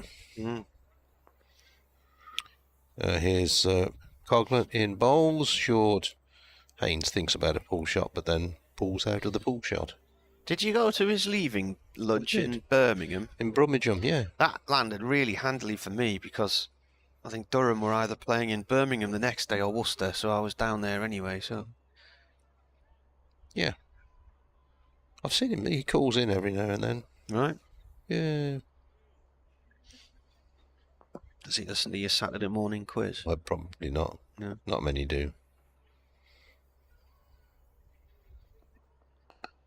Coghlan in, bowls, driven, but straight to mid-off. No great power in the shot by Haynes. The many moons ago, when I worked for the Shields Gazette, me and a colleague Phil decided to do this marathon quiz night at our local cricket club to raise money for children in need. So the idea was it would go on until 1 in the morning or something like that. Coghlan bowls, and Haynes turns this one on the onside, straight to Clark at mid-wicket. And it went on right into late into the evening. But I think during every round, Phil went and got a pint from the bar. And around about midnight, while he was reading questions, he just fell asleep on the microphone and his head against the wall. We had a few businesses donate prizes and stuff. We raised about $2,500, I think we did. Very good. Yeah. Well, that would have been back in about 1992 or something. I like a quiz. Enjoy a good old quiz night. Coghlan in bowls. Haynes squared up a little this time. Eventually pushes the ball out on the offside. Good over that from Coghlan, a maiden. So Durham have slowed down this run rate that Worcestershire were going along pretty nicely, considering they'd lost 2 wickets for 3 runs by the 4th over. The Pooneman went for 2 in the previous over, and I think Coghlan's bowled 2 maidens. But the total is 56 for 2. We have 51 overs left in the day for Worcestershire to score 258 to win. Durham, of course, take 8 wickets to win. Kuhneman to start his second over. He went for 2 runs in the previous one. Azhar Ali is on strike. Pakistan batsman as Kuhneman, the Aussie, bowls to him. That's drilled out towards deep extra cover. Or 1. Rains fielding out there. Bernard's emailed. Bernard worked in the railways, so he understands, or he used to understand how it worked.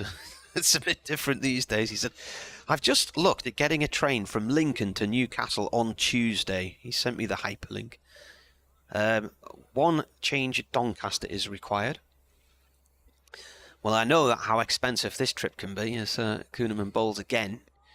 It's just a little flick past slip for 1 by... Oh, they're going to come back for 2 by Haynes. Yeah, I was... we were down at my mother-in-law's in Thirsk about 3 or 4 years ago. And we were going to watch Sunderland play Lincoln City away on the Saturday, and I was going to take my kids on the train. And when I looked at it, even with a family rail card, the prices were daft and you had to change at Doncaster. The timings weren't particularly good either, and I worked out that I could probably get there in the car in just over an hour, so we went in the car instead. Kuhneman again, bowls. Haynes defends. So he says, anyway, 1 change at Doncaster is required. The price varies from £30 plus to £95 plus, a few hours apart. Kuhneman.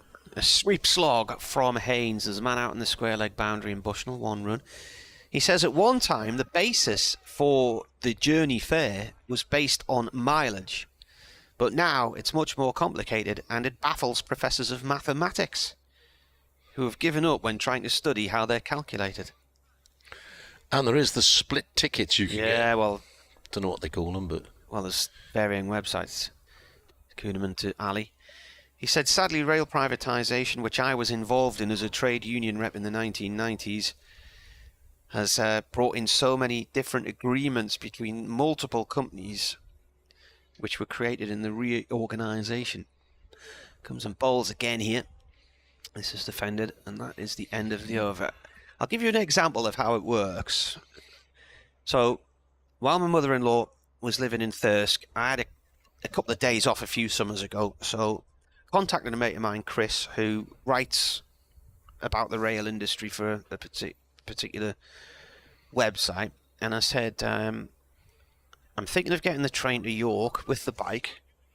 Chris lives in York, and I said, what's the chances if I get the train through, me and you then ride back from York to Thirsk, about 40 miles. So he said, yeah, he'd be up for that. So he said, make sure you get on the particular company's train at 12:30 and not the next company's train at 1:45, because the fare on the first train was something like £5.90, but the fare on the next train was double that, because the second company has to give, for every passenger it picks up in Thirsk, the full fare of what that journey would be from Thirsk to York. So they have to make their £5.90 and have to give another £5.90 to the other company. How ridiculous. Yeah. Yeah, well, the split tickets, you can save a lot of money, can't you? Here's, at the cricket, Ben Rain is bowling. Worcestershire are 60 for 2. Rain right arm over in and bowls. And this is flicked away by Haynes nicely off his pads. They might get a couple here, yeah. Oh, Haynes is keen, but Azhar Ali sends him back. And Worcestershire pick up 1 run rather than 2. Jack Haynes a little bit younger than Azhar Ali, so he might have got back, but the throw came into the non-striker's end anyway. A lot of action for 1 run. 61 for 2. Azhar Ali is 23. Jack Haynes has 31. About 4 years ago, when Sunderland were in the pizza final, whatever it was called then, and they played Portsmouth at Wembley, and we decided to drive to Thirsk, leave the car there with the girls, get the train from Thirsk via Leeds down to London. We ended up with something like 32 tickets for that journey. Yeah. I'll tell you what, you get is Rain races in and bowls. That's right. Let's step down and lets the ball go by outside the off stump. You can, if you don't buy your ticket as well, you get hammered these days. Yeah. Local paper reports on people who get fined £700 or something for not buying a rail ticket. So make sure you buy your ticket. Ben Rain's in his 6th over. He's only conceded 5 runs so far. He also took a very good catch to get rid of Ed Pollock. But Worcestershire getting a little bit becalmed, mainly because of some good Durham bowling here. Azhar Ali waiting, dabs that one away on the offside. He wants a single. Jack Haynes says no, no, no. Haynes absolutely correct in sending Azhar Ali back. He would not have got too far, I have to say. It was Michael Jones coming in from cover point to field. John Milligan says it's the Burney Arms station that I was mentioning on the Norfolk Broads. Oh, yeah, I've had a message to say what the... Doesn't get very busy, he says, yeah. The Chester Arms cricket ground at Kidderminster, the pub. Ah, the Chester Arms. Yeah. Next ball from Rain, turned away, gets a bit excited, but turned away by Azhar Ali down to fine leg for a single. Bernard says Easter Sunday can be from March the 24th to April the 21st. It follows the first full moon after the spring equinox. Thank you. I knew it was something to do with the moon and the equinox. It was all planned by a priest at the monastery at St. Peter's at the top of our street. Really? He planned, judging by the movements of the moon, he planned Easter for hundreds of years. And it's still the calendar that we stick to now. Change in the field here. 3rd slip going to, where is he going? Short mid-wicket. 62 for 2. Alex Lees was the slip, by the way, going to mid-wicket. Lets the ball go by outside the off stump to Saints, goes through low, and I think wicketkeeper Robinson has copped one here. I think he got him on the wrist. Don't look happy anyway. Oh, he's putting his gloves back on, so he's okay.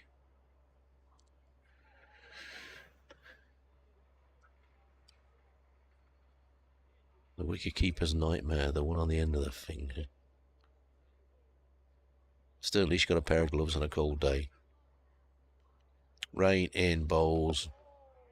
Turned away on the onside. Lees Fields, end of the over. Done a boundary for a few overs now. 62 for 2. Haynes 31, Azhar Ali 24. 6 overs for 6 runs, Ben Rain.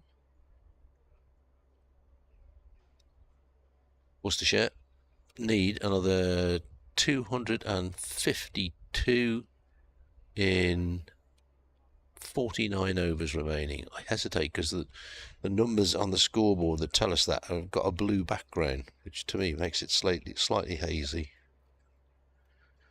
So, heading up, or even maybe. Yeah, it's 5 and over, isn't it? 5 and over would be 245. Yeah, it says 5.1 there. They're currently going along at 3. Mm. It was the Venerable Bede. That'll be him. Who planned Easter and when it would be. Good lad. From St. Peter's Monastery.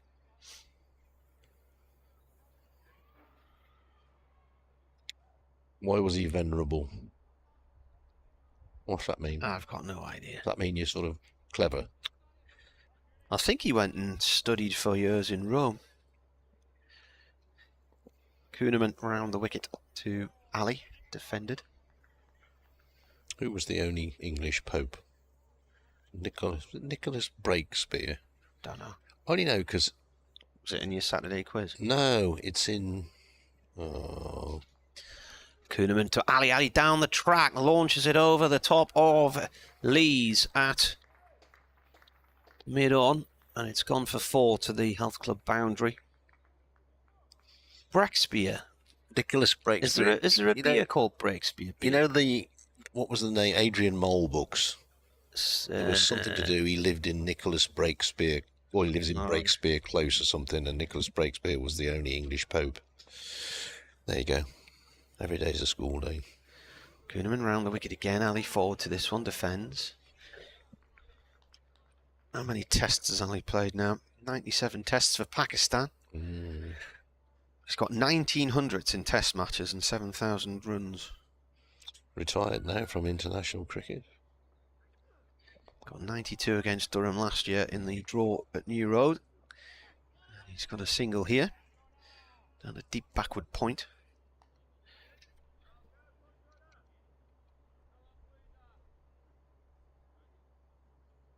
.67 for 2 here on the BBC. So 247 more to win in 48.2 overs. 2 balls left of this Kuhneman over. Short leg in place in Graham Clark for Haynes. And he's got Beddingham at short fine leg for the top edge from the sweep shot. They've dropped Clark out of there now. Coghlan has come round to a wide-ish first slip. He is wide, that slip, isn't he? Bushnell, Jones, has dropped a backward point. Man in the cover. So he's going to come over the wicket here to Haynes, who sweeps down to Rain at long leg in front of the pavilion. No, just the one run there. Just trying to hit the rough outside the right-hander's leg stump. Mr. Curtis says he recently went to Sheffield by train, and the ticket seller said if I'd got Worcester to Derby single, then Derby to Sheffield single, I would save 22 quid. Yeah. I didn't have to change trains at Derby, but it was that much cheaper. It's the same train. And you actually stay on... Do you not have to move seats, though? No, you can stay on the same train. In the same seat or not? Yeah, same train, same seat. I've done Worcester to Oxford, Oxford to London. 2 runs here for Ali off Kuhneman at the end of that over. You know, there's millions of different tickets in the system, you know. Yeah. It's not just hundreds of different versions. There are millions of different tickets. Far too complicated. 70 for 2 at the end of the over. One of the most enjoyable things I ever did was when I was between 16 and 18, sixth form college in South Tyneside. I studied travel and tourism, business studies, and in the summer, between first year and second year, I went on work experience for, I think it was 6 weeks, to the travel centre at British Rail in Newcastle at the station. Oh, and it was just such good fun. Meeting people, all these different travellers and where you were going. Back in those days, it wasn't computerised. The huge British Rail timetable, which was about the width of, thickness of about 5 phone books back in the day. Really good fun. 8 runs came off the last over. So, as much talk and changing of field here. We're going to have the two short mid wickets in. Clark and Lees have got the job. Now Haynes is having a look around the field, and Ben Rain is ready to go.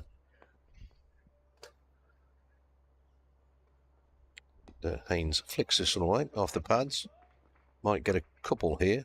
Might get more than that. Might get 3. Yep, 3 it is. And Haynes goes to 35. Azhar Ali has 31. 73 for 2 Worcestershire. I'm just thinking about tracking the line of the ball across the grass, and I found it a bit difficult at times, this game, but if you think about it, it's such early season, there's been so much rain. The grass is so dark in these dark green stripes, isn't it? And the ball just vanishes into that. Rain's next ball is Azhar Ali turning it to one of those short mid wickets. Lees, who is the straighter of the two. There's a few in today. Yeah, it's a good little crowd. Most of them got coats on. Yeah, they have now, haven't they? Never really seen the sun since this morning. It's beautiful just before play started, and then it clouded over. Oh, I better go after this ball. Rain in bowls. Azhar Ali's a couple of steps down, flicks it away off his pads. He'll only get 1. Clark goes from one of those 2 short mid wickets to field, and Worcestershire are 74 for 2.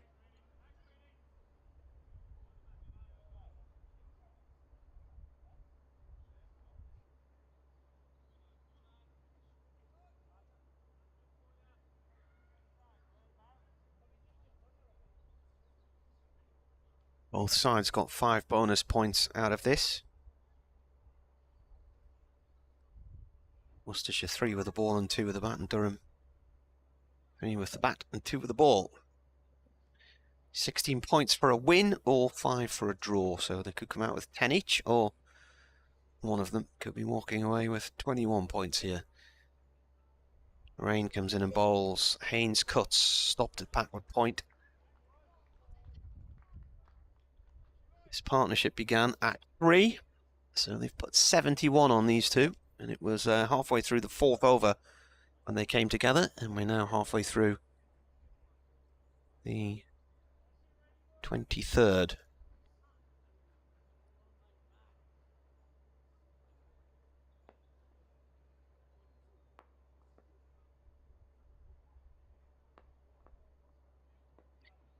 Got 3 short on the leg side as Rain bowls to Haynes, and he's played that to backward point. Bushnell runs in, tries to scoop the ball up and throw in one go, but doesn't take it cleanly. It bounces away from him. So you've got Lees and Clark and Beddingham at short mid wicket. There's 3 of them in a line. Potts is at mid on. Kuhneman's way down at deep square leg.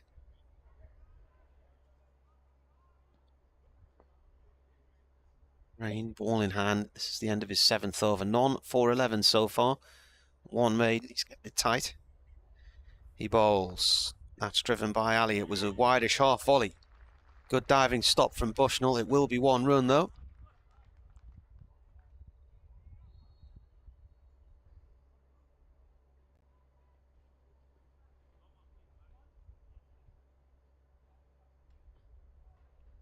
.76 for 2, and Worcestershire, if they're to do it, need another 238 from 47 overs.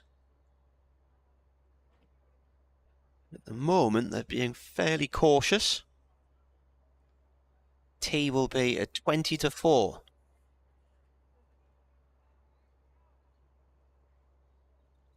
We were generally of the opinion it was going to be difficult to take 10 wickets. Durham did have Worcestershire 3 for 2 after 3.3 overs. And I think these two are crucial to what Worcestershire could go on and achieve. If they keep this partnership intact, they'll just bat their way through the afternoon and into the evening session.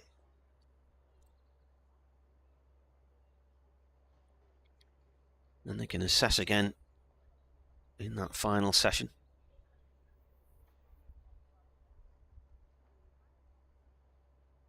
Kuhneman's going to bowl. Left arm over to the right-handed Ali. One slip in place as he comes in from the Lumley end and bowls. Ali pads up. So we're going to see anything that pitches on the leg side. He's trying to go for the foot marks here. But anything that pitches on that leg side, Ali doesn't have to play at all. He can just let them thump into his pad. Stick his foot forward. And if he leaves them and they go straight on, they'll be classed as wides. Now the ball's in the air here. And Rain is underneath it. And he takes a diving catch. His second of the innings. And Ali has gone for a big sweep shot there, and he skied it out towards the square leg boundary. And just as I've said, he was key to what could be achieved from a Worcestershire point of view. He's out for 33.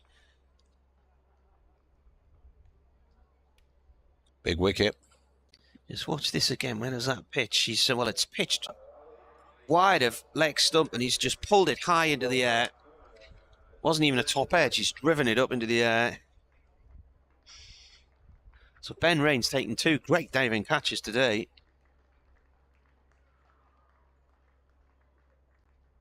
Yeah, I would say that was better than the first one, because he had a long way to go around the boundary before he could put in his dive.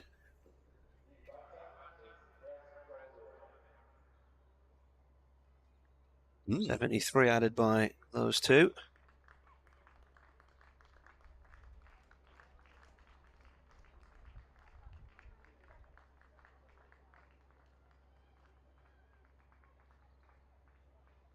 Brett Oliveira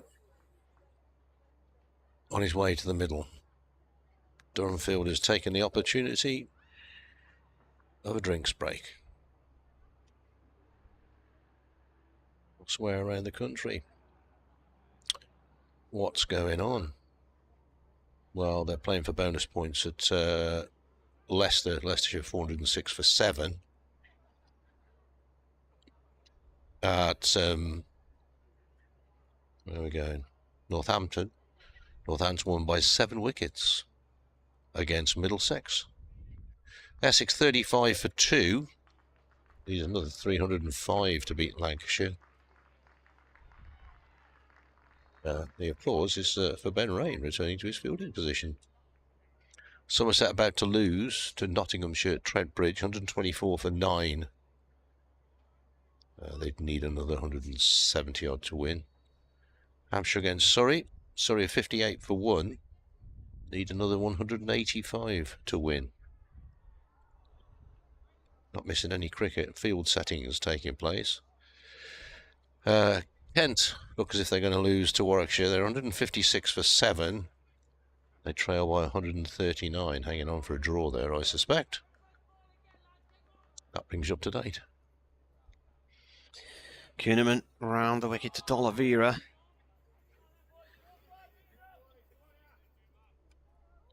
Batsmen did cross, but they have to go back there and now, don't they? They do. New batsman has to face.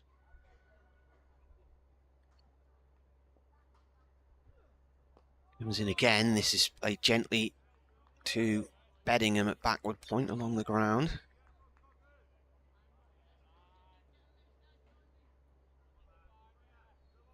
But 238 still needed from 46.2 overs when that one happened. This is a slog sweep, and it's gone for 6. Rain's not on that boundary, but it doesn't matter if he was. I think it would have gone over him anyway. It's gone into the front of the pavilion stand.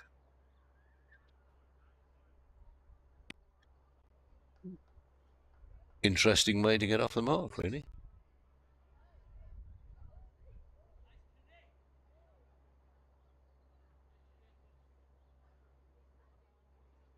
I'll have to have a look at the ball, because it's been into the seating. Oh no, not another ball. Oh dear. Players are both having a look at it. Sherborne School, the second of the T20 matches. Dorset 40 without loss, so they are playing Herefordshire in that game. Yeah, we're having another ball.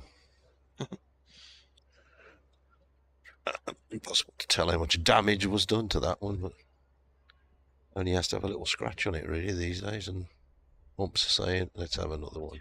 Well, I think what's happened with that, it's got over the boundary fence, and it's probably smacked into the foot of the stand and straight into either a step or the bottom plinth of concrete where the seats are screwed to.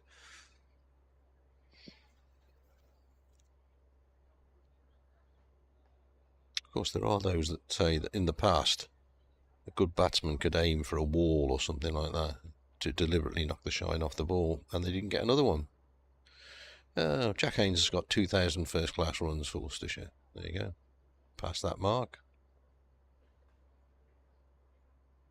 Thank you for that information, folks.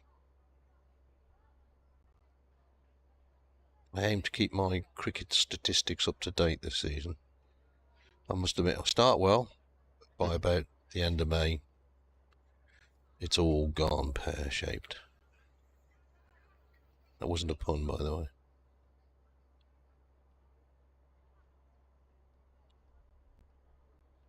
Right, we've got a new ball, or a different ball, and we're ready to go. Oh, what are we doing now? Come on, lads, get on with it.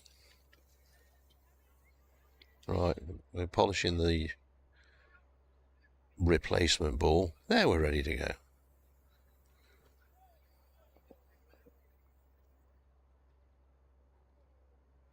Uniman in. Oliveira forward to defend.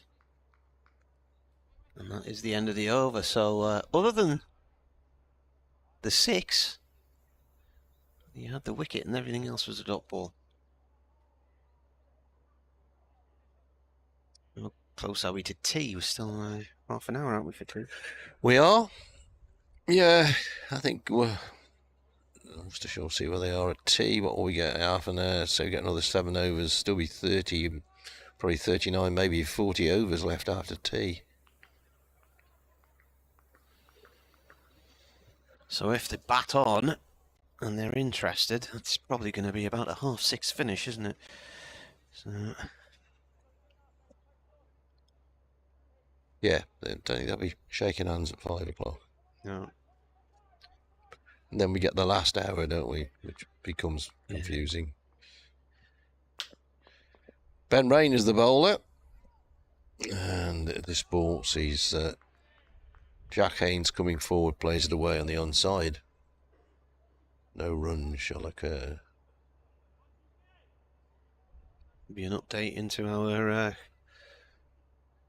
commentary of the women's football. Newcastle women playing Bradford City at St James's Park this afternoon. It was 2-0 the last time I looked. 82 for 3 as Rain comes in and bowls. It's gone out towards the covers. No run. Alright, update for Radio Newcastle.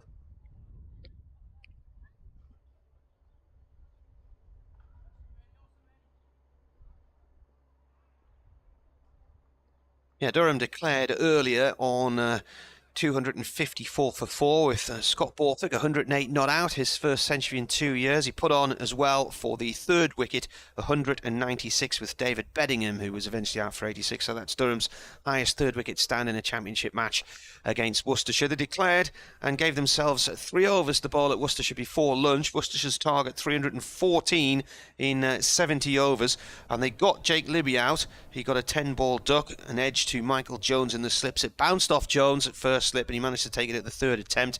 And then just after lunch, a crucial wicket, Ed Pollock, caught by Ben Rain off the bowling of Paul Coghlan for 2. He just seemed to mistime a drive and lofted up a ball towards mid-off area, and Rain came diving in and took a really good catch. And then he's also just taken another really good catch on the boundary to see off Azhar Ali for 33.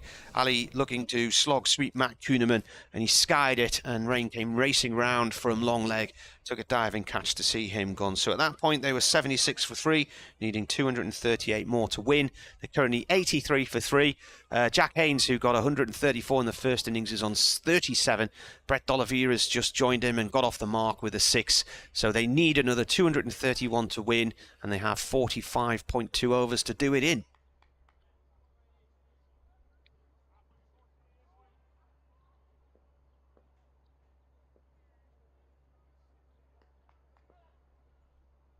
Here's Ben Rain in to bowl to D'Oliveira, who drives away through the offside. It might get a boundary here. He's got it backward of square, and yeah, indeed he has got a boundary. Just open the face of the bat, smacking that away.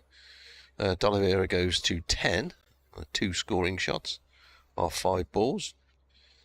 Does this signify the intent of the Worcestershire skipper?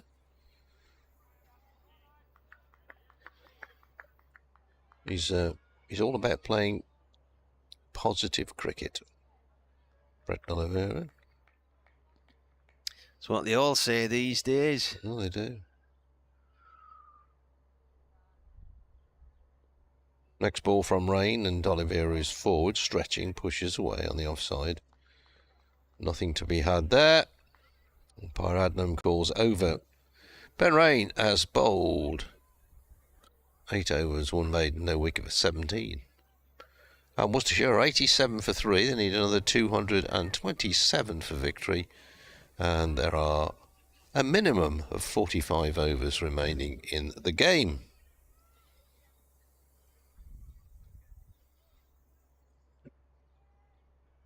Under clouded skies. Yes, it's a bit of a grey one.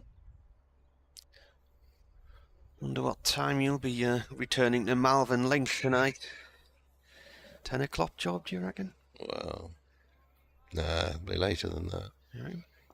Yeah, 4 hours, I suppose. Kuhneman, left arm over, and Haynes with a sweep. Sort of sweep jab out towards long leg along the floor for 1 to Rain. 4 hours? Will you stop? Yeah. Well, it's 4 hours, isn't it? Back to there. You can't do it in much less than that. Yeah, it's not 4 hours. Yeah. That's a bad run. I've done... the last time I came home from Bristol, I did it in 4 hours. Yeah, well, Bristol's only about another 40, 45 minutes on. Yeah, I'll stop a couple of times. No great rush, is there? Sunday night on the Well, way. depends if you want to see Last of the Summer Wine or not, I suppose. Don't think so. Kuhneman round the wicket. It's just gone off towards backward point, no run there. I've got to go and swap some stuff over as well. There you go. Have a lie in the morning? The vagaries. Probably not. No? 2 dogs will want to go for a walk. It's like having kids. This? Yeah. I bet they never wash up after themselves. Yeah. Trouble is they never grow up. Never leave home. 88 for 3. Kuhneman. It's a slog, a sweep from D'Oliveira. It bobbles out towards Rain at deep square leg, 1 run. Yeah, well, we'll be back on school runs in the morning. Lovely. Mrs. is off tomorrow. Ooh. So spend the day together, she says. Oh dear. She's got she find something to do. She says she's got stuff she wants to take to the charity shop and the tip. So who says romance is dead? Yeah. Bags of it. Bags of it. But, you know, there might be you might be able to kill 2 birds with 3 stones there, because while we're in these charity shops, I might find a bargain for a birthday later in the week. I swear we've taken stuff to the charity shop. My good lady wife's gone back a couple of months later and bought it again. Yeah. Our loft is full of junk. Some of it mine, I have to say. There's a long conversation going on There is, between the bowler and his skipper about tactics. They're obviously trying to lure these 2 batsmen into these sweep shots to the leg side towards the pavilion. Kuhneman then left arm over, bowls. Haynes forward to that one, plays it actually to point this time along the ground. Surprised I haven't got a deep mid wicket out there.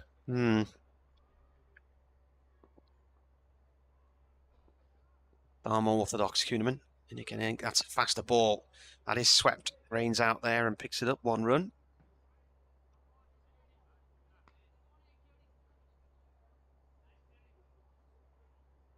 They finished all those roadworks down towards your way, that bypass around the western side of Worcester? Finished that, yeah. There's roadworks on the M5 now. Oh, good. Yeah. Glad they're back again. Junction 6. Yeah. And well, it's got to be at least a year since they were last there. Well, I think it took them 3 years to do, 4 years to do the ring road. It has improved it, I have to say. Could have been round the wicket to D'Oliveira to play to backward point, no run. Good friend of mine, John Fraser, big cricket fan, is the head of highways, so right. I'll give him loads of stick. And the man in charge of potholes, I call him. Yeah. 90 for 3. Is this Bushnell coming onto bowl? Yeah. Overs remaining at the Oval, 44. Surrey need 174 runs to win. Hampshire need 9 wickets. Potts coming back. Could be a good finish, that. Yeah. Oh, Nottinghamshire have won a game in the top flight. For the first time in about 4 or 5 years. The last time they were up, they never won a match, did they? Girdler will be happy. Yeah. It'll be all over Twitter later with observations and stuff.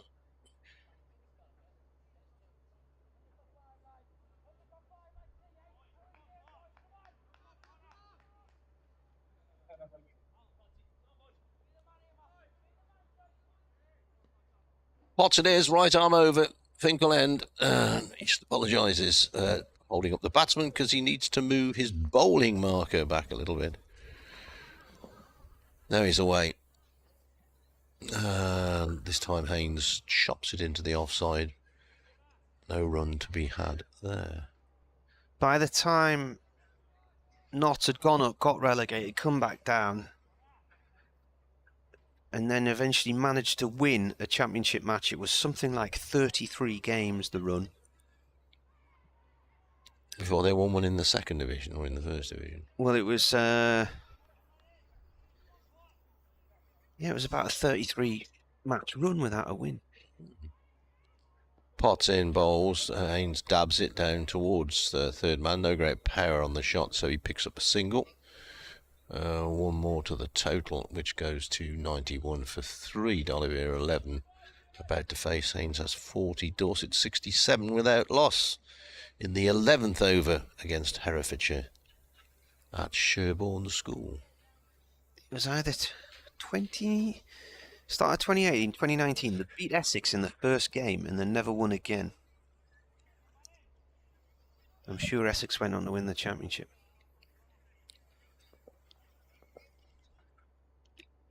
Away goes Potts. This time D'Oliveira covers up, goes across, pushes away.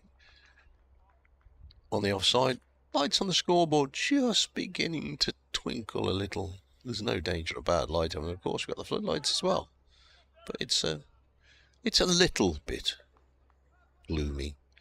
If you're watching on the live feed, you probably won't notice, but there's nothing wrong with the light, don't get me wrong. There's nothing to trouble the umpires or the players, but it's not as bright as it was. Here's Potts in again. A bit like me, not as bright as it was. D'Oliveira forward pushes to the mid-on position. You've not been with us throughout the day. Durham batted on this morning, 254 for 4 declared. Beddingham 86, Borthwick 108. Before they decided to call it a day. As Potts comes in again and bowls, pushed away on the offside. So we had 3 overs before lunch. Libby went for 0 to Potts and Pollock went for 2 to Coghlan. And then since lunch, Azhar Ali caught by rain on the boundary off Kuhneman for 33. So Worcestershire 91 for 3. They require another 223 to win. And there is a minimum of 43 overs left in the game after this ball. Potts away goes, bowls, D'Oliveira forward. Pushes to mid-on. No run, end of the over. And Worcestershire indeed are 91 for 3. Live cricket from Chesterley Street. BBC Newcastle, BBC Hereford and Worcester on BBC Sports app websites. And of course, if you're watching the live feed, you've got us as well. Unfortunately. For your sins, folks. I wonder if the lights are going to be coming on soon. It's gone a bit dull, isn't it? Yeah. So, I mean, they wouldn't be coming off there for bad light, but I don't want to get too much dimmer. Kuhneman starting you over from the Lumley end, lights that in, and Haynes looks to sweep and whacks him in the pads and bounces up off his box as well in the process, I think. Didn't quite get his line of approach right there, the batsman. 1 for 23 for Kuhneman in 5.1 overs. Saw him do this yesterday where he came up the ball and then stopped. Was he? I just think he lost his way rather than threatening the non-striking batsman. He balls again out the back of the hand. That's a shite. And he's gone! Rain takes a third diving catch. And Haynes has given his wicket away there. Been bowling and bowling down that leg side, and they've been going for the slog sweep. And that's the second wicket in a row. Haynes is out for 40, where Rain has taken a catch racing in around the boundary from long leg. And Dave said a few minutes ago, why have they not got a deep mid-wicket? Well, clearly the way he's bowling it in and angling it into these right-handers, they are pulling it down towards long leg rather than mid-wicket. And two identical catches, really. Yeah, they're going a bit for the old 5-card trick, aren't they, here, Worcestershire? Kuhneman bowling into the rough outside the right-hander's leg stump, and they're sweeping it rather than leaving it, which shows some intent that they want to get on with the game and they're still trying to win it. But if you keep losing wickets down there, then there comes a time when you say, we ain't going to play that shot anymore. Let it hit the pad or go by to the wicket-keeper, whence it might be called a wide. 15 off the partnership.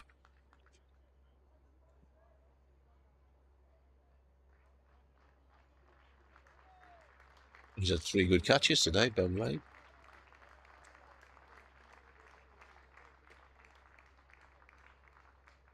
He's getting a nice round of applause as he goes back to that position that's not fine leg. It's just backward of square out on the rope.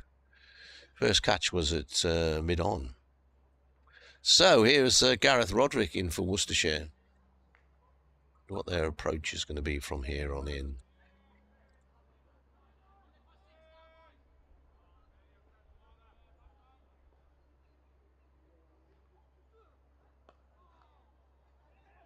First ball for the new batsman is played out through the offside for a quick single. Gareth Roderick is that man.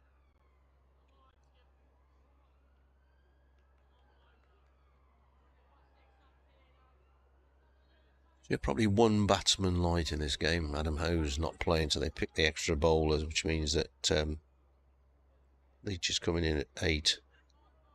Often comes in at 9, so not too much front-line batting. Matthew Wade obviously got a century down at Derby, but after these two... Bowler in again. Oliveira plays this into the covers. Yeah, these two now. They're going to have to be stubborn, aren't they? Yeah. If Durham can break this partnership early, then they'll start be thinking of a possibility of a win. His pads up there, Oliveira, he can because it's a left armour bowling over the wicket into the leg side of a right-handed batsman. Well, what we got? 10 minutes, 12 minutes till tea.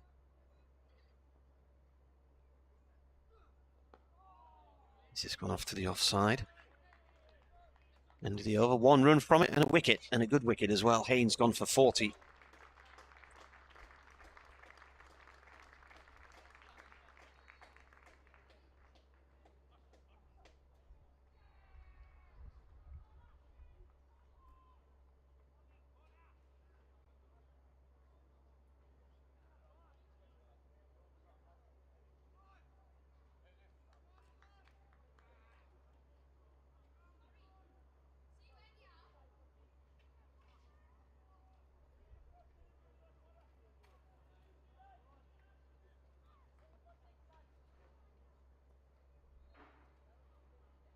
Spots in, bowls. It's gone through to the keeper.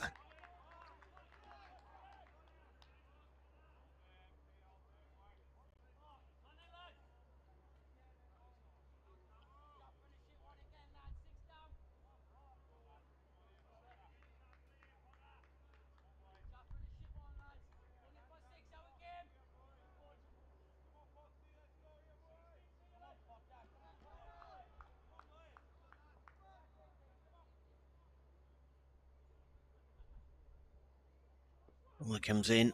Oh, that follows him as he tries to leave it there, Roderick. He pulls the bat away one-handed and the ball shapes back towards him.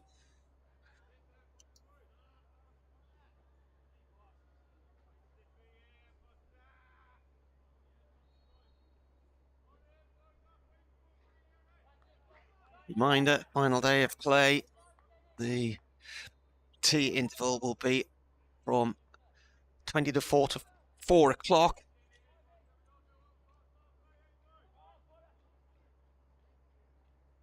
Over 8's +2 as Potts comes in. Roderick leaves that one outside the line of off stump. Doesn't need to offer any shot there, he just watches it go through to the keeper. Lydia Jane, who I think was arriving just after lunch, or just before lunch. Ben Rain fielding like a combination of Ferenc Puskas and Jonty Rhodes. One for the older generation, she says.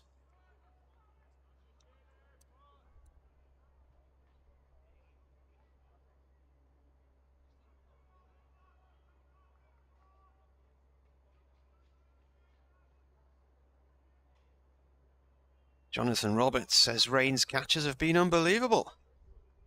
They're all, I can retweet them all from the...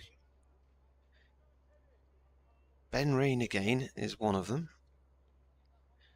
Ben Rain, what a cat is another. Just retweeting these so you can catch up with them.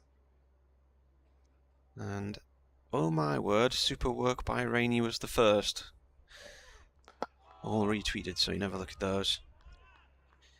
It's played off back towards the bowler, just to his left-hand side.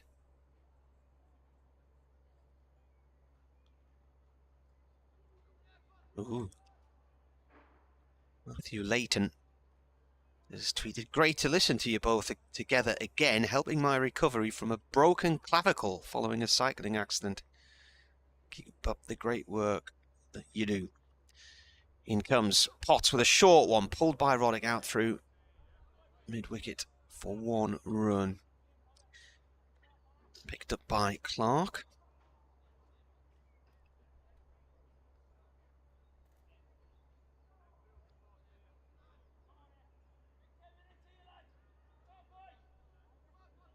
Basically, that's the common injury for a cyclist, the clavicle. If you go over the handlebars, you put your arms out to try and stop yourself falling. Broken clavicles, broken shoulders, or broken wrists. Oliveira's on 11 as Potts comes in and bowls. It's a short one, he just ducks out the road of it and it shoots through to the keeper.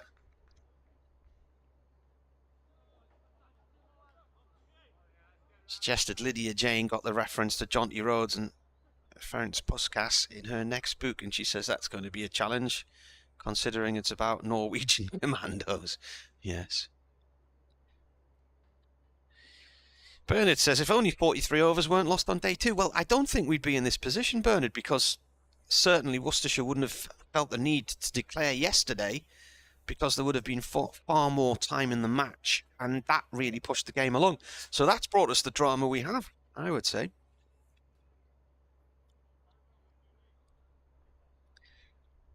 $93 for 4, 41 overs remaining for Durham to get 6 wickets, or Worcestershire, if they're going to go after them, another 221 runs. Roderick defends this one from Kuhneman. He's coming left arm round the wicket now from the Lumley end. And about 7 minutes to tea as he bowls again. That's a medium pacer, half tracker that one, and I think Roderick was taken slightly by surprise there and ended up just defending it.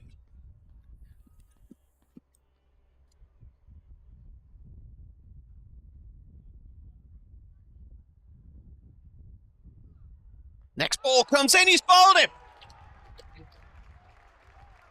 He's played and missed. Off stump's gone. He's out for 2. Is this going to happen for Durham? Or Worcestershire now going to drop anchor? Mixing it up, Kuhneman. Roderick gone. A big wicket. Game on. Game on. You got the replay. Did that turn? Pitched a little bit and moved. So Matthew Waite coming in. Waite an all-rounder, but a very decent batsman. But after him, you are into the all-rounders, and after that into the bowlers. So Worcestershire subsiding here. They were 70 for 2. Now they're 93 for 5. That's Kuhneman taking 3 wickets in a row there. Ali for 33, Haynes for 40 and Roderick for 2.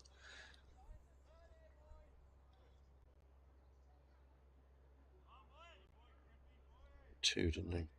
It's all right. In 3 overs. Update the scorecard. What's he got now? He's taken 3 for 24 in 6.3, but he's taken 3 wickets there in 3 overs. Yeah, last afternoon of a 4-day game. It's probably a bit dusty out there, although we did miss a fair amount. Not sure what happened there, but Waite came in and the wicketkeeper seemed to be adjusting his helmet for him. No idea what that was all about. So yeah, well, we got tea in 5 minutes when Worcestershire will no doubt regroup and decide where they're going to go. There's still 40 overs left after this one, so there'll be, you can reckon, 39 after tea. So still a long way to go. A long way to go to bat out time. I think Worcestershire's chances of victory have all but gone. All but gone in the last 3 overs from the one end.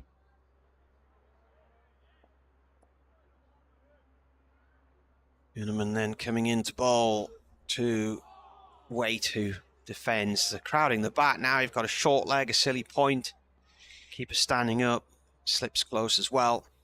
First ball just nibbled away. Off to short leg.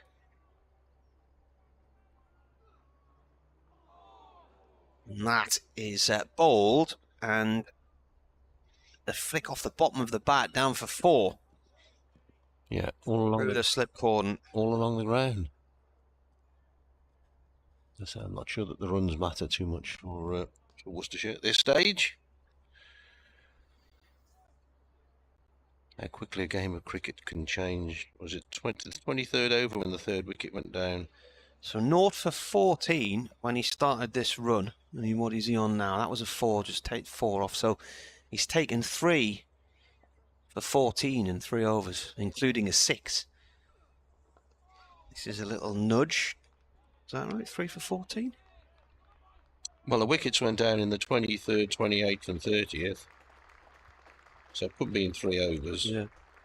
Well, it was 23.2, 27.2 and 29.3. Yeah, so 5 overs.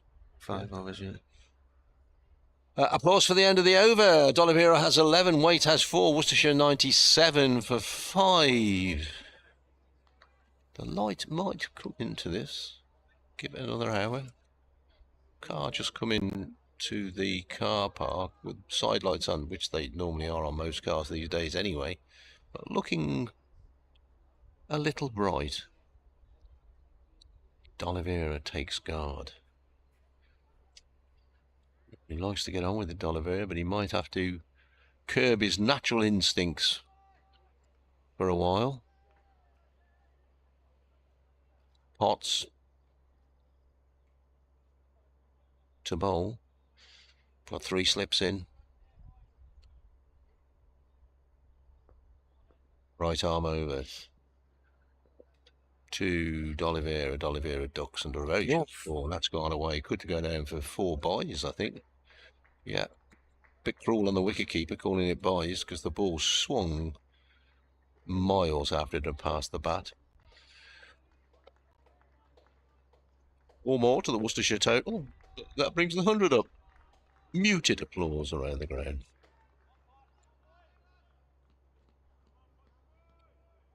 Be up to date with that National Counties 2020 game at Sherborne School. Dorset 104 for 1 after 16 overs against Herefordshire. Had a great day at Eastern last year, and I don't know what they call it, the warm-up game for the 50-over competition. Herefordshire played Worcestershire. Glorious afternoon on a lovely cricket ground.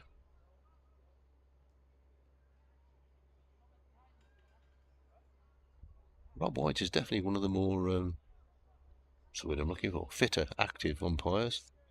He doesn't walk across from square leg to square leg, he races across.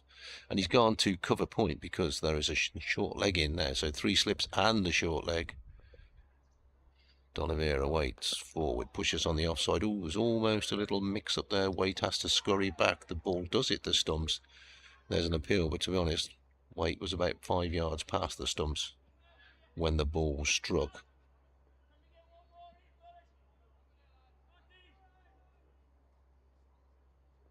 Local weather expert, I think we might have seen our last sunshine for the day. The wind is coming from behind us, so difficult to see what cloud cover is coming. Potts on his way again, and this is solidly played by D'Oliveira back up the track.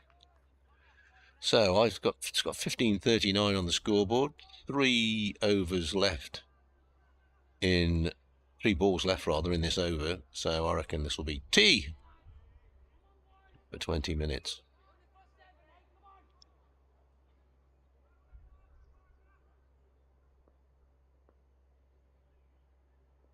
Potts to D'Oliveira, who is forward defensively, pushes back up the pitch. Bowler does his own fielding, and then immediately throws it to his skipper at mid-off to do some polishing.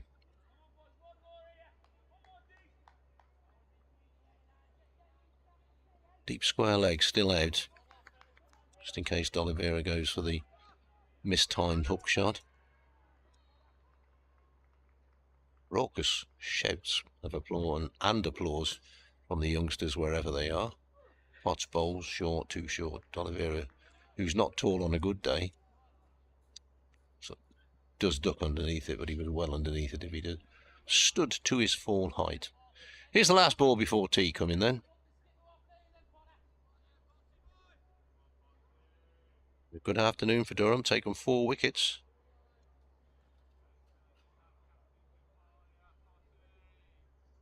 So we will have 39 overs to bowl after tea. Potts bowls, D'Oliveira just lets that one go by again. I think he wasted those last 2 deliveries, Matthew Potts. Tea Worcestershire 101 for 5. Brett D'Oliveira is... they've put up the Potts has bowled a maiden over on the board, so I can't quite tell you what it is. It'll go off in a minute. 101 for 5. Players are heading off. 213 needed. D'Oliveira has 11 and Waite has 4 and 39 overs left.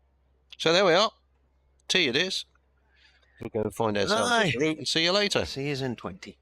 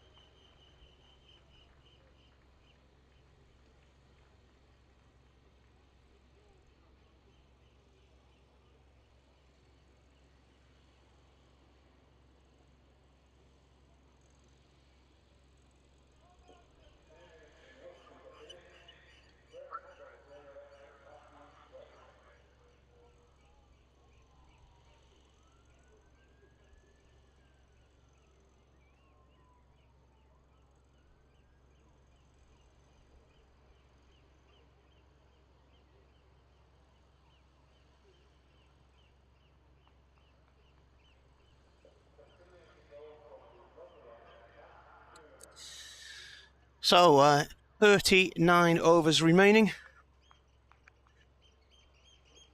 At tea, something's stirred the oyster catcher.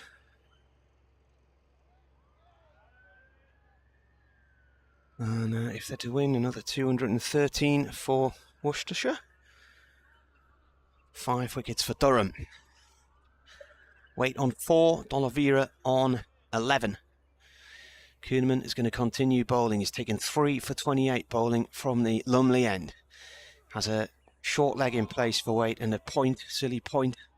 Got a normal point slip. First ball's played off towards point. They're bringing in a second slip in Potts. The moving fielders around. So Rain's gone from square leg to mid wicket. Another player's come in a short extra cover. Kuhnemann round the wicket to Waite, and this has gone behind Bushnell at point 4. It's Jones, in fact, for 1. Good session from a Durham point of view. 4 wickets falling for 90 runs. Could be in for a corker of a finish here. Gamble from a Worcestershire point of view now is whether they decide to stick rather than twist. D'Oliveira is on 11. This is bowled to him by Kuhnemann, and it played safely away on the offside. D'Oliveira got 46 in the first innings. He got 100 here last year in a draw. Kuhnemann comes in and bowls. Goes back into his crease and defends this one.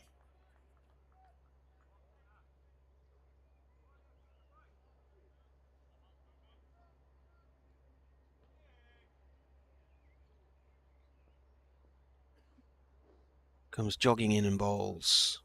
Turned by D'Oliveira out through deep mid-wicket for 4. There's no one out there. He's fired that past Graham Clark at short leg. 5 from the over, 1 ball to go in it. Here on BBC Radio Newcastle and BBC Hereford and Worcester. Comes round and bowls. Defended. That is the end of the over.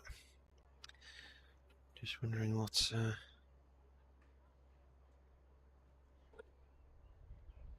Arsenal blow a 2-goal lead at West Ham. They were 2-0 up after 10 minutes. It finished 2-2 with West Ham equalising in the 54th minute.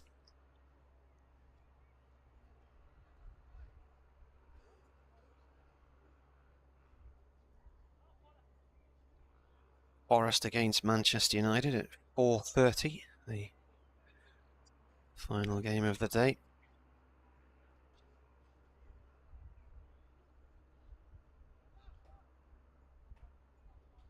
Kilmarnock 1, Celtic 4 in Scotland. In comes Potts to start a new over. Bowling to Waite off the back foot. Plays the ball up past Borthwick at mid-off. Borthwick chases after it. 2 runs. In the Women's Championship, Sunderland Ladies 0, Bristol City 5.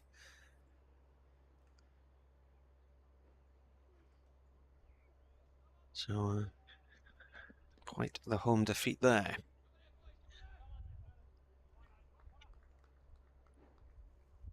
Potts turns. Waite has 7. 108 for 5. He bowls. It's a short one. It's gone miles down the leg side and it's away for 4 wides. That's absolutely erratic, that. I think he's bowled that out the back of the hand and it's just shot away. It's actually gone that far wide. It's gone wide of the sight screen at the far end of the ground. It started what? Wider, still and wider. It was. Like, shall thy bounds be set? I don't think you'd have hit that if you'd been playing on the next wicket down. No, you'd have struggled. At least it went down as wides and not by, so the wicketkeeper doesn't get the blame. In comes the bowler. Fended down into the ground. Good ball. by weight. Got right on top of that there. What about rail fares? Just caught the news. Some bloke has gone from Derby to Cornwall for £2 on the bus. Yeah. Special bus. It's only taken him 9 weeks. Yeah. Yeah. Cornwall. So wasn't there a new Derby ruling brought in where if you had a bus pass, you could travel anywhere for a flat fee or something? Something like that. Potts balls. It's another bouncer. It's gone through to the keeper. The irony wasn't lost on me when we were in Austria a few weeks ago and we got a gleaming DB Reggio train from the mountain town we were in down to Innsbruck for an afternoon. Oh, yeah. Spotless. Yeah.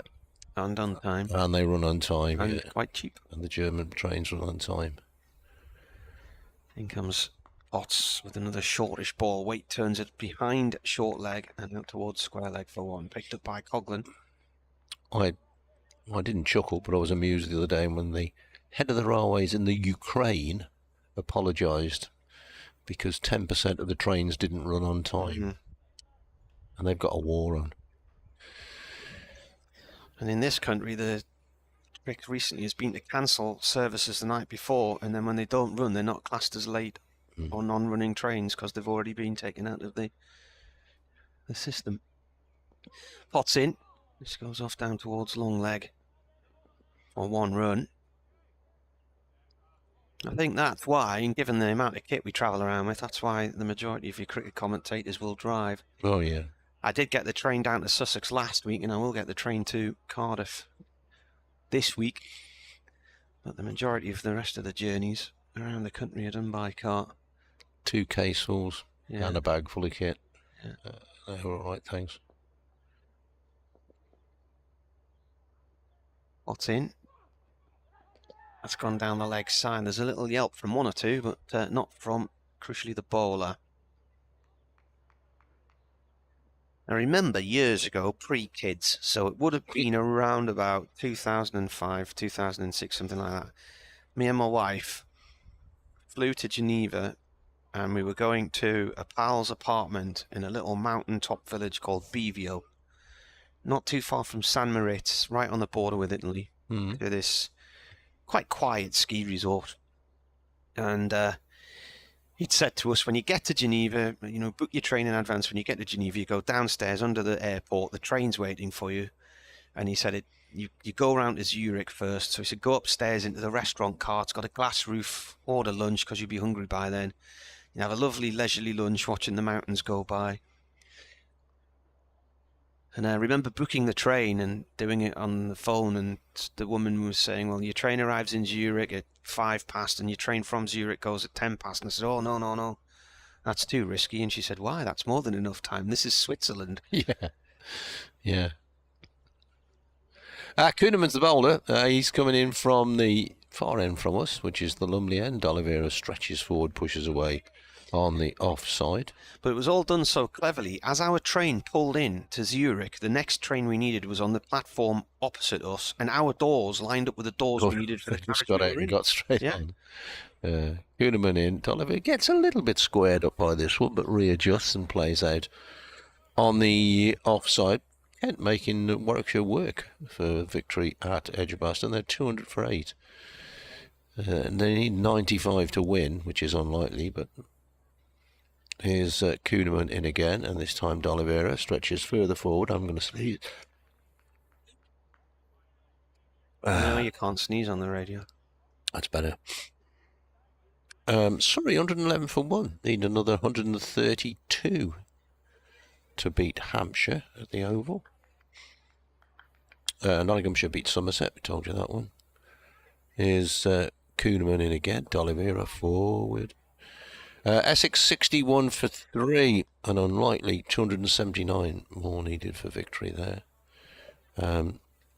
Northants beat Middlesex earlier. Did they? Yeah. 2 defeats in a row for Middlesex then, eh? Yep. And Notts have come up and won one. Still going at...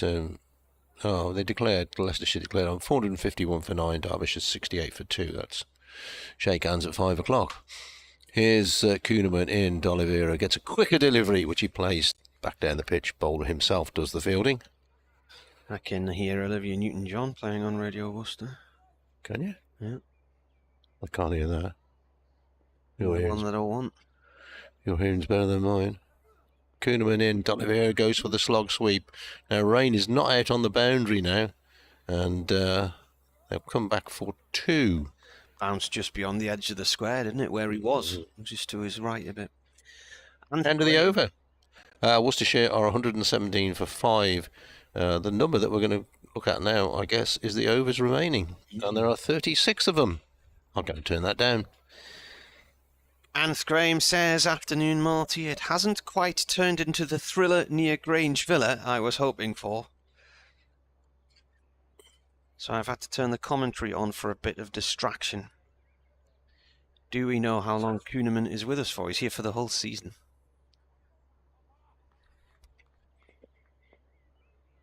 Potts comes in. Start of a new over from the Finkel end. Waite defends. The match at Sherborne School, Dorset playing Herefordshire T20 game, and Dorset made 130 for 4 in their 20 overs. And says he's very impressed with Kuhneman's economy thus far. He is keeping Travaskis out of the side, so Liam Travaskis has been on air with us this morning and a couple of days ago, and is now on his way with the second team down to a match against Essex, which starts tomorrow. Oh, a leading edge off Waite's bat, and again, there's nobody down at third man. It's vacant, and there's a 4 on the board. That Dorset score. Ross Whiteley, formerly of Worcestershire, only made 4. He was run out. Victor Main, the Durham head groundsman, in his shorts on one of the chairs. Live from Las Vegas. Down at deep mid-wicket. Tractor in the covers just parked behind him. Potts in again to Waite. Gone down the leg side, taken by the keeper. John Curtis has been back on. Really? Glad we're entertaining him. Are we the only country where you can get on the train without a booked seat being mandatory? Cut out any standing and potential crush. Well, funny you should say that, John, because last week when I got dropped off by Adrian at Gatwick and I had to get up to London, I knew I could get the 4 o'clock LNER, and it said on the LNER site you couldn't get on that train without a booking. This is a bouncer that was more or less unplayable from Potts. Has gone through the keeper, but through the app I was able to book a seat for the 4 o'clock train. The duck flying past. Hello, Mr. Duck. Where's his little ducky mate? Why is he on his own? Oh, he's on his own. Ducky, no mates. Duckley MacDuckthorpe.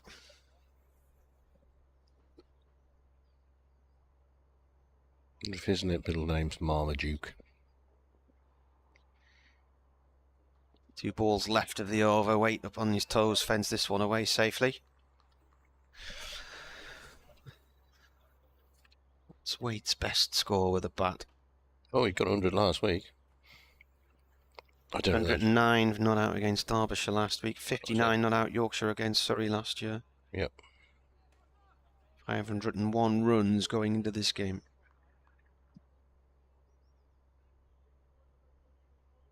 Potts, I don't know what he wants a leg slipping, I think. Okay. Or more a leg gully, I guess. Potts round the wicket with a short one, which Waite ducks under. End of the over. That was the old tennis ball bounce. It died before he got to the wicket-keeper. There's a couple of folks picked up their bags and leaving. Maybe they have somewhere to go. Maybe they got to go home for evensong. There must have been a sponsored walk or something coming past our house this morning, because coming out the street there was just streams of kids and parents heading down towards the coast. Yeah. Get one most weekends on the Malvern Hills. And if they walk the length of the hills, fair dues. They'll have earned their pennies. Had a couple the other week walk there and back. I think it's about 26 miles. Mm. It's a long way.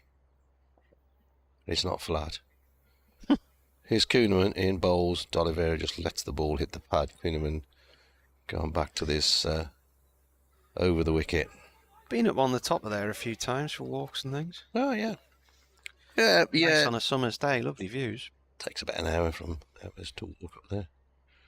Kuhneman in again. D'Oliveira pads it away. It'll be interesting to see if there's any interjection from the officials. Kuhneman bowls again. D'Oliveira plays this one. He's going to pick up a run. He goes to a cover point position. There is a cover point, but he was way out towards the boundary. So D'Oliveira gets another run. He's got 19 weight, has 12. Worcestershire 122 for 5. 2 slips, silly mid-off, and a short leg, plus the wicket-keeper. So weight somewhat crowded. Now he's going back round the wicket to bowl to Waite, who is forward, playing solidly. Just dribbles to Clark at short leg. Rest of the field, there's a backward point, extra cover, mid-off, mid-on, and a mid-wicket. No deep square leg. Deep backward square leg. Kuhneman bowls and quicker delivery. Waite goes for the drive, doesn't really time it. Ball skips back down the pitch, where the bowler himself does the fielding. Last ball of Kuhneman's 10th over, 3 for 36 so far. Waite just walks away and then steps back to the stumps, and Kuhneman starts to come in and stops. So we'll get this ball bowled in a minute. Here it comes. Waite just turns it away, all along the ground on the leg side. And at the end of the over, Worcestershire 122 for 5. The figure that we're looking at on the scoreboard with great interest is the number 34. The minimum overs remaining today. Light, I think, has improved slightly from pre-tea times. Sky looking a little bit brighter away to the west. We've got a 12th man coming on here. That looks like Bryden Cars. Going on very sprightly. Here's Bryden Cars. Doing 12th man duties because most of the second team are away now. Yeah, and the ECB says he can't play.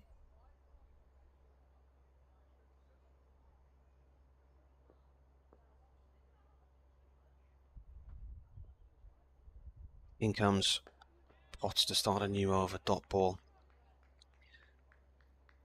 I asked Dave Bracegirdle in a tweet, Nott's first top flight victory since a win v Essex in what year? His response is, as I put it on air, our first home win since beating Durham by 462 runs. Which doesn't answer my question at all. Oh, well. So I'll have to look it up now. Stir up the Hornets' nest, mate. In comes Potts again. This is off down towards fine leg for 4. There's a man down there, but he's really across towards long leg.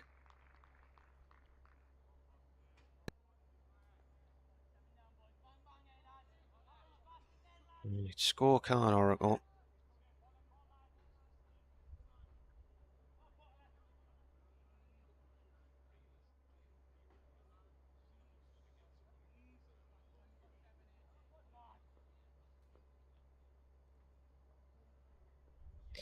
In comes the bowler. Pushed away towards point by D'Oliveira for a quick single. So I reckon it was about 2018 when they last won in the top flight. Right, there you are. This is the match I was thinking about. June 2018, they beat Essex in Chelmsford. And then they never won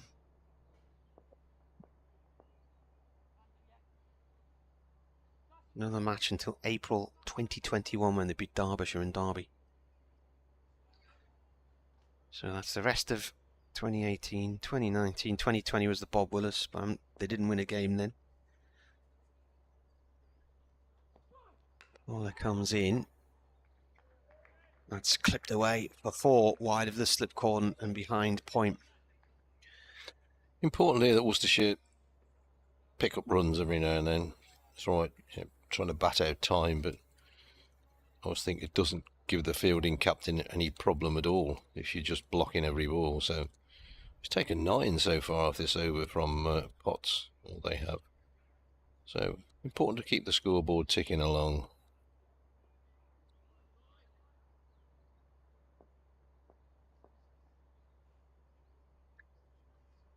What's in? Played by weight out through mid-wicket, and it's running towards the boundary, just down below us on our right-hand side. They're going to run 3 rain chasers after it.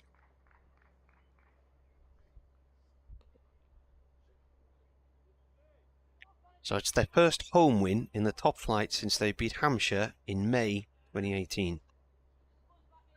They'll be dancing in the streets of wherever. Retford, that's in Nottinghamshire. Yep.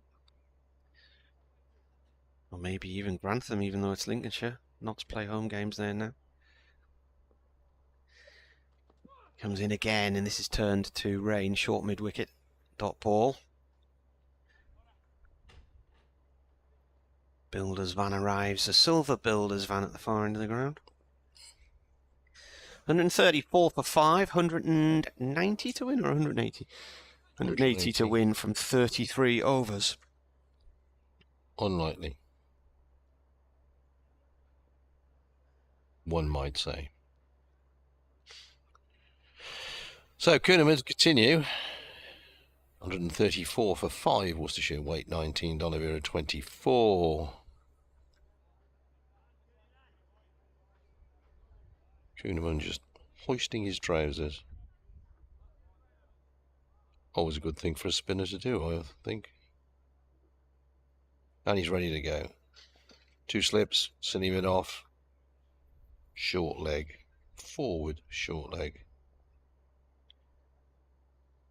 Kuhneman bowls, weight forward solidly. He's far enough forward, short leg, for umpire Adnam not to go over the other side, so he can see the crease line and the wicket keeper and the stumps. Kuhneman bowls, weight pushes. No run occurs. No, I was going to say, in theory, could they get more overs in with the spinner on? But well, they could, because next ball pushed out on the offside. No run. The minimum of. And it all comes down to the last hour as well, doesn't it? That all re-equates everything.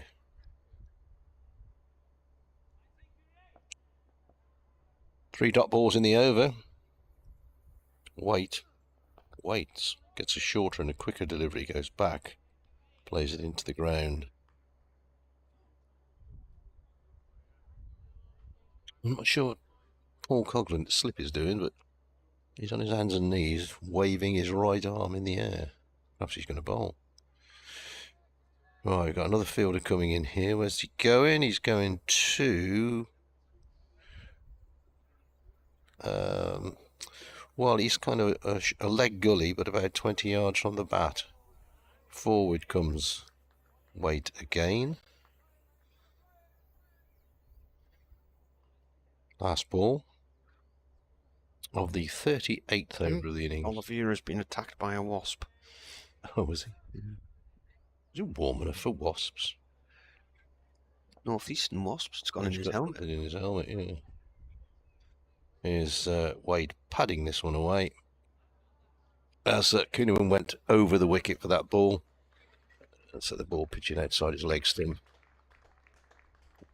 D'Oliveira has removed whatever it was from his helmet. And he's ready to go. Not sure an insect. Not sure an insect would last long in a batsman's helmet. It's a bit stuffy in there. Herefordshire started their reply in that game yet. Let's have a look. Oh, they have. And where have they got to? They are 15 without loss in the third over.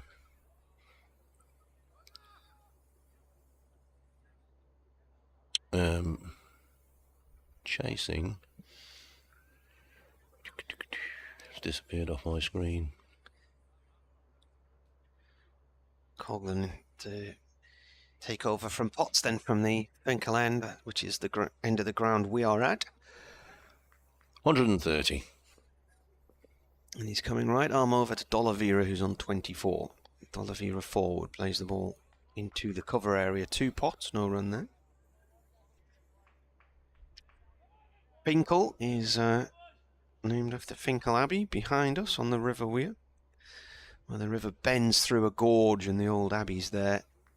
And the stepping stones across the river, there's a caravan park there as well. And the abbey is a brilliant place for hide and seek with the kids. Coghlan in again, that's gone through to the keeper. Fell off the stepping stones. There, did you? No, not there. Down in Wales. Ogmore. Come up the river from Ogmore. Where's Ogmore? Where's that? It's Porthcawl. Well, not Porthcawl, but Bridgend, really. Coghlan in. That's gone down the leg side. And that's a really good one-handed take by the keeper, diving across to his left. Ogmore. Reminds me of Frogmore Cottage. Frogmore, Isle of Wight. Frogmore Cottage is at Windsor, isn't it? Oh, Frogmore Cottage. What's the one on the Isle of Wight that Queen Victoria died? Don't know. Should know that. Been there. Ventnor? No. This is defended. The Welsh Coffee Company is at Ogmore by the Sea. Nice, Ogmore. Got in there. September. Trying to think of... Oh, the Mumbles, right, yeah, I see where you're at. Near Aberavon. The home of the wizards. Which river comes through there where you fell on the stepping stones there? I don't know which river it is. I should do. River Moor? Coghlan in. It's a slow bouncer down the left-hand side, the leg side, which is been left alone by Oliveira. Ogmore Castle? Yeah. It's the Afon Ogwe, the River Ogmore.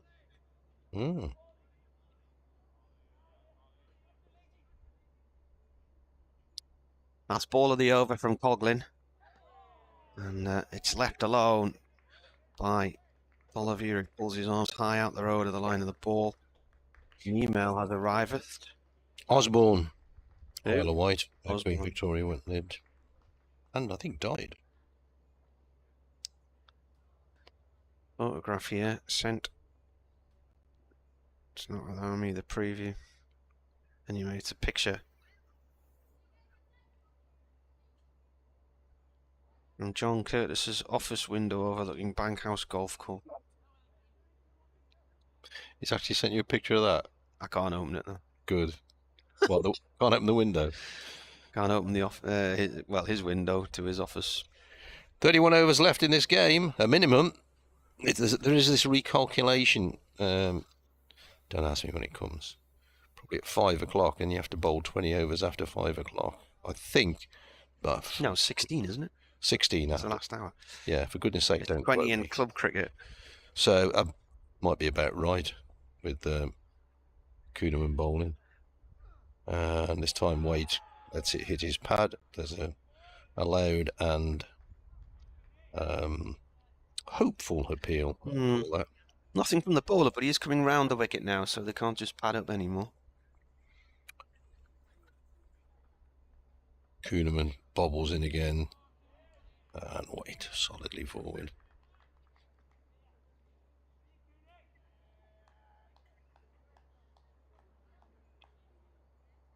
Kuhneman ready to go again. Left arm round. Wade clips this one away this time. He'll get a couple of runs here. Does get 2. The ever enthusiastic Rain chases after it. And weight goes to 21. Should go to 136 for 5. As we're saying, the runs don't matter, but it's important that they look to put the bad balls away. Kuhneman bowls, and Waite turns on the leg side. A loud no from D'Oliveira as Rain goes to his right from that position just in front of the square leg umpire.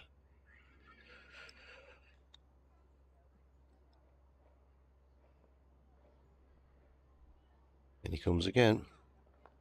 Waite goes forward again. Eases it out on the offside. Told today is the anniversary of the day when Ryan Campbell, the Durham coach, was in a playground with his kids and had a heart attack. Oh, right. And he was revived by a lady whose child was playing on the slide and oh dear, ended up spending 14 days in hospital and now has a defibrillator in. Coming over the wicket now, and he's gone for the sweep here. There's an appeal, but from the angle he's bowling, I'm not sure he's going to get that one, and he doesn't.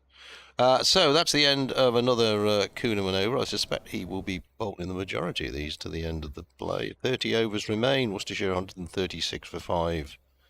And D'Oliveira has 24. Waite has 21.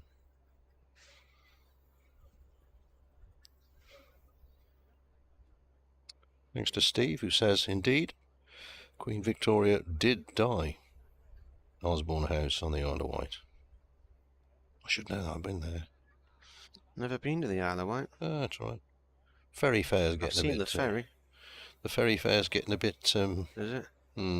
Tasty.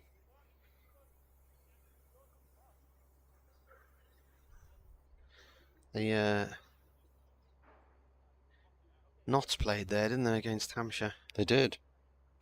Well, there was a game, a second 11 game there a few years ago, when I don't think even play started late. I think it was abandoned for the day because several of the Hampshire players missed the ferry. Let's do another ferry though after that. Coghlan to D'Oliveira from the Finker line. This is played off towards square leg for 1. Played there on a cricket tour, and we were playing at Ventnor, and they said, "Oh, you're playing the Ventnor Bowl." So we had this image of this ground with, sort of, stands around and all that, like the Hollywood Bowl, and basically the wicket was in a bowl. Yeah. And there was a slope at either end, and you could hit the ball up the slope at the one end, and the fielder would wait for it to come back down. You didn't see France upside down. No. Some good trips out there.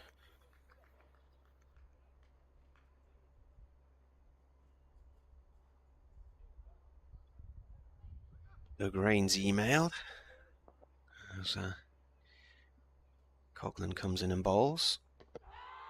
Side edge. Oh, he's oof, now. He has given it. Oh, yeah, he's played it that late. I thought he got an inside edge there, but he's played it late and played around it. And that is the underweight for 21. It certainly sounded a bit wooden. Yeah. Well, big wicket that. The only thing I would say, looking back at it, is whether or not it was perhaps a tad high, but it is given. Weight is out. The wait is over. Well, down into the Joe Leach at midnight. Down into Joe Leach an all-rounder, but he can smack the ball around. I've seen him do it. Yeah, it's not a day for smacking the ball around. Then. And then you're into the bowlers. He hung around for a while. Well, what's needed now? 177. Oh, I think that's gone out the window. It's a score 137. 44 added there. What's there? How many overs have we had? 40 points, something or other.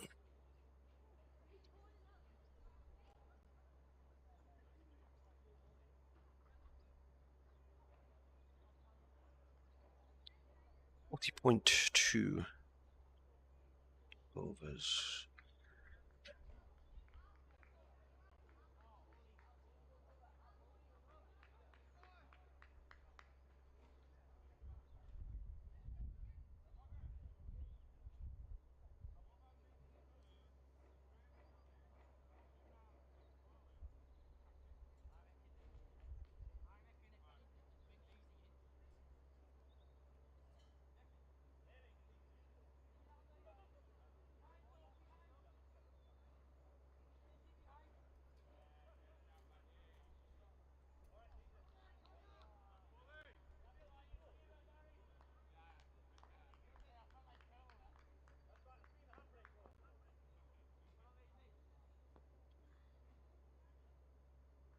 Leach waits to bounce up.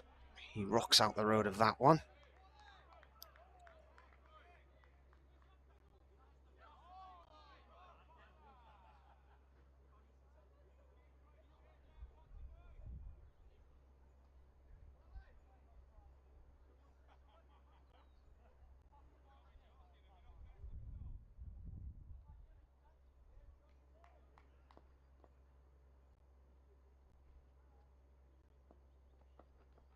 Another short one, and Leach nearly rocks forward into that one. He almost planted his face on the ball there. Yorker next.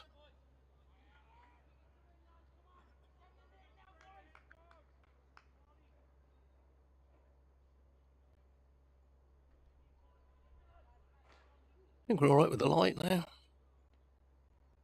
Got a bit dull before tea.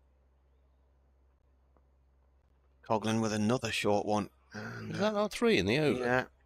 Leach lets that go through. Bernard says, in a minor counties match years ago, the bowling team was desperate to win and the batting team was just playing for a draw. So the captain came on to bowl and gave away sufficient runs to rekindle an interest of the batting team's winning by conceding over 50 runs in byes and wides. I think the bowler was somebody like A.R. Wingfield Digby. Yeah. Coughlin in, pitches that one up. It's gone through to the keeper. He says this was actually enough to change the game, and eventually the bowling side did win. I think he was playing for Dorset or something like that. And if it's the same bloke, I think he became chaplain to the England rugby team. Wow. The England cricket team. Wingfield Digby, let's see if we can find him. 1 run from that over and a wicket.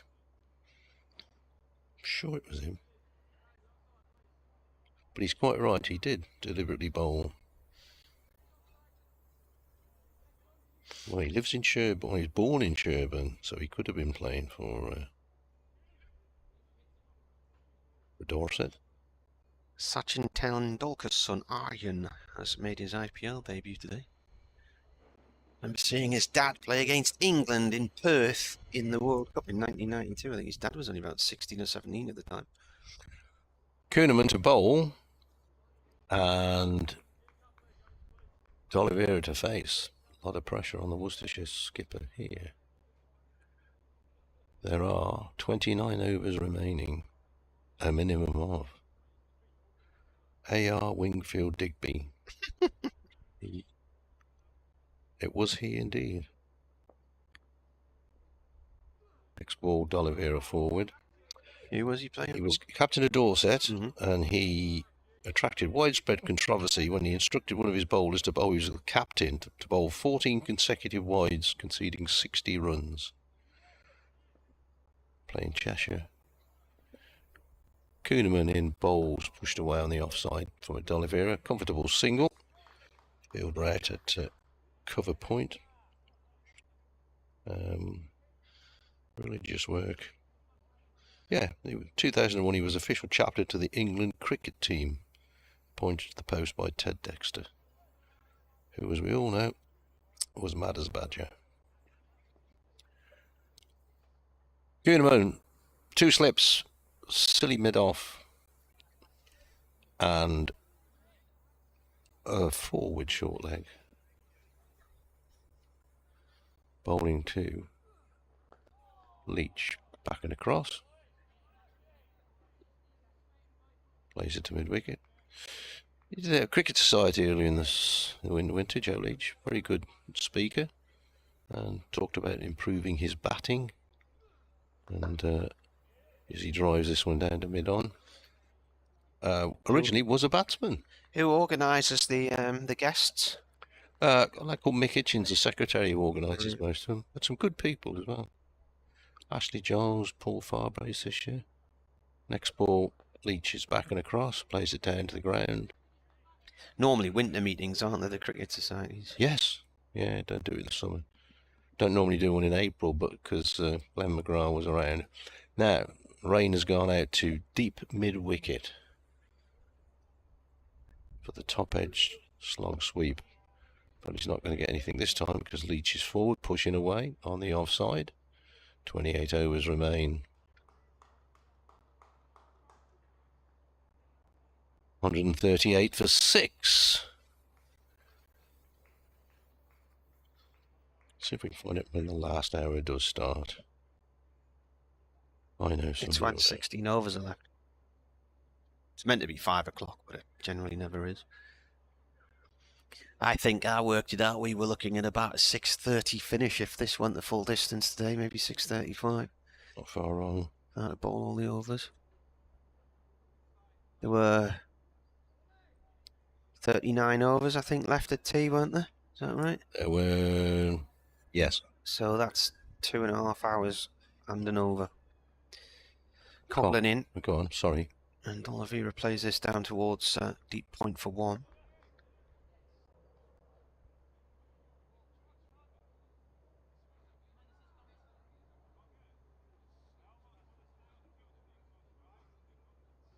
Your groundsman, the Las Vegas lounge singer, what's his name?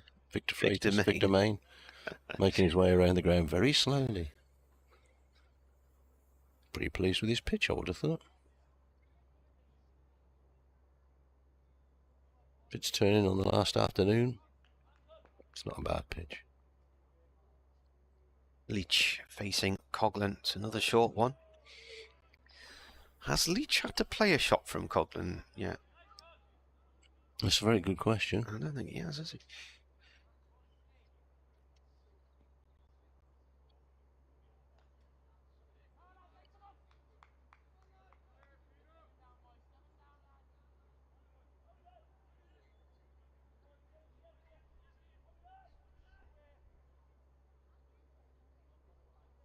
Coughlin in. That's left alone. How much in that shape up does it pass the stumps? Angled a long way after, but wasn't too close as it was pitching. Smear of mud and grass stain down the left knee here. Coughlin's whites, which look a bit half-masty, don't they, actually? He turns. Comes in and bowls. It's a short one again. See, he's got to be bowling more than 2 and over, hasn't he? Umpire Adnan, happy with it. 37 for 1 Herefordshire. In the 7th, they won 131 to beat Dorset. I think these white bottoms are deliberately short as his bowling bottoms. He comes once more. Pitches it up. It's gone down the leg side. Great take from the keeper. There's a leg slip in there as well. And leg slip and the keeper end up facing each other. In short, do you mean looks as if they've fallen out with his boots? Yeah, well, they look a bit half-mast, don't they? Possibly. In contrast to Ben Rain's whites, which are sort of flopping over the top of his spikes. Last ball of the over from Coughlin, and it's through to the keeper. A leave from Leach. That moved away a little bit at the last moment there.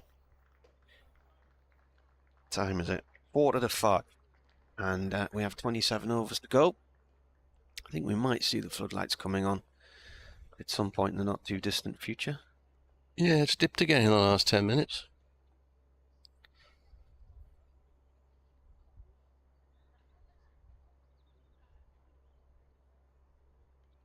Kuhneman, not surprisingly, will continue. Takes off his shirt and takes off his sweater. And his shirt lifts up. I did wonder if the umpires were going to go back to taking sweaters, because they didn't do it during the COVID period. But they have decided to become coat hangers again. Kuhneman comes in, left arm around to the right-handed D'Oliveira, tucks this away on the leg side, picks up a gentle single. D'Oliveira has 28. Leach, having faced 13 deliveries, has yet to get off the mark. Coughlin is it first slip, and he's signalling to the pavilion for a drink. Kuhneman sets off again. Leach gets one that scuttles on. He just ought to keep that one out. That skidded through, didn't it? Skidded through, and he played back onto his stumps. But he managed to block it out. He's going to have to do a lot of blocking out if Worcestershire can get anything out of this game, apart from the bonus points. Forward he comes again, pushes up the pitch. No run.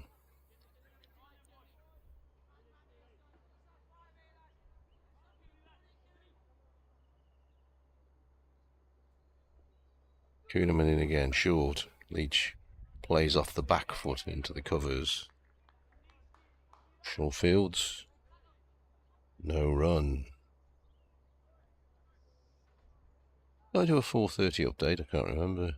Did you do one? I don't think I did. No, you didn't. Kuhneman bounces in again, and Leach gets a full-length delivery that he manages to dig out. It's still Sunday, Dave. For 5 p.m, they need to bowl a minimum of 16 overs. Yeah. However many are left at that time.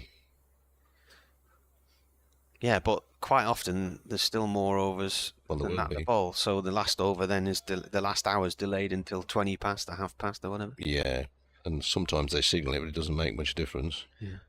Doesn't make any difference.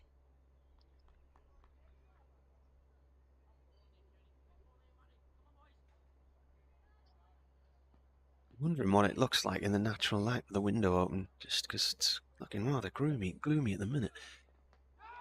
Oh, he's bowled him. Kuhneman's bowled him. And that is the end of Leach. He never moved his feet, and he's gone for an 18-ball duck. He was rooted to the spot there, and that ball skidded through. And Kuhneman has bowled Leach. See the replay here. Well, he got one early in the over, didn't bounce a lot, didn't he? Yeah. Didn't seem to move his feet. Just watching this again, crowd in the bat. It's gone right underneath him, hasn't it? Yep, slightly quicker delivery. Didn't get down on it. So, with all due respect, into the bowlers now.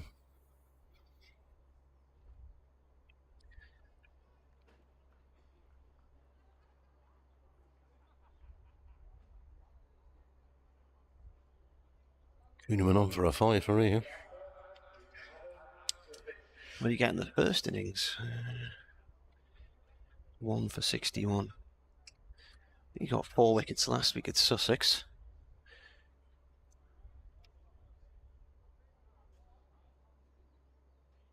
It was the end of the over as well.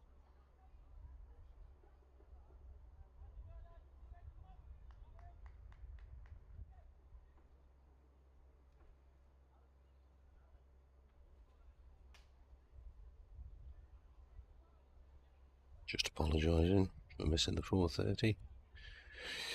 There you go, as you say, Sunday afternoon. And everybody is tuned to our commentary anyway. So, D'Oliveira greets Finch. I think that was an 18-ball duck. It was. In theory, Worcestershire need 174 to win. I suppose in practice they need 174 to win as well, but that went out of the window when 3 wickets went down very quickly in the 70s. Well, 76 for 2 became 93 for 5. 26 overs left, to bat out for the draw.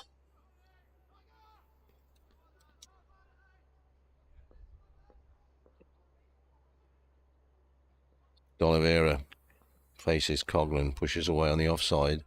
They'll be looking for 2. They won't get 2, so Finch will have to face. But there's no way D'Oliveira can orchestrate the strike. Or 25 overs and 5 balls.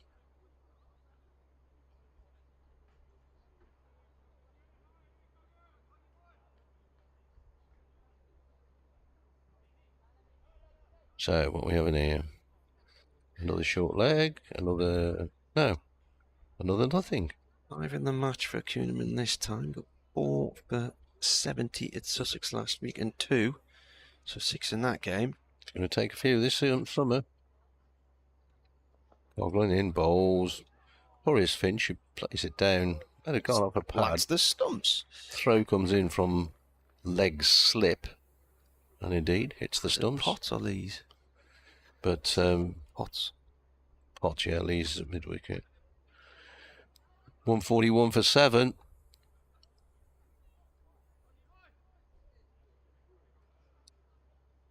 Reese Bob says, we're doing Kuhneman a massive disservice there. That ball has turned miles and beaten the bat.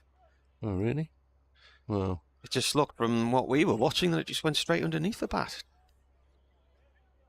He probably has a massive telly with a 52-inch screen that he can see it on, whereas we're watching on a very small screen on an iPad, so take your word for it. Whatever it did, he's out. Here's Coughlin bowling to Finch, gets forward, pushes the ball back down the track. That hasn't turned miles. It's pitched around about middle and off. He's never moved his feet. His bat's got nowhere down towards the pitch of the ball, and it's taken off stump. There you go. It's all about opinions. A light aircraft flying up the ground. It's heading, as it were, towards Newcastle, maybe. Coughlin in bowls, and that's gone off something, off an elbow, I think, or off a shoulder, down to fine leg. Leg eye signal. Leg eye signal, yeah. So Let's say concussion protocol. I think it's come off his helmet. Maybe off the shoulder, then the helmet. And, it looped a long way in the air. The umpire is calling somebody on. The physio. Yeah. He doesn't look to be in too much pain, does he? Mind you, last week we were looking at what we thought was a glancing blow for George Garton, and the following day he was pulled out the match, and Finn Hudson-Prentice replaced him on day 3 and took 4 wickets. He did, yeah. So, yeah.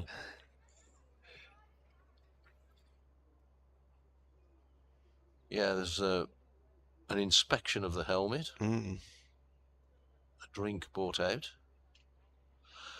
for Mr. Finch.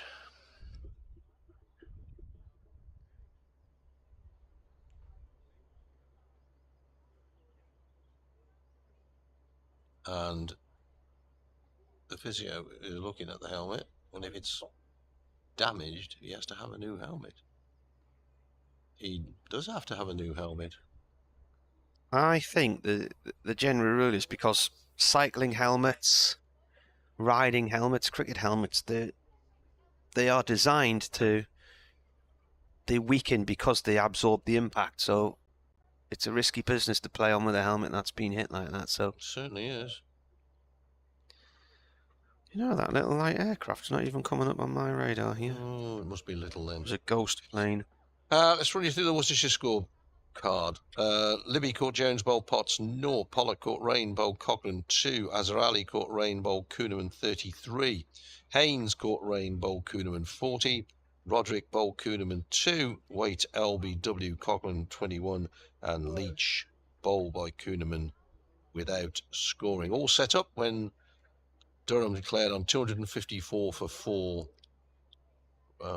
This morning, Bedingham made 86, Borthwick 108, not out. And a new helmet has been bought out, and there's all sorts of other things going on. And we're quite happy to wait for a bit because you can't mess around with a concussion. So I remember at Trent Bridge a few years ago, and Alex Goodman got hit on the head and appeared to be all right, and then a couple of overs later, he collapsed in a heap and took no further part in that game and missed quite a few after that, I think. It's the impact on your short-term memory as well. For weeks and weeks, I don't think my memory's fully got back to where it was, to be honest with you. It's getting old anyway, mate. Did I say that I don't think my memory's got back to where it was? I don't know, can't remember. What were we talking about? I've no idea. Where are we? They're looking in a bag here. What are they looking at down there? Get your bins on there. What are they looking at? Can't see. Are they looking to put... Oh, new helmets. Fresh helmets. They're all still wrapped. Ah, right. Fresh from the sports shop.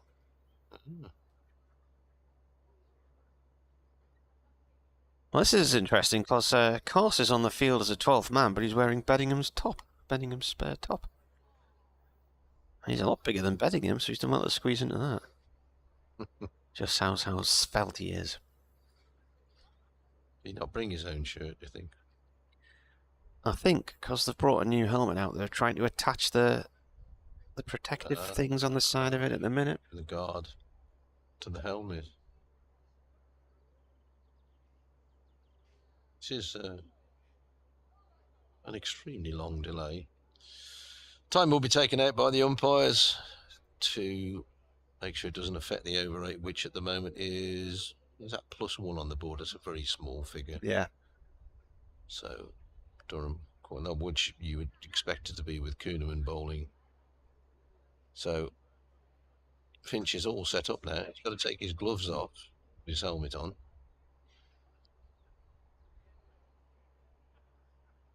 It's going to turn out to be a small and it won't fit him. Yeah.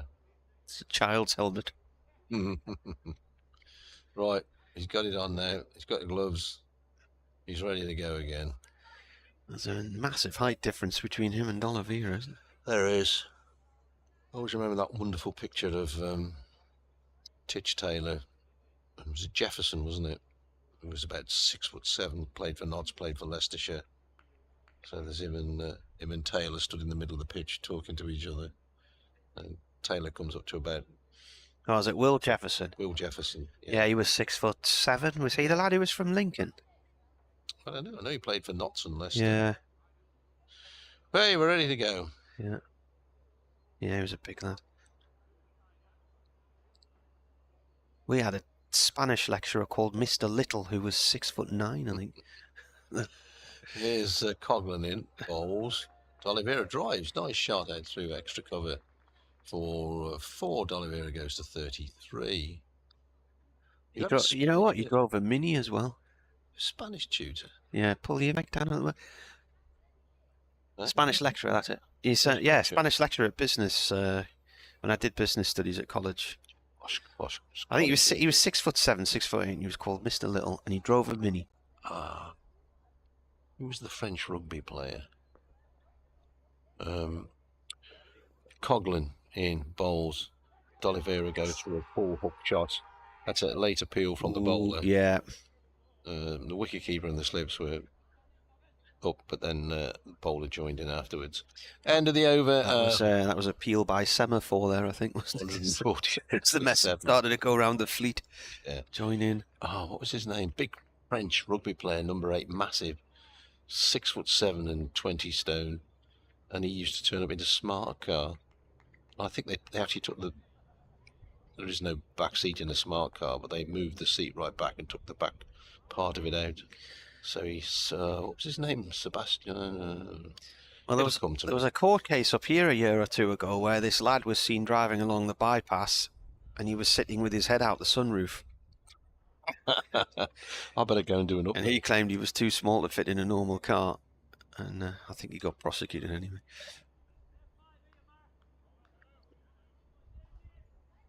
Kuhneman from the Lumley end, left arm round, bowling to Finch, who has now faced 4 balls, yet to get off the mark. Also struck on the helmet from the previous over. Kuhneman 4 for 40. His best figure's 5 for 16 against India in indoor in March. Oh, nearly 5, nearly 5. Finch pushing at that one. It's just gone beyond the grasping hand of Clark at short leg.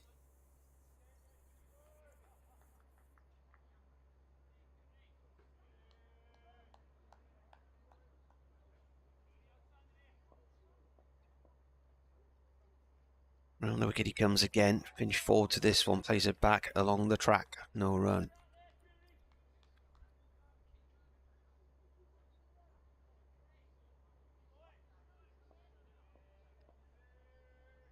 .46 for 7. 168 still needed. Kuhneman in once more.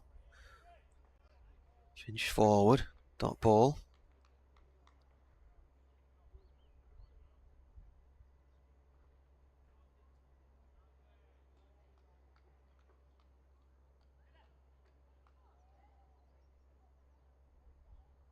In a green jumper on the balcony of the health club.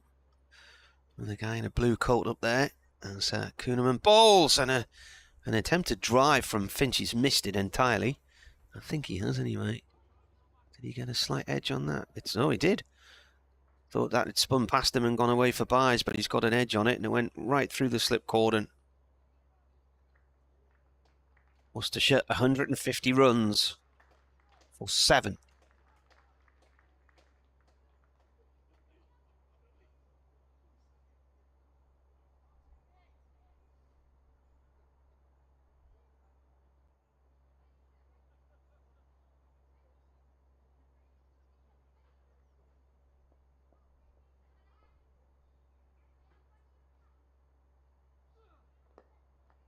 Comes in and bowls again, and that's played out into the covers. They're not going to take a run. Car just pulled up with its headlights on in the car park opposite. The lights are bright. I'm just wondering if in a minute or two the umpires will tell us to get tell somebody to get the floodlights on. One of the umpires has just gone on his walkie-talkie there. Clock has struck 2 minutes past 5. Still 8 overs away, which is half an hour away from the start of the official last hour of 16 overs. So that would tie into what I was saying. You're looking at about a 6:30-ish finish.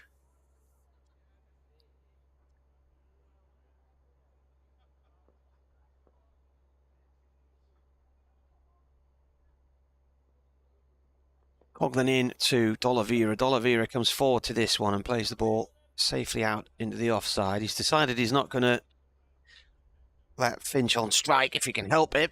So hence they could have had a run at the end of the last over, but they stayed where they were. So that meant that D'Oliveira was on strike and not Finch.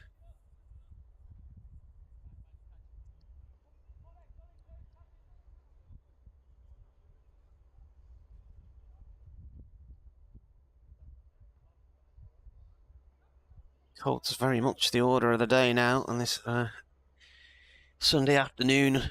It's grey, the sun's not been really with us most of the day. Coughlin in and D'Oliveira defends. It is rather gloomy at the moment.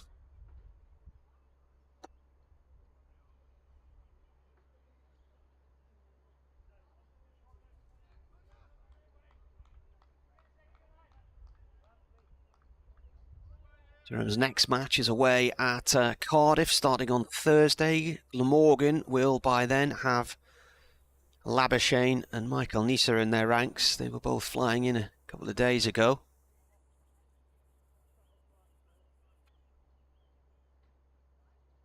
Speaking of Glamorgan. Coughlin round the wicket now to D'Oliveira. It's away down towards the third man boundary.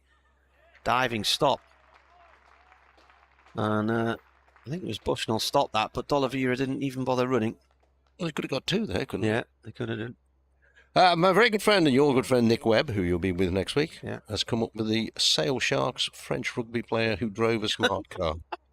Sebastian Chabal. Must be a dull day in South Wales if you're listening to us, mate. Was it Chabal and not Chabalier? Chabal. Coughlin round the wicket from the Finkel end. It's gone through to the keeper and whacks him in the head, I think. It spills out of his gloves. He's gone down. Yeah, I remember getting there for a match against Worcester Warriors, the late Worcester Warriors, and the smart car pulled in. Somebody said, Sebastian Chabal in that car. Yeah, okay. And it was. And he kind of peeled himself out of it. He were a big fella. Herefordshire 57 for 3. After 14, going to have to get on with that. That need 131 to beat Dorset at Sherborne School. Well, I presume it's at the school. It's at Sherborne anyway. That near Shaftesbury. It's Shaftesbury's a bit left. In comes Coughlin, and Oliveira nearly ducks into a short one there. One of the steepest hills in the country, in the Shaftesbury. Is it called Sun Hill? It's not very steep at all. It's Gold Hill, isn't it? Gold And Hill. It's really not very steep at all. Well, you wouldn't want to. I wouldn't want to I've walk. been there, and it's just a. You don't want to walk up and down that twice. It's short, cobbled, Hmm. and it's when you get there, it's a disappointment because it looks a lot steeper and longer on the TV. Pulled by D'Oliveira out through mid-wicket for 4, so that will bring Finch back onto strike, so that's the end of the over. They could have had a couple more runs there as well. It's the one in the Hovis advert. Yeah, that's it. It's Gold Hill, isn't it? Physio's back on just to check that Adam Finch is okay. I stayed for a night years ago, sort of early 90s, down that way. I was touring around for a week, and came across this lovely farm on the outskirts of Shaftesbury, up a country lane, and the people who owned it had converted all the stable block into really nice apartments, and stayed there for an evening, and they delivered breakfast to your room on the morning, but each little unit or each little bungalow or whatever had its own patio area outside, so sitting outside having a beautiful breakfast in the sunshine on the morning would have been about July time, and then heading into Shaftesbury to see this world famous and very disappointing hill. I don't know what you were expecting. There was a very Two Ronnies sketch was set on the steepest hill. Isn't the steepest hill in Swansea or somewhere? The steepest, one of the steepest hills is it is in Wales. It's where the castle is, Harloch. One of the steepest hills. I've walked up that, and that is steep. The top five. I think it's in Bristol, isn't it? The steepest hill in the country. Yeah, it may well be. The top 5 steepest streets in England on dangerousroads.org, the website that you never knew existed. Here's Kuhneman. Left arm round to the right-handed Finch, and that's gone off something down towards the boundary. Now, they're going to jog one here and hope the ball doesn't touch the... It's gone to the rope. The one occasion you didn't want it to, or Worcestershire didn't want it to, it has. 4-leg buys. Hey, Worcestershire features on this list. What's the one in Worcestershire? It's number 2, Old Witch Road. Oh, Witch Road is a bit steep. 17.54 gradient. Vale Street, Bristol, 21.8. I've ridden a bike up there, and that's hard work.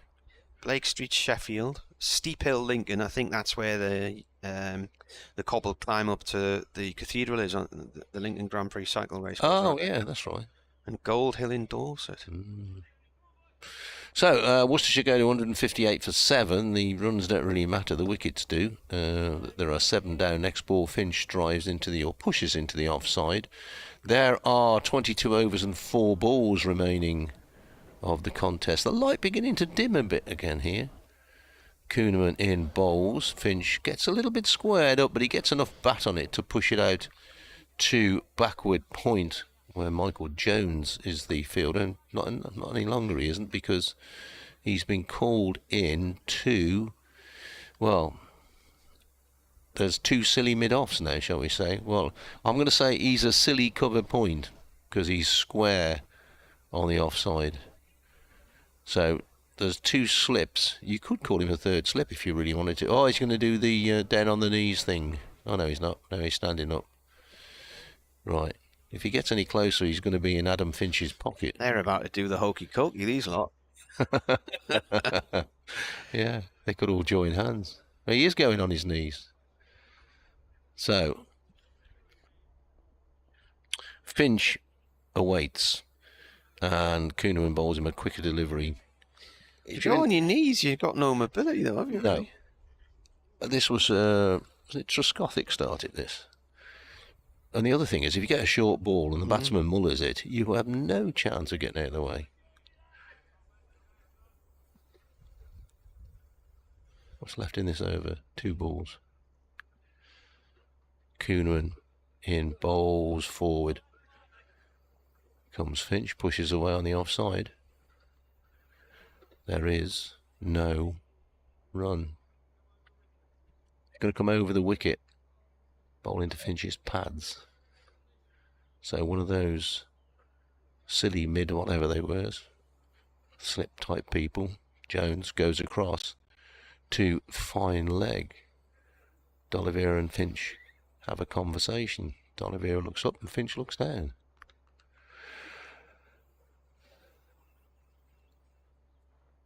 If we keep going at this rate, it's going to be 8 o'clock before we get through these overs. Yeah. Lots of delays. Kuhneman bowls, Finch forward, plays a very pleasant shot out on the offside. Another over ticks by. There are 22 left. The milk train will be coming through Chesley Street in a minute. They'll have shut the border before I get home. Yeah.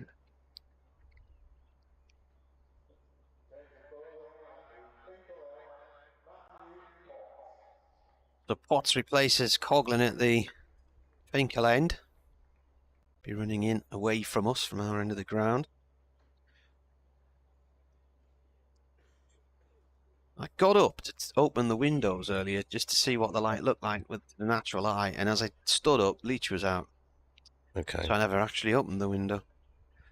So now I think I might open the window. Well, it is dimming a bit. Could do with a bit of fresh air in here as well, just to stop us falling asleep. Not that it's not dramatic or anything, but you know. I'm wide awake. Yeah.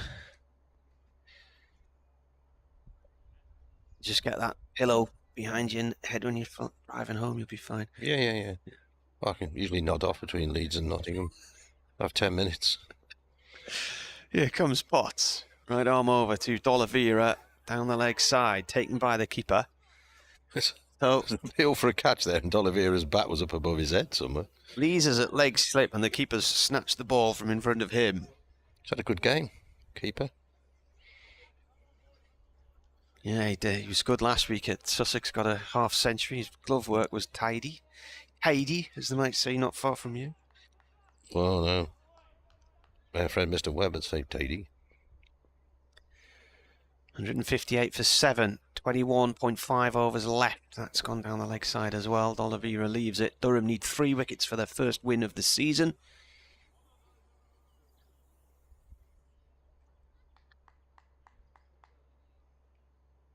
Trying to think the back end of last season, they beat Sussex here, but they had 3 away games in the 4 games at the end of the season. They were at Derby. That ended in a draw on the day the Queen died. They won at Leicester from memory. Got hammered at Nottingham. In comes Potts. Oh, flicked away one-handed by D'Oliveira, but it went into the floor right next to where Graham Clark was standing. The man with the dog's down there with his pushchair. I can't see the dog, so the dog must be asleep in the man with the dog in the pram. Yeah. By Michael Morpurgo. Got the CD set of Michael Morpurgo books, which the kids love listening to on long journeys. Potts in, and D'Oliveira way up on his toes, spins the ball down into the ground and off down towards third man, and he takes a run. 4th ball of the over.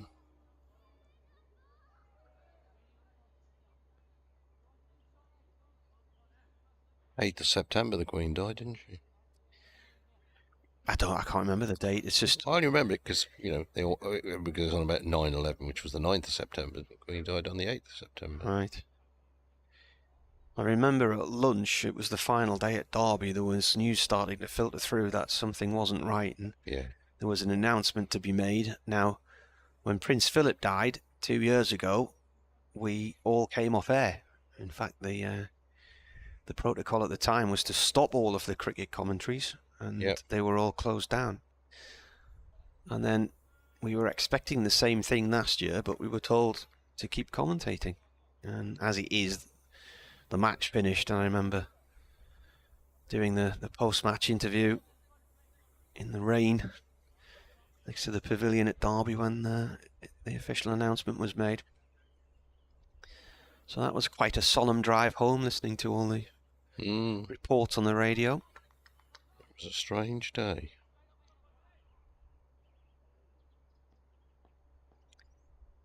Potts has 2 balls left of this over. He's bowling to Finch. Finch turns it past fine leg and away and towards the boundary.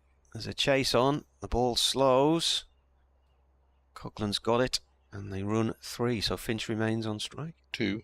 2? Sorry, 2, yeah. So, yes, of course they run 2, because if they ran 3, he wouldn't be on strike, would he? But he would be in a ball's time. So I thought, why they're running 3, he's going to be on strike still. But it's been a long day, Dave. A long life. Is it Sunday still? Sunday. Yeah. Sunday, and we're somewhere in County Durham, in the ghost of Lumley Castle. Umpire White seems to be doing the splits at the moment. Oh, he's just gone back to normal. I think he was stretching his hamstrings. Last ball of the over. 2 slips, a leg slip, 2 short legs, and the ball's gone to point. No run. End of the over. Well, looking at this view through this open window, David, I would suggest the lights are going to come on any minute now, and I think that's what the umpires are having a chat about. Yeah. And we've got 126 balls remaining in the day, in the game. Yeah, I mean, you know, we talk about long day and all that sort of thing. The umpires, one of them has to be at 9 o'clock, I think. And they have a long day stood out there, concentrating. And then when play ends, well, when the match ends and everything else, there's a lot of paperwork, administration to be done by the umpires, so it's a long old day. And then they have to work out the over rates and all that sort of thing. So you could say being an umpire is not overrated. You probably wouldn't, but you could. It's Kuhneman. He is bowling his 17th over. He has 4 for 44 so far. Brett D'Oliveira is facing him. Now, rain has come in from his fielding position where he's taken 2 excellent catches today out on the deep square leg boundary. Kuhneman bowls. D'Oliveira is forward, playing the ball back down the pitch. No run. Forest 0, Man U 1 at half time. Okay. Ollie Pope, a 93 ball 100 at the Oval. Next ball, laid out on the offside. No run. He started well. Folks has started well. Getting some runs. 1-6-1-7. End is still only 8 down, you know. Are they really? Yeah. Oh, go on, lads, bat it out there. Kuhneman in bowls. D'Oliveira, for a shortish fellow, stretches a long way down the pitch. They are 247 for 8 following on. Make that 248 for 8. So they are 47 runs behind. I was going to say they could, yeah. Well, they could avoid the follow-on there. Or avoid the innings defeat, of course, not the follow-on. Can't follow on because they've already had 2 innings. Now, Kuhneman's going to go over the wicket here, so he's bowling into D'Oliveira's pads. I'm interested to see what D'Oliveira's going to do here. There's a leg slip, a slip. There's sending it off and a forward short leg. Kuhneman bowls. That's gone off the edge, but it bounces short of Coughlan. That slip. A little heart in the mouth moment for D'Oliveira. Now he's coming back over the wicket there. Back round the wicket. That puzzles me because he's just gone over the wicket, got the ball off the edge. Now he's coming round the wicket. One wonders why.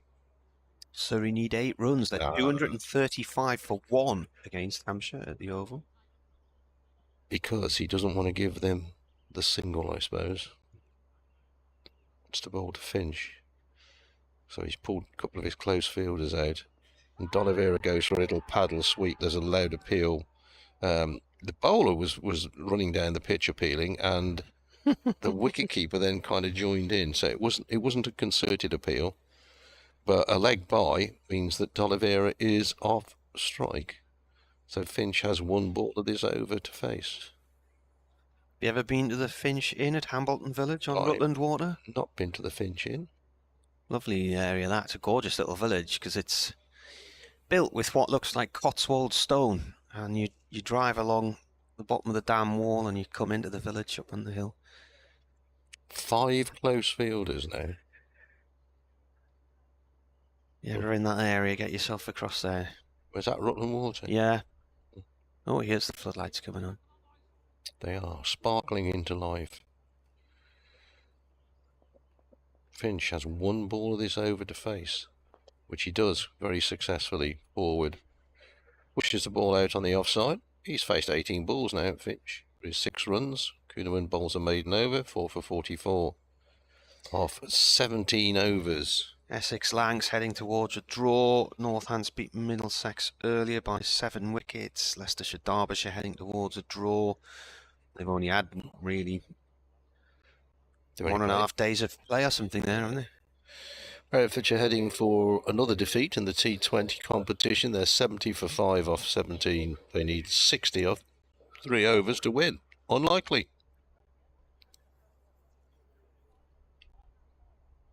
Against Dorset. Dorset. Here's Potts bowling to D'Oliveira from the Finkel end with the floodlights coming into life.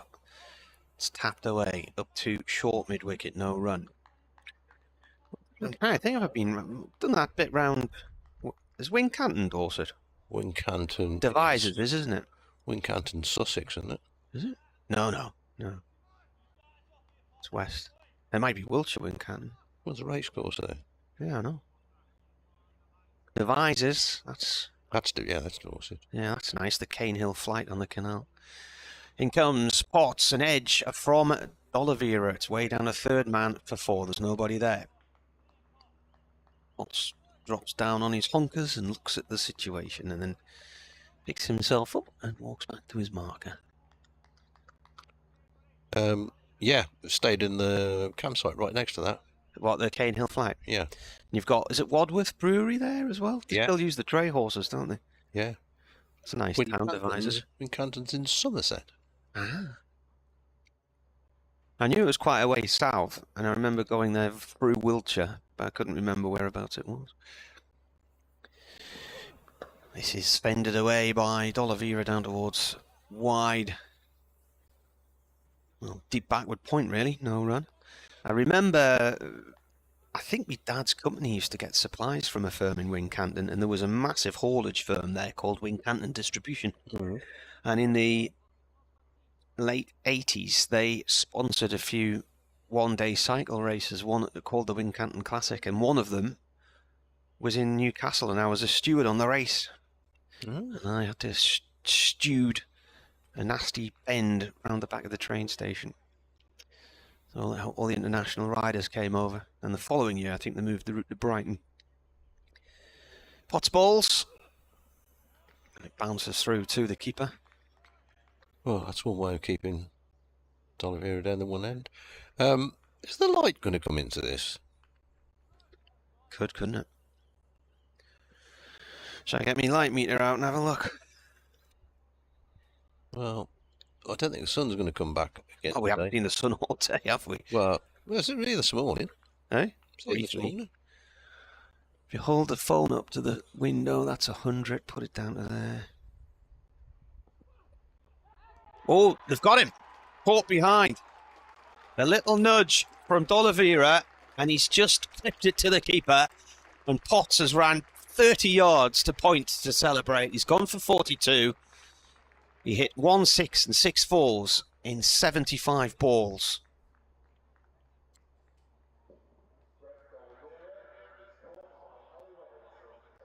He hit about 40 in the first innings, didn't he? Was it 40? That's a very good question. 46. No, good effort from the skipper. A bit of extra bounce there did for him. See, if he'd taken that single down to third man, he wouldn't have been off strike. 166 for 8. They'd actually lasted 13 overs, those two. 44. Well, Ben Gibbon, as he proved at Derby last week, can bat, but whether he can bat against an international attack, which is this now is, of course, for Durham. Potts and Kuhneman, both test players.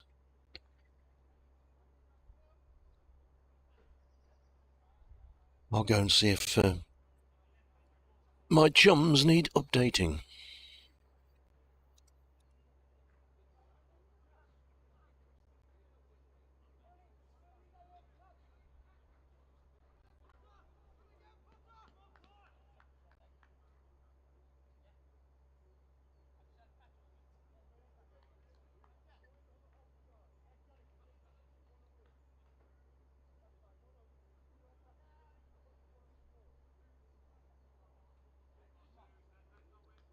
How many overs left? 19.1 overs? 19.1 overs. Next ball's caught straight behind. He's gone. And Potts is on a hat-trick. And a first baller for Gibbon. Can hear the click from here.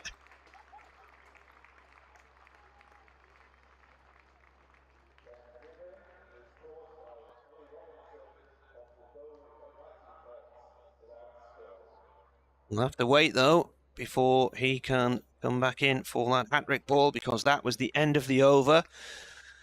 Ben Harmison did, of course, take a hat-trick here against Worcestershire late on a day in 2005, I think it was.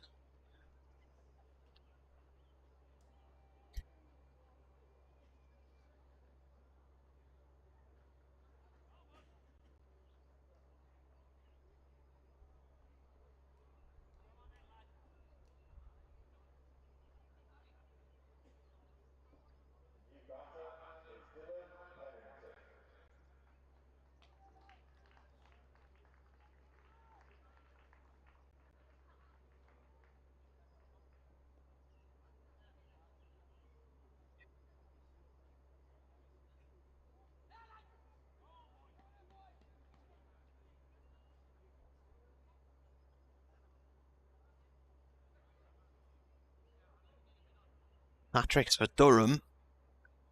The last one I can recall. I've seen in the T20, Coghlan got a hat-trick, I think it was, at Northampton about 3 or 4 years ago. Dylan Pennington's the last batsman in, but it's Finch who's on strike. He's faced 18 deliveries for 6, and Kuhneman is bowling to him. And that's a full toss, which is away for 4. Through wide mid-on.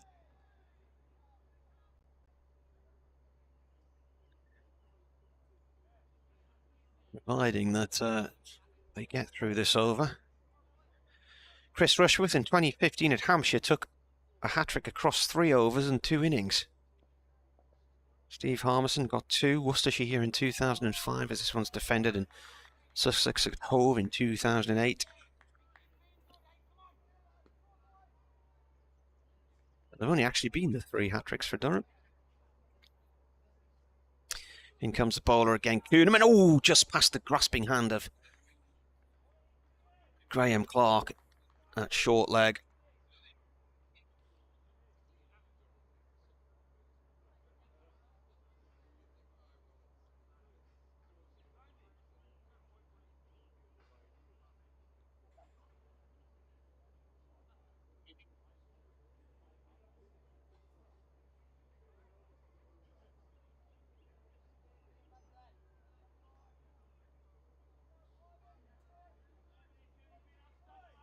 Remember, this game was going nowhere until Worcestershire decided to declare yesterday on 366 for 5, as this is defended by Pennington from Kuhneman, and make a game of it, because it was just heading to a boring draw at that point, and they came off 59 runs behind, and that gave Durham 18 overs to get out and get some runs on the board last night, as this is defended.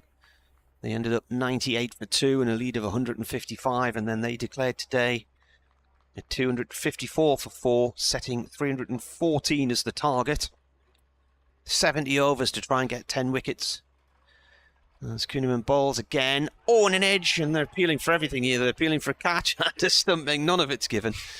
End of the over. They were 3 for 1 at lunch, having managed to survive 2.4 overs before losing Libby for a 10-ball duck.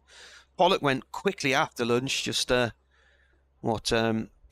balls after Libby's dismissal for 2, and then Ali for 33 and Haynes for 40 in the 24th and 28th over, and then Roderick bowled in the 30th over. At tea, they were 101 for 5. Waite has gone for 21 since then. Leach for an 18-ball duck. D'Oliveira for 42, and Gibbon for a first ball out. So, Potts on a hat-trick. Is on a hat-trick.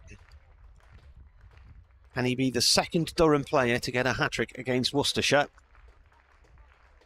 In doing so, he would record the 4th hat-trick by Durham in a first-class match. 2 for Harmison, 1 for Rushworth. Here he comes. There's about 900 people in the slip cordon as he comes in and bowls. It's off the pad and it's away towards backward.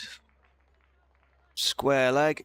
And oh, what an anticlimax, somebody once said in an Ashes commentary. He will have to, if he was a club cricketer, he'd have to buy everybody a drink after that. Jug avoidance. I was once told a story about a man who got a hole-in-one on the golf course and left the course early and drove off home, so he didn't have to buy everybody a drink. All right. Yeah. You can get insurance against it in golf. Potts in, bowls, and that's safely out through the covers for 1 run by Finch. Yeah. I would have happily not had the insurance and got the hole-in-one and worried about it later, quite frankly. But yeah. Something I never managed. No, I think if I'd have got a green in one, I'd have been happy. Not my game anymore. I haven't got the time to play golf. Well, I did have before we had children, but once we had our second, that was about it. You have lots of time to do things before you have kids. That combined with a disc issue in my spine, which couldn't actually bend over the putter anymore with the bad back. Could still hit the fairway shot and whatnot. Potts comes into bowl to Pennington. Pennington defends. No run there.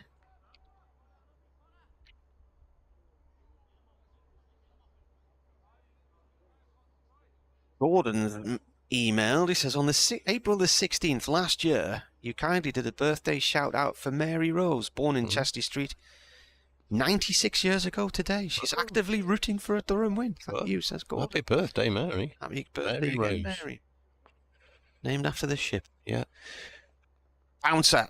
Oh, Good bounce. Well dodged by Pennington. That was like avoiding a punch in a prize fight about that, wasn't it? Yeah, it's a good bounce on that. Getting very dark out of there, Marty. I reckon they should be coming off now. Yeah, I agree. Get them off. Got to think about the safety of them. Well, yeah, going to bowl like that in the dark.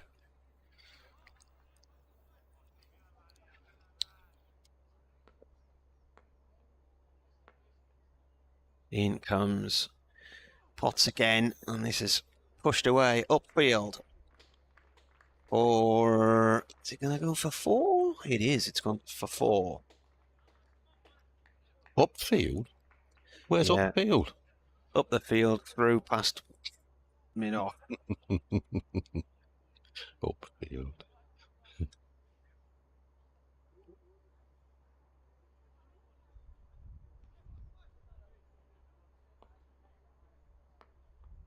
Pennington on strikers, Potts bowls, and this is defended. That is the end of the over. 17 overs to go. Now, I don't want to be the harbinger of doom, but as Dave has said, light could be an issue here. But the other thing is, the umpires are having a word, aren't they? A few years ago, 2 matches in a row against Kent in 2017, Durham had the last pair in and couldn't bowl them out. I think they survived 17 overs at Canterbury and about 13 here. That wasn't about the light, I don't think. And certainly it was about country file.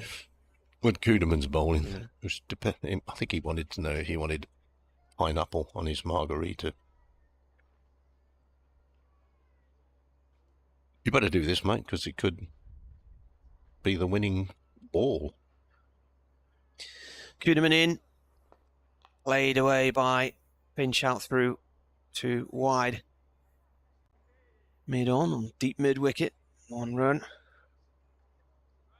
Could be going for another hour, you know. Yeah. Wasn't it Anthony Gibson, did you say? It was. From lunch till tea. 1, 2. 2 silly points, a short leg, 2 slips, keeper standing up, they're crowding the bat. Kuhneman left arm round, and it's played back along the ground to him.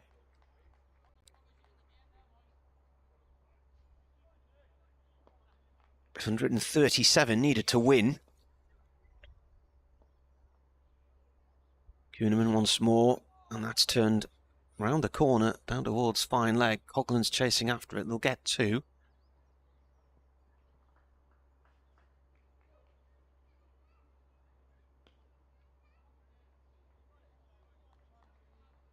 There's car brake lights. Cars going up the road. Very bright. Cookie's just texted me. He says, thanks for mentioning the last stand. I've just put a tenner on the draw. In comes Kuhneman again. Played back to him this time by Pennington, who's on 6. It's a score now, 179. So these have added 13. Durham don't have anybody off the square here. Comes in and bowls again. And that's down towards fine leg. Coghlan chases once again from the slip cordon. They'll run just the 1 this time. 1 delivery's time, and it will be 25 to 6. They will signal the start of the last hour. Yeah.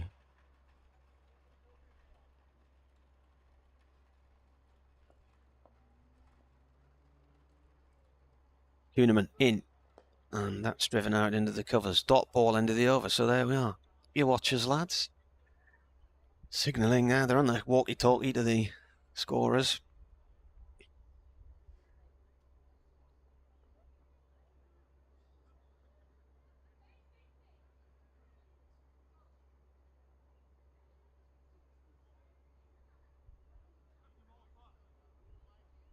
Well, man on for Durham.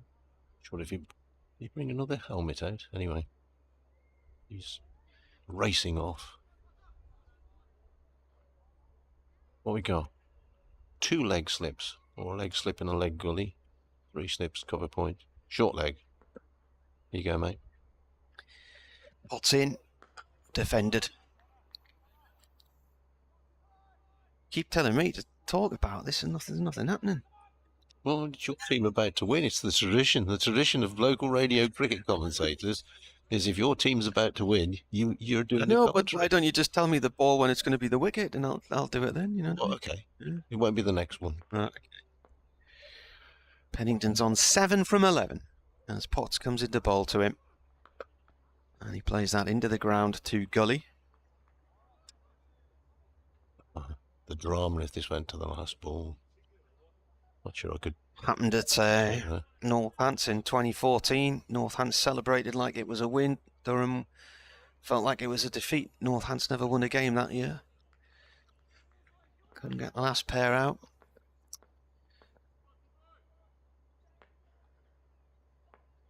Potts to Pennington, comes in and bowls. It's a short one. Pennington defends it. Pitch is short, but doesn't really get up. Stays around about midriff height. Keaton Jennings, the story of his dad coming back for the final day of a first-class match. His team needed 1 wicket to win and they never got it. Durham should get this, though, especially with the lights on. Halfway through this over, Potts bowls. And it's a length ball, it's a decent length ball, and it's just defended by Pennington. Thing is, these 2 lads are pretty tall, aren't they? So if they get on the front foot, they've got a good stride in. So he bowled a really good bouncer in the last over. Was it the last over? Potts. So is the umpire indicating something there? Or 2 balls to go? I don't know.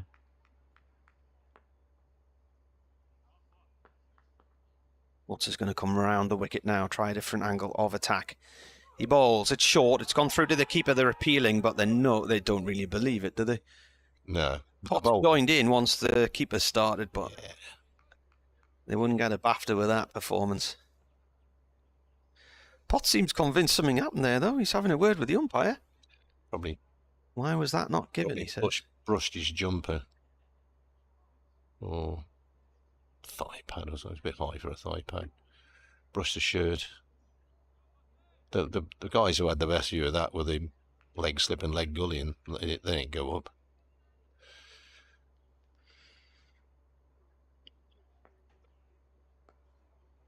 Potts once again comes in and bowls. It's another short one. It's just played sensibly, though, by Pennington down into the ground on the leg side. It's safely away. 15 overs for Worcestershire to survive. That was a maiden. 134 for them to win. They haven't won on this ground umpires having a word with Potts about his footmarks at the end of a 4-day game. I think he's talking to him about where his front foot is landing on. He wasn't sort of going up the pitch, was he? Maybe he's saying you're getting a bit close to a no ball, which umpires do. Getting ever dark here, you know. Really gloomy. Struggle to see what's going on in the middle now. Wouldn't want to be the umpires if they took them off here, would you? Hogland's doing some warming up. I think he's going to have a go. 134 more to win still. After that, what we got now? We've got a leg slip, a short leg, a silly point, 2 slips, the keeper's standing up, Kuhneman round the wicket, he bowls, it's a full-flighted delivery, and it's a dot ball. 89 balls left.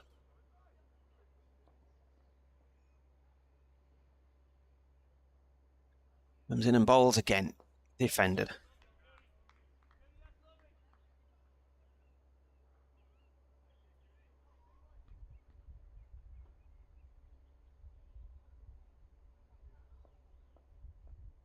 Nobody's moving in the stands.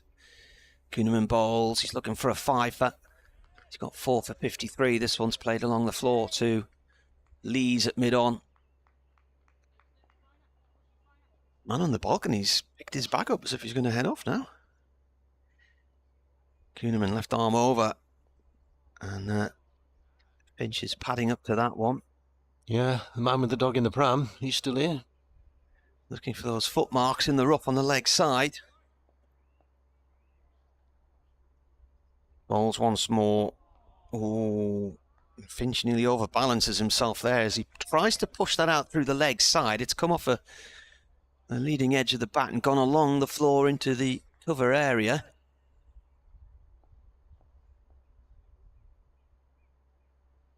Kuhneman. Finch digs out a Yorker length ball. 14 overs to go. 84 balls left. The maiden.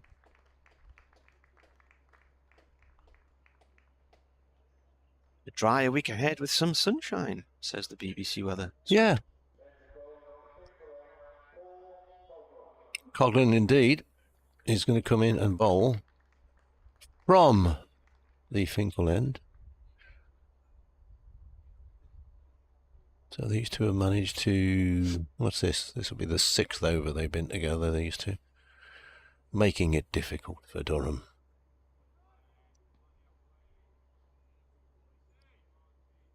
Batsman's not ready yet. Pennington wandering around in his crease. Short leg in place. 3 slips, 2 leg slips and a gully.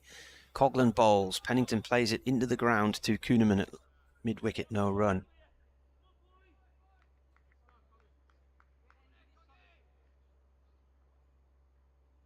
Coghlan jogging on the spot and jumping from side to side as he heads back to his mark.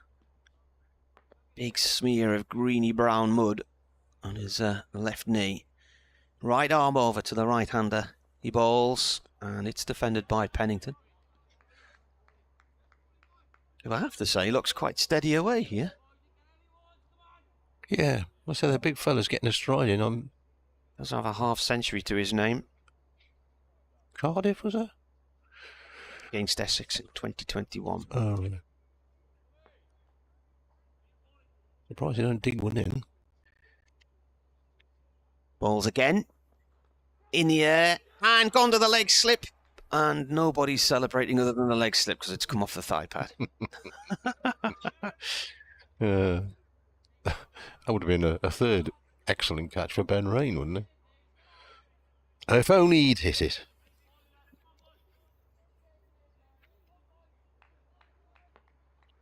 Quarter to 6 on the final day here. In comes Coghlan again, defended. I think both times against Kent in 2017. I'm trying to think, was it Yasser Arafat who was at one end? Mitch Clayton was one of the batsmen on the second occasion. Mitch former Durham man. Yeah. He was a character. Coghlan bowls. Oh, it's a bouncer. It's gone through to the keeper. Took part in a question and sport quiz at New Road, Mitch Clayton, and was hilarious. Presume he's not playing now, is he? I think he recently retired, didn't he? Yeah. He went to Sussex, didn't he, for the... Yeah. He enjoyed life and cricket. Ball that comes in. This is defended. 13 overs to go now. It was... Well, 13. Mitch Clayton, Yasir Shah, sorry, that's who it was. He was out there at the end for both those matches that year. The first game down at Canterbury was Matty Potts' debut. So another maiden. Hasn't been a run for about 4 overs. I don't think they matter. No. What we got? 78 balls left. 4 overs ago. There was a single towards the end of the 54th over.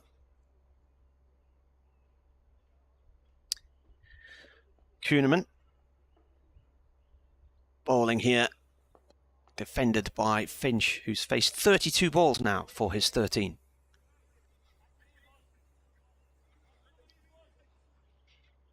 Because he got banned for ball tampering, didn't he, Mitch Clayton? Did he? Yeah. Comes in and bowls again. That's defended. What was the score again with that again? Admitted ball tampering. Sussex Bob Willis Trophy game against Middlesex. Put hand sanitizer on the ball. Right. This is short on the leg side. No run there. Kuhneman's going to come round the wicket now. Left arm round from the Lumley end. Trying to break this resistance from these final 2 Worcestershire batsmen. He bowls. Oh, they're appealing for LBW. The umpire says no. Oh, I tell you what. Look to be a roundabout leg stumpish, that. It was worth a shout. Thought it was going on down. I wasn't convinced when he appealed, but watching it back on the monitor. Bring it back a long way, bowling around him. Balls again. This is defended.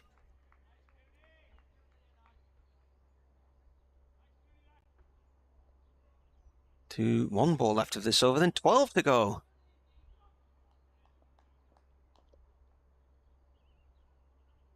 Kuhneman in. And that's pushed away past square leg for 1. Oh no, they decided not to bother taking the run. Pennington tells Finch to stay where he is. Another maiden. 72 balls left.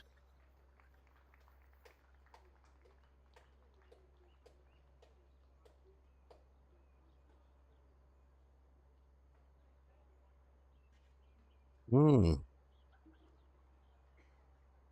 are leaving. It's I know.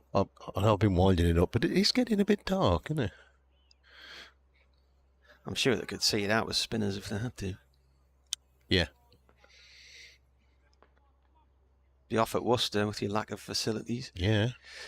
Hogland bowls to Pennington. Dot ball. Don't those floodlights, mate. Well, because somebody thinks it might ruin the view of that old church across the river. Well, which could do with a bit of a clean. And because it will cost £3.5 million that they ain't got. So. And they'd have to be magic floodlights that could float above water. They'd have to be, yeah, they would, because it floods. So electricity and floodwater don't mix. No. I'm not an expert on those things, but you've got a hunch. I'm pretty sure it don't.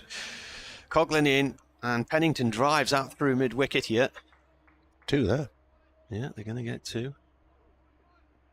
If you can if you can put a wind turbine in the middle of the sea and protect it from the elements, I think you can put floodlights up. The other thing you got to get is planning permission. Yeah. Well, they managed at Somerset in the end, didn't they? Yeah, but wasn't a great view there, was it? The Pontock Hills, the church. Nah. 42 pavilions. Yeah, they got a few pavilions there, haven't they? Beyond the far pavilions. Yeah. What's happening here? They've brought 2 short mid-wickets in. They've got a short leg. Now what they're doing? 1, 2, 3 and 3, 4 in the slip corner, 4 slips, 3 slips in a gully. Silly points coming in. Got a leg slip. Pennington has faced 25 balls for his 9. And Coughlin is bowling to him. There's 4 balls of this over left. As Coughlin comes right arm over, it's a short one. There's 3 balls of this over left as that's played to Bushnell. It's a short extra, well, it's not short extra cover, that would be silly extra cover. He's not really a silly point, is he? No. He's at an angle.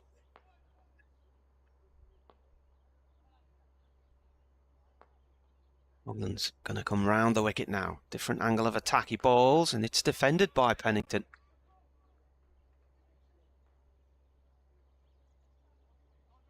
Reminds me of Chris Tavares at Headingley in 1982.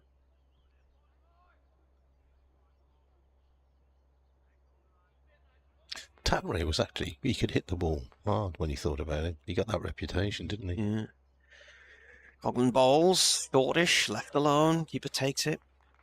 And was it against Pakistan, 82, 83, something like that? And yeah. He batted all afternoon, and when they were losing wickets left, right and centre, and he just held an end up, and then the crowd started booing him because they thought he was boring, and then when he walked off the field, I think a few people, in hindsight, realised it was probably a better thing for him to still be out there.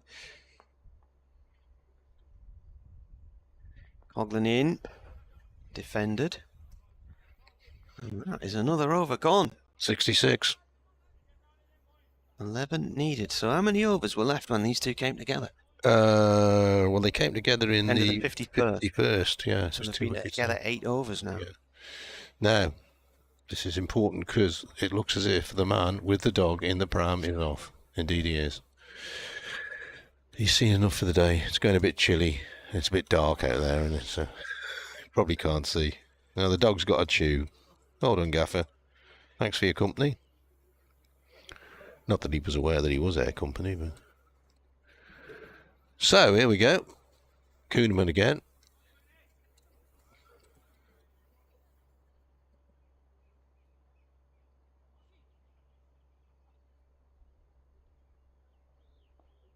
Left arm round from the Lumley end. Crowding the bat again. He flights that right in towards the foothole. Played away to Lees at mid-on.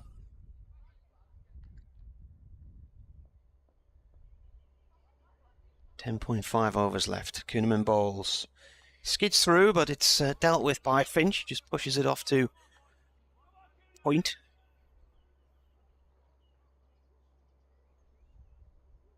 Jones is at point.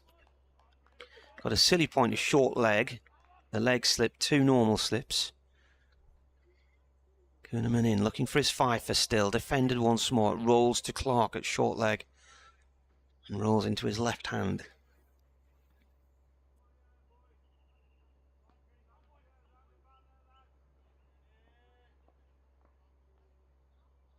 You can hear a pin drop. In comes the bowler again. Played on the offside to Beddingham this time. At silly point.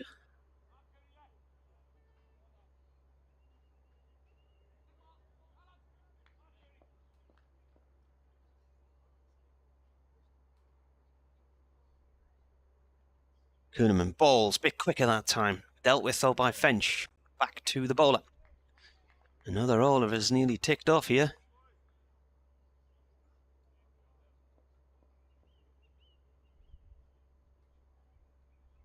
Kuhneman in. Appeals, big appeals. They're all jumping up and down. It's not given. Going down the lane. Going down, yeah. Another over ticks by. I think that's about 7 maidens in a row now, isn't it? No, because they got 2, didn't they?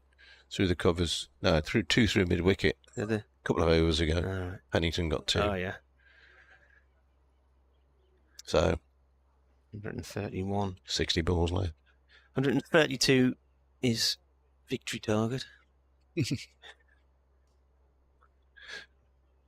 What a game you'd see if they suddenly went mad and smashed it around. There's absolutely nobody in the covers, nobody on the offside. Where are they going? There's a silly mid-off coming in. Right. Or a mid-off, silly mid-off. A silly extra cover. Yeah. Coghlan, right arm over from the Finkel end. He bowls. It's short, it's gone through to the keeper. Pennington ducks out of it. But as he ducked, he sort of wafted his bat through the air as it was passing by. Could nearly flip the bat there. Surprised I haven't done a bit more of that. Digging it in a bit. I suppose Potts would have been the man for that, would he? Been extra pace. Although Coghlan's he's fairly nippy. He turns, he comes up to the stumps and bowls. And it's just a straightforward defensive shot. Is this going to happen for Durham?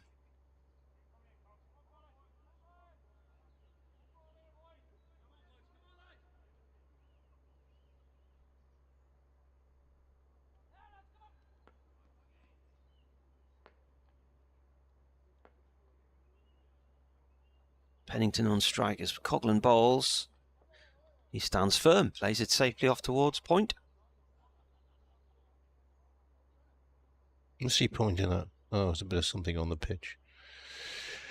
He wanted his colleague to go and sweep it up. See if they need me.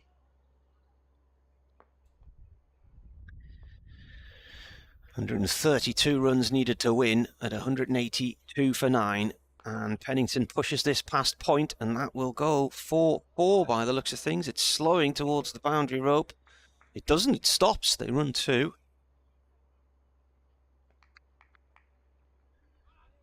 So if Durham could get a wicket now, the margin would be 129 runs.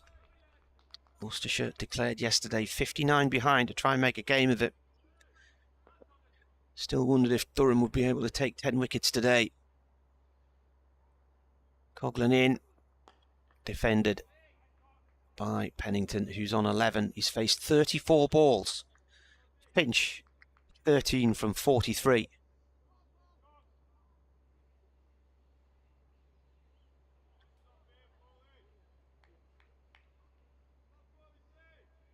There were 19 overs left in the match when these two came together. There are now 9 after this. He bowls. It's short. It's gone to the keeper. And that is the end of the over. So they've seen their way through 10 overs, these two.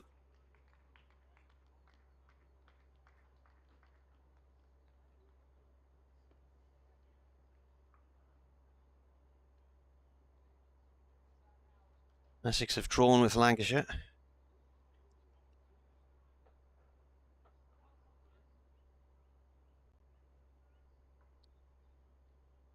So, they need to see through another 9 overs, and it's a draw.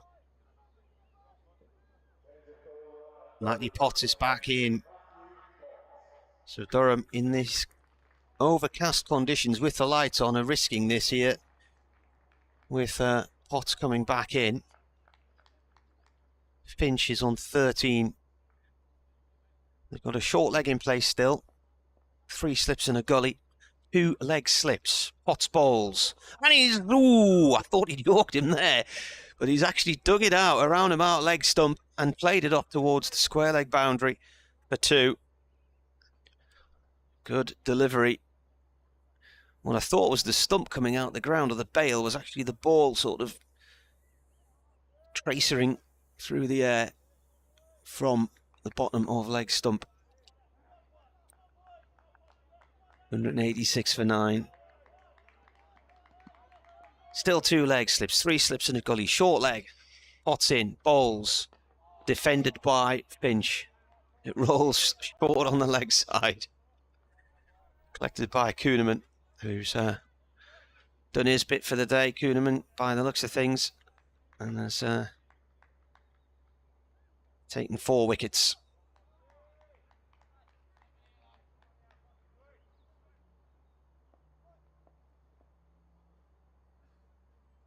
Potts comes back in from the Lumley end and bowls, and forward comes Finch. He's looking for a quick single. Bushnell with a throw. The stumps from side on, misses them fractionally. That was risky. That was touch and go. A run out at this stage of the game would probably not have gone down well with the Worcestershire coaching staff. No.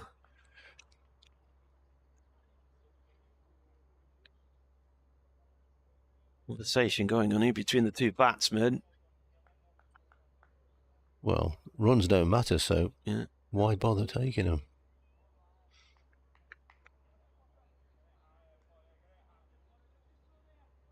Maybe it's you just got to keep on your toes, haven't you? Keep your attention span going. Pennington on strike as Potts comes in and bowls. Oh, he's played it down into the ground and off his front foot. I think that might have hurt a little bit. That came up sharply. He got the round about the splice of the bat and that bended it down onto his foot and it went away safely. Herefordshire yeah. Lost to Dorset by 50 runs.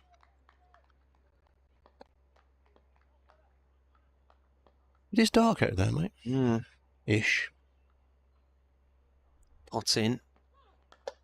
And that's away past point. They'll get at least 2 here. Don't think the ball's got the legs to make it to the boundary. Bushnell's chased it. In fact, they might run 3. They're going to run 3.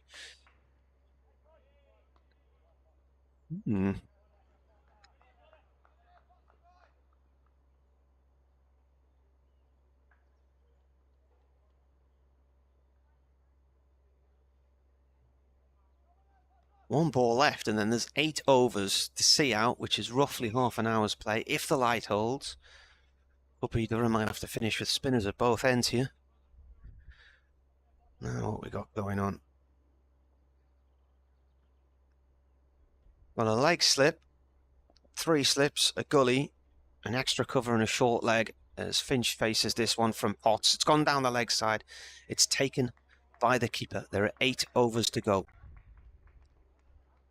Kent, 273 for 9. How are they ahead? No. Don't know how. 7.4 overs remaining. Hogan and Everson. Come on, you Kent boys, bat it out.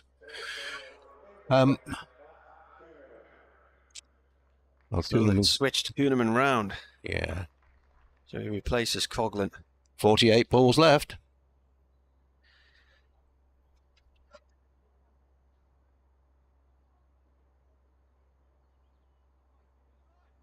The wicket were to fall now, the margin of victory would be 124 equally. These two have batted quite nicely. That's played away. So when they came together, there were 19 overs left to go. They've got through to 7.5 overs left to go. It is really gloomy out there now, even with the lights on. Kuhneman again bowling round the wicket, defended by Pennington. If Worcestershire hold on here, this will feel like a defeat for Durham. Feel like a victory for Worcestershire if they didn't hold on. Kuhneman in. Oh, didn't quite go to hand, did it? It's bounced off leg slip. He carried it. I think it bounced right as he got his hand on it.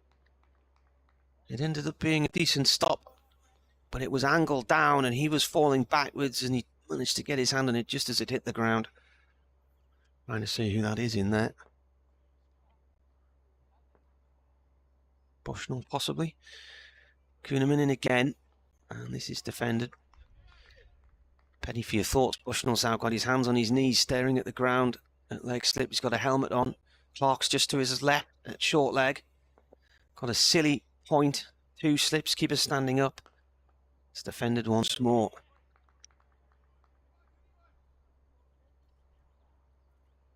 A message from Mike Davis, which I'll read out at the end of the over. John Davis, sorry. John. Kuhneman over the wicket. And defended. It rolls away. Short on the leg side. John says, is it very dark? It is, but it's okay. If I was umpiring, I'd been told the left-hand spinner that he couldn't give either of the last 2 appeals as he was jumping up and down in the protected area and blocking my view. Didn't really notice that, but well noticed shot. Presume Surrey did beat Hampshire. They only needed 8 to win, didn't they? Ian's asking where's Borthwick. I don't know if it can bowl because he split his finger end and he broke a bone in his finger. So it might be that he can't bowl, I'm not sure. They're trying Potts again from the lonely end. It's pushed off to the covers. No run. Surrey won by 9 wickets. 9 wickets. Car coming in with its headlights on. Very bright, those lights now. Surprised they haven't had a chat, the umpires. It's probably, as you say, lighter out there than it is in here. Well, I closed the window just because I was starting to get cold. Yeah. But we did have the window open for a while, and it.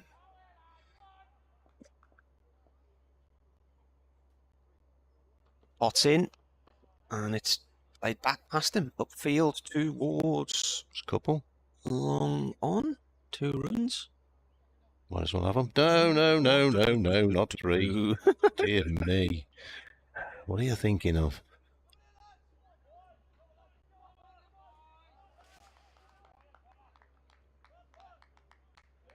It could be 1 delivery away from a Durham win, or 6.4 deliveries away. A Worcestershire draw.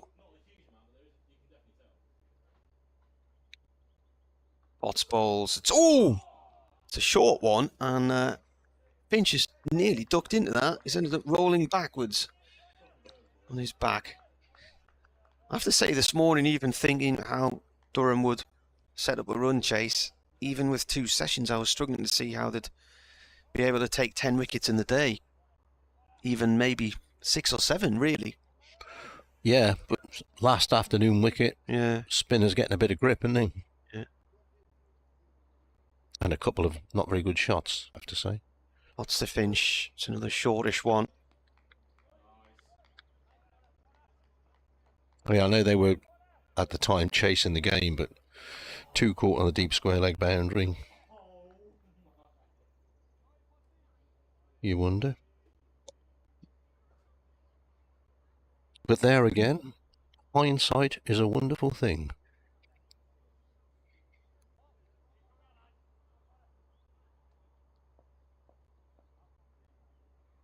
Two balls left of this over. Finch has 18 from 51. It's defended. I think there's a match here last year where Ravaskis and one of the younger kids batted for an age. Stole Durham to a draw against Derbyshire, was it?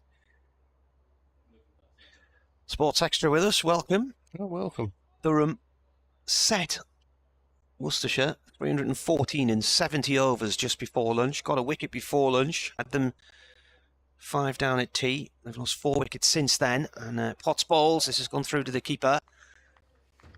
There were 19 overs left when Finch and Pennington joined each other out in the middle. And that was on 166 for 9. There are now 6 overs left. 48 balls left. And it's gloomy. Tell the listeners, it's gloomy. The floodlights are on. They've been on for quite some time now. Probably a good hour or more.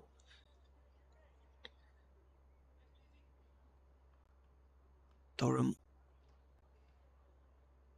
looking for their first win of the season after losing a narrow match by 2 wickets at Sussex last week. It was a declaration by Worcestershire yesterday with 59 runs in arrears to Durham that really set this game up, because at that point it didn't look like it was heading anywhere. Matt Kuhneman has taken 4 for 53 in 23 overs, the Australian.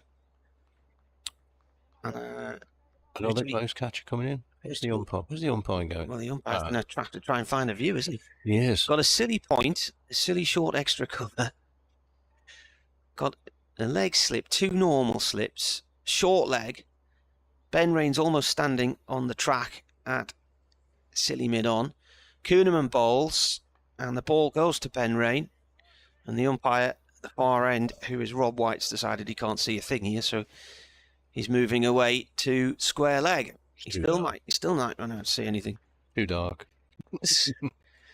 Kuhneman left arm round, bowls, and it's defended by Pennington. I mentioned games against Kent in 2017, both matches where Durham had the last pair out in the middle. Canterbury and here and couldn't get them out. Northants did the same thing to them as well. Run out of helmets here. 1, 2, 3, 4, 5, 6 helmets for the fielders. Kuhneman to Pennington. He bowls. It's up in the air, but it's come off the thigh pad. That was taken by Bushnell at short leg. I wonder if there's a limit as to how many helmets you can have on a field at once. 1, 2.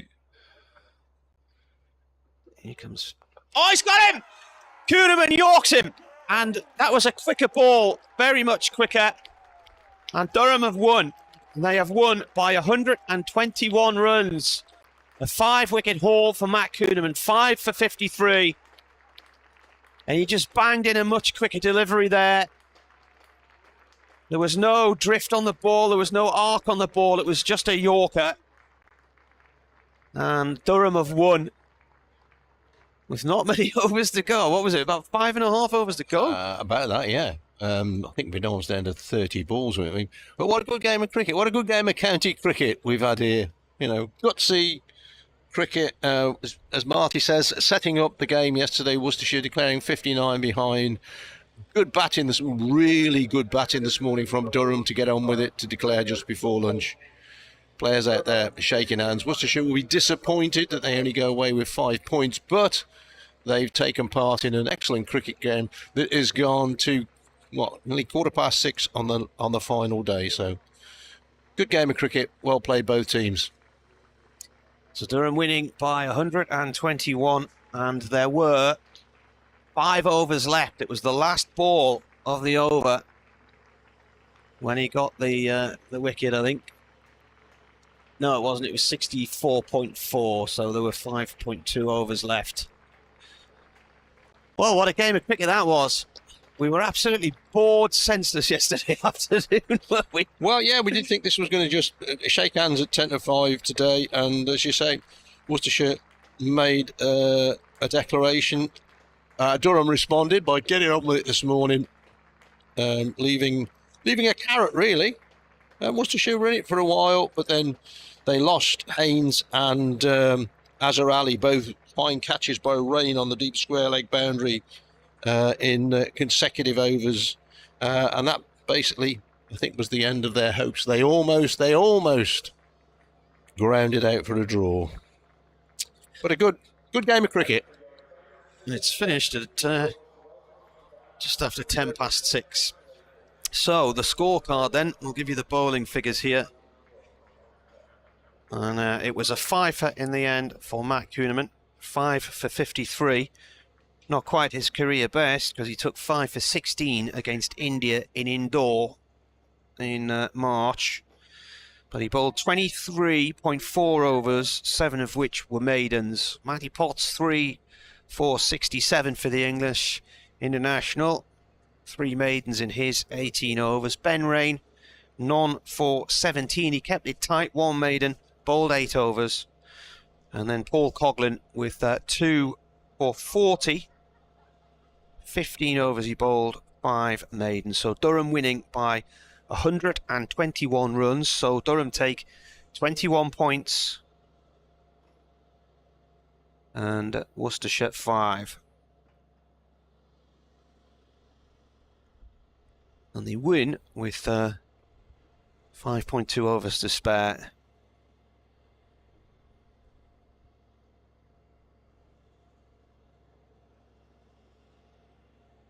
Excellent. Well, what a game of cricket that turned out to be. They're on the board at long last, Durham. Right, we leave it there then. Thanks very much for joining us the last few days. It's been great to see Dave Bradley again. And we'll go and get post-match reaction now. And look out for that on the BBC website and on BBC Radio Tees and BBC Radio Newcastle tomorrow. Indeed, of course, the BBC Radio Hereford and Worcester as well. Stuart Manger, superb game and well covered. Many thanks, he says. Thanks to you as well. And all of the messages we've received over the last few days on Twitter and on email. Thanks you once again. We'll be back with commentary on Thursday, heading down to Cardiff on Wednesday afternoon on the train. So myself and Nick Webb will bring you The 4 days of Glamorgan against Durham in Cardiff starting on Thursday. Emma says fair play to Worcestershire for making a game of that one. Memories to make, who's Jamie's dad. Jamie's the lad you can hear on the microphone. Shame we didn't get to come today. We've waited a long time to see that, and we missed it, he says. Sadly. Chris Sharp, Marty, many thanks for bringing me a really enjoyable 4 days of cricket. Yeah, he was listening to us because Yorkshire never got a ball bowled, did they? So they're still looking to get their season up and running, Yorkshire, after that abandonment. And Mike Duncan, great result. Hope we can continue it for the rest of the season. Right, we will leave it there. Thank you very much for joining us this week. I'll see you again on Thursday.